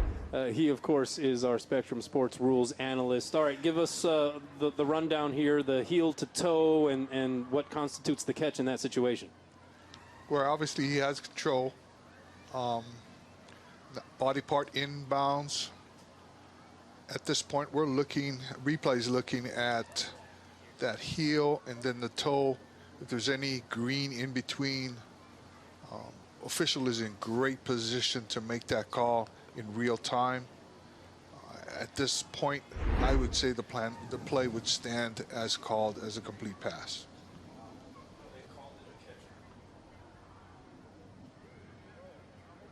That's tough to see. All right, well, we appreciate that, George. Yeah, so that's one of those. They are looking in most instances at the same replay angles that we are looking at.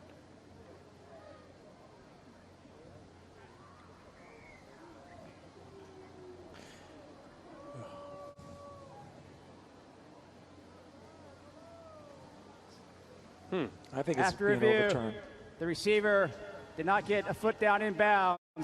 It's an incomplete pass. It's going to be 3rd down and 3 from the 31-yard line. Wow.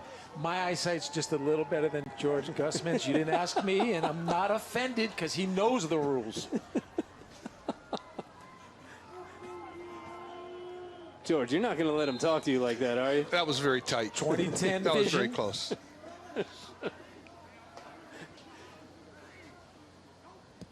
Rich Miano takes no prisoners. It's tough being your sidekick.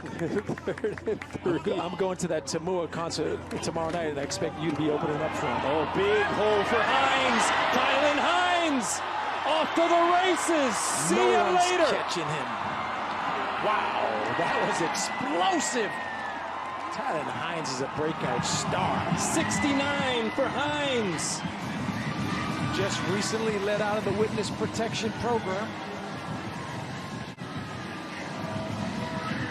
God, is that guy quick? He's different. You could put him at slot. You could put him at X. He's a former receiver. He blocks well, but look at the speed and the ability to make people miss. Wow. I mean, he's running away Nobody's from catching those him. defensive backs. Nobody caught him in Michigan. And just like that, Hawaii back to within a Onside couple kick. of scores. 3:33 left. As deflating as that last pick six was, that touchdown, at least a semblance of encouragement here for the fans that remain. Hawaii still has those 3 timeouts, Correct. Right? Career-long run for Tylen Hines. He sort of made it his business to run across a lot of real estate. 54-yard touchdown run, if you remember, against Michigan. You alluded to that, Yeah, Rich. and then Timmy Chang talked about that, right? That's when they first realized what they had, and they wanted to continue to get him carries. He hasn't got a lot of touches today, but that's explosive. I think the officials are checking to see what his speed was on that, because I don't know what else they're looking at. So what they're looking at, we are being told, is whether or not Tylen Hines dropped the ball We've seen that. prior to crossing the goal line. And they confirmed the call. That happened in a Utah game, right? A few years back. Happened in the National Football League, happens in high school football. So the PAT is good. Hawaii ties a season high 31 points. Here's another look at Tylen Hines. Now you see him. Now you don't. He's going to catch that official. Wow, that's fast. The longest run of the season for the Rainbow Warriors. But look at where he drops the football. Does he get... Oh. I'm shocked that wasn't goodness. overturned. My goodness. Keiki Masapeka, the running back coach, is going to school him on that one. Unless that's an optical illusion.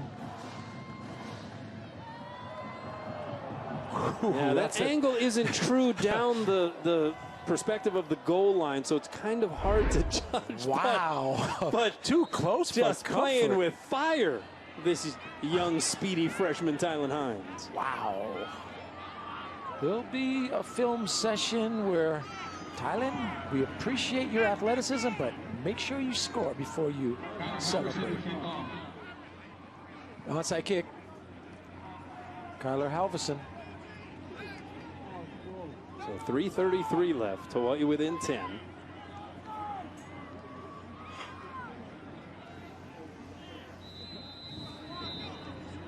That last drive, 3 plays, 76 yards, 54 seconds came off the clock.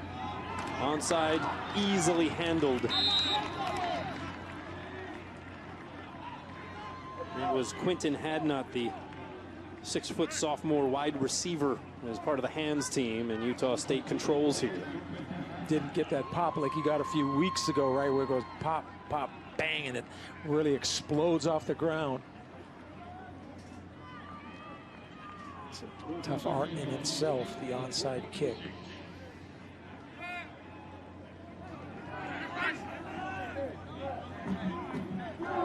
So Hawaii still with 3 timeouts. You start using them here on these plays, unless it's a big gain on first down. Well, they're able to stop Calvin Tyler Jr. Timeout, Hawaii. And so as you alluded to, Hawaii going to signal for the timeout. They're going to stop the clock. And they're going to hang on to these slim hopes here, down 10 with just under 3.5 minutes to go.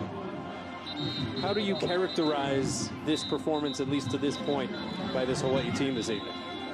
You see so much brilliance in Shager's ability to throw that great throw, and then you see 3 interceptions. You see the offensive line playing so well, and yet they're highly penalized. It's something that Hawaii is not talented enough, not efficient enough to win games unless they really play well. Yeah, a bit of a step back on the discipline front. Season high in penalty yardage for Hawaii, 115 penalty yards charged on 10 penalties. 2nd and 10. Drop balls. Zaga goes down. Andrew Choi. Choi having a great game. Timeout, Hawaii, 2nd of the half. And you got to give this defense some credit here down the stretch, trying to keep Hawaii's hopes alive. Yeah, they bring in 319. They got that double A gap blitz. Defensively, they're rolling the dice, and it's come out big for them. 5 tackles, 1.5 sacks on Andrew Choi's stat line. Yeah, I'm not sure he's had that since his junior year at Kaiser. Such a good story, was placed on scholarship prior to the San Diego State game. Didn't play his senior year. There was no high school football at Kaiser that year. Came to an all-star game on Kauai where he was the MVP. But you talk about a self-made individual. There's no genetics in his family besides the brother that has the lineage, has not played football. This is like first generation. And off to Tyler. Trying to bounce outside. Peter Manuma meets him there at the line of scrimmage. That's going to bring up 4th down. Hawaii will use its last timeout. They still have 3 minutes and 13 seconds. Down 10. The offense about to get the ball back. Yeah, and that's another guy, right, that you hope remains in a Rainbow Warrior uniform for his whole career, because look at that tackling technique. Come to balance, get that good wide base, lower the hips, rip wrap, grabbing cloth, keeping the head up. Really nice tackle. He could play rugby. Hawk tackling.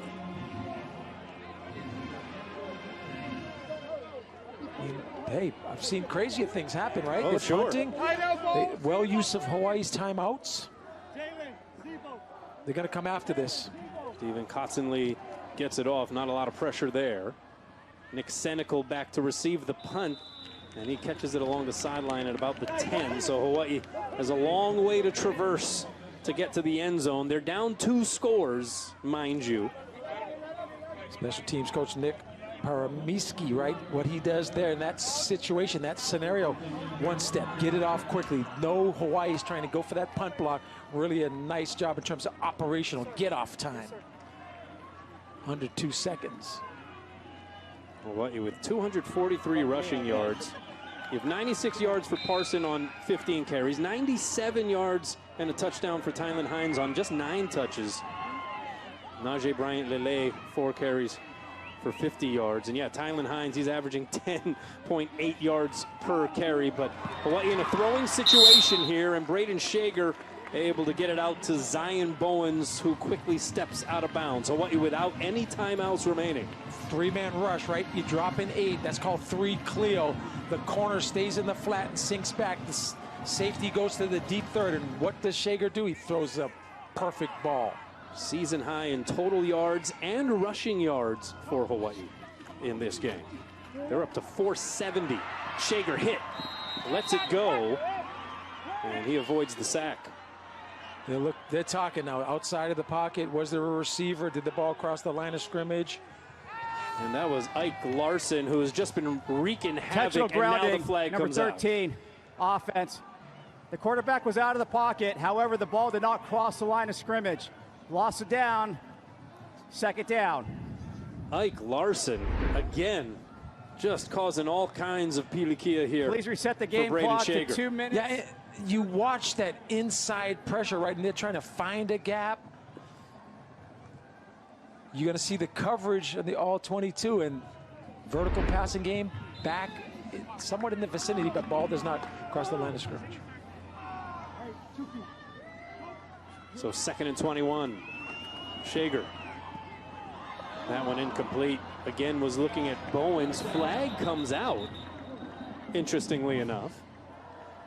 Not very surprising, of course. Only a 4-man rush, but they're running games up front. TEETs. Pass interference, number 6. Offense, that penalty is declined. 3rd down. Offensive pass interference against Zebo. I talk to George Gushman about this all the time. Not a lot of offensive pass interference calls. As a former defensive back coach, George and I will go back and forth on that one. The most undercalled call in all of football. So now 3rd and 21.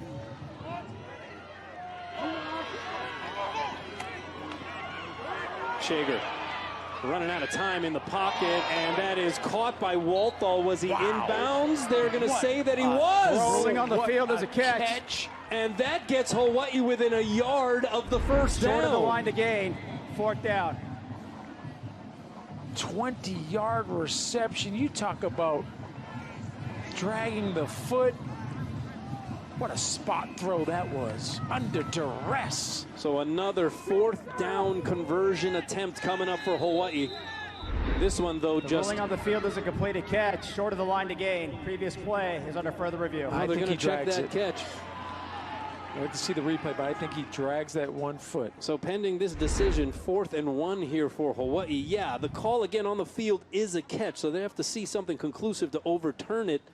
And I don't think there's anything in that replay that would lead you to believe that there is reason to. And yeah, it looks like that foot is down. I think it's clean. That's an incredible catch by Jalen Walthall, the 6'1 freshman from Houston. Did not play the last couple of games. You know, and that's when you talk to coaches around the Mountain West Conference, even in blowout losses, Hawaii never quits. They keep playing hard, and that's why they think Timmy Chang has a chance to rebuild this squad. Walthall, the guy who has had his moments of unfortunate dropped passes, but he is sure-handed here and then has the wherewithal to keep that foot down. The wherewithal? Oh boy. I mean, wow. I mean, a little stretch there.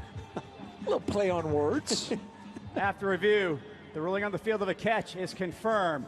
Will the game clock operator please reset the clock to 2 minutes, 19 seconds. You are in rare form tonight, my But man. I need to know if my percentage of calls correct is greater than the official, George Gushman. Oh, okay. We're somewhere in the same ballpark. Is somebody keeping a tally of that somewhere? Tommy Yoshida is, and he's not here.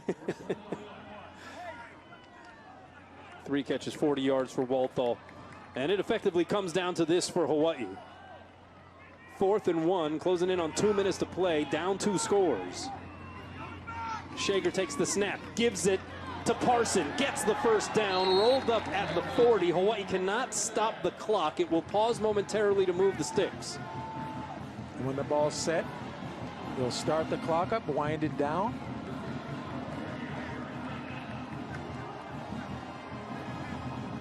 And Parson over the century mark. 16 rushes, 101 yards. Shager looking downfield, has a man, it's Jordan Murray, it's broken up, had it in his grips, and Hunter Reynolds popped it out of there. What a throw, what a hit. Wow, ball placement. Jordan Murray, number 7, the big H-back. Good job on the defensive side of the football. That's how you coach it up. Another great throw by Shager. 6 tackles, a PBU, and an interception for Reynolds. That throw by Shager in the area of Walthall, but he had fallen down to the field. Exactly right. So you talk about guys falling down, guys dropping balls, and then a couple poor decisions, but Shager has had some highlight throws and still got 1:35 remaining. He's got the 3 picks. He has the pick 6 that he threw. But yeah, I think there's enough here on tape from Braden Shager tonight to make you think there is a lot that this guy can do. And there's a lot of potential to his high ceiling.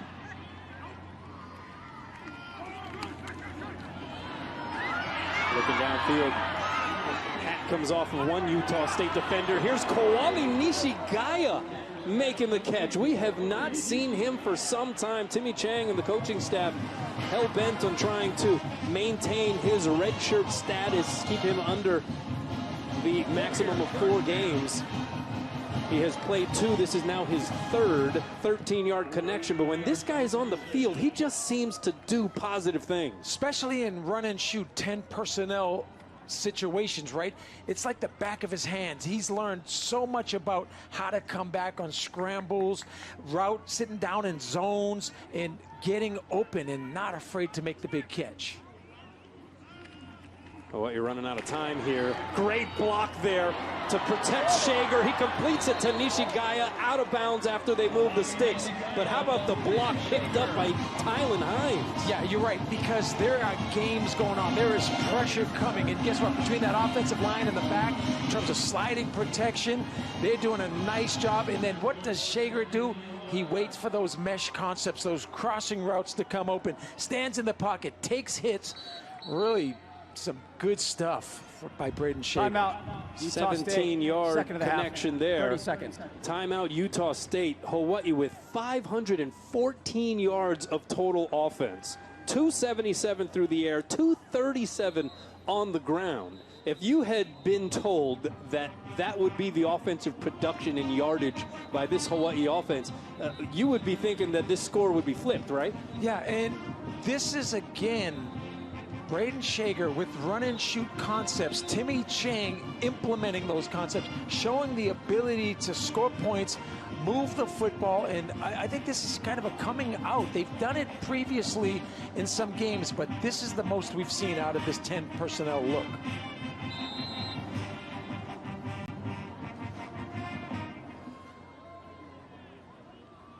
First and 10, Shager. Over the middle, this is Hines. Hines hits the turbo boost inside the 5, stretches for the goal line. He will be marked down just short, a yard shy of the end zone. He picks up his feet, he breaks tackles, he catches the ball. Watch him just step out of that tackle, and then the ability to make people miss and bleed yardage. Hines is electric, and he has Hawaii knocking on the door. 29 yards. And this is Najee Bryant Lele. Does he get in? No, he is stopped short. Hawaii needs to get back up to the line in a hurry. Because there's no timeouts. The clock is ticking. They had to get in the end zone. Under 50 seconds. It's Bryant Lele again. He's hit for a loss. This is going to chew up a lot of time. Hunter Reynolds was the first to wrap him up. By the time they set the ball, by the time they get lined up, by the time they call a play, critical third down. Yeah, they could do nothing but stop the clock there. They had the clock at 26 seconds left. And yeah, there is just so little time to work with here, and that's also going to be 4th and goal for the Rainbow Warriors. Well, the game clock operator, please reset the game clock. 21 seconds. 21 seconds. They're opting to kick the field goal, right? They still need a touchdown. They need the onside, so you need 2 scores. Shager now 306 yards passing, 23 of 46 of the 2 TDs, 3 interceptions, the 306 yardage, a career high. But they're down 2 scores, so they're just going to have Shipley kick this. 1-yard attempt. This is characterized usually as a ship shot. And there it is. So Hawaii is going to have to onside here. 18 seconds currently on the game clock. So it all comes down to the onside kick, right? You recover, you got a couple shots in the end zone, possibly. Well, at the end of the day, regardless of the outcome here, you got to give Timmy Chang's guys some credit, especially that defense, for trying to do whatever they could to hang in there, somehow make a game of this. They are at the moment down just 7. They need some form of a mano miracle with 18 seconds left, but there is no denying the effort and how hard this team has played here this evening. Yeah, and, you know, they've been so close, right? Somebody has to make a play. We talked about offense, defense. Well, right now, special teams has to make a play. Timmy talks about it so much about the mental game. Well, right now, if they can physically recover this onside kick, they've got a chance. So here we go. It comes down to this. Kyler Halverson. And it is loose. But falling on top of it once again was Quinton Hadnot. And not to get specific with special teams, but that's why one guy would trail in case you get that shot that comes backwards and you have the other guys attack, because that was a heck of a kick by Kyler Halverson. Hits him right in the face, and there's nobody trailing on the onside kick. Oh, that was up for grabs. But it is Utah State that falls on top of it, and it will be Utah State that will hang on for the victory. But credit the Rainbow Warriors. We thought it was over a long time ago. They at least gave this game down the stretch a little bit of dramatic flavor. Entertaining, hard fought, you know, discipline in question, turnovers in question, but there is a lot of plays on both the offensive and defensive sides of the ball. 34 points, season high for Hawaii, but it comes in defeat. The two head coaches meeting at midfield. The difference in this game will go down as the turnovers, and really the turnovers alone for the Rainbow Warriors. Bank of Hawaii presents the players of the game. For Utah State, Ike Larson. He went monster. 6 tackles, 2 TFLs, 2 interceptions, including what was ultimately the game-deciding pick 6. 41-34 the final. And Meki Pei, in his return to action, it was payday. 8 tackles, 1.5 tackles for a loss, and 1.5 sacks. All right, Rich Miano, I'll give you the final word here before we send it to the postgame. Ultimate team effort, right? When you talk about turnovers in the offense, the defense has to take it away, right? So you not have a 3-0 differential, which results about 95% in losses. So even though they turned it over 3 times on offense, they threw the ball effectively. They threw it much more than they normally do. You got to take it away on defense, right? So this is a team loss, and I think this team has a lot to be proud of, but they're running out of weeks to get a win for these seniors. They're playing hard. They're still falling short. They have 2 games left to try to feel good here before the end of this 2022 campaign. It's UNLV in this facility next week. We will have that for you right here on Spectrum Sports pay-per-view as well, and then they'll end the season at San Jose State. But once again, the final score, 41-34. Don't forget about the post-game show. The guys are going to break down what transpired here at Clarence T.C. Ching Athletic Complex Field. For Rich Miano, I'm Kanoa Leahy. Till next time, everybody, aloha from Manoa. I think it's time your mom moved in. I officially love you all over again. Our banker Noah said we can use our home equity for a nice Ohana unit. Need a Noah in your life? Get your banker at asbhawaii.com.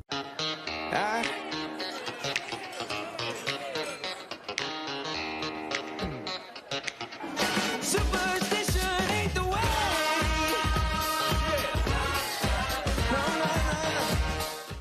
Monday, Hawaii closes out the Outrigger Rainbow Classic with a matchup against the Bulldogs of Yale University. Rainbow Warrior Basketball, only on Spectrum Sports. You're watching Spectrum Sports.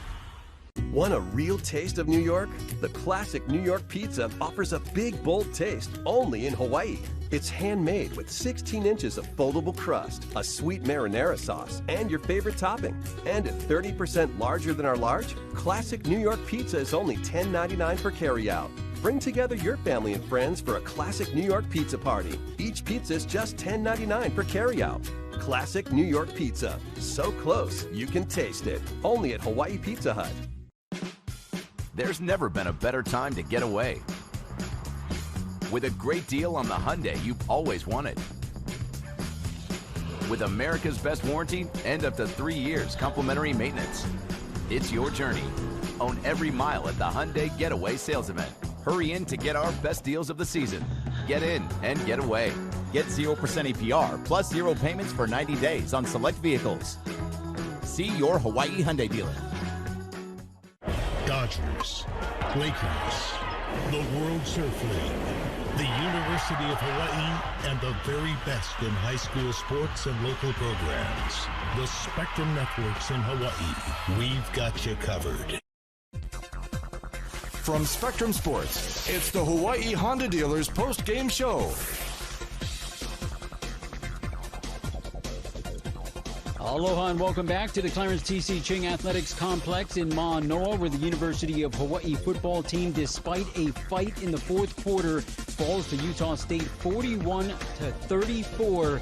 That drops them to 2-9 overall on the season, 1-5 in the Mountain West Conference. How's it going, everybody? Aloha, I'm Rob DeMello. Joining me, we got Jordan Helly and Kavika Hallams. And guys, this extends the University of Hawaii losing streak. There's a lot to talk about as far as the specifics of this ball game goes, because there was a lot of struggles for the Rainbow Warriors. There were some bright spots. But before we get into the specifics, just big picture,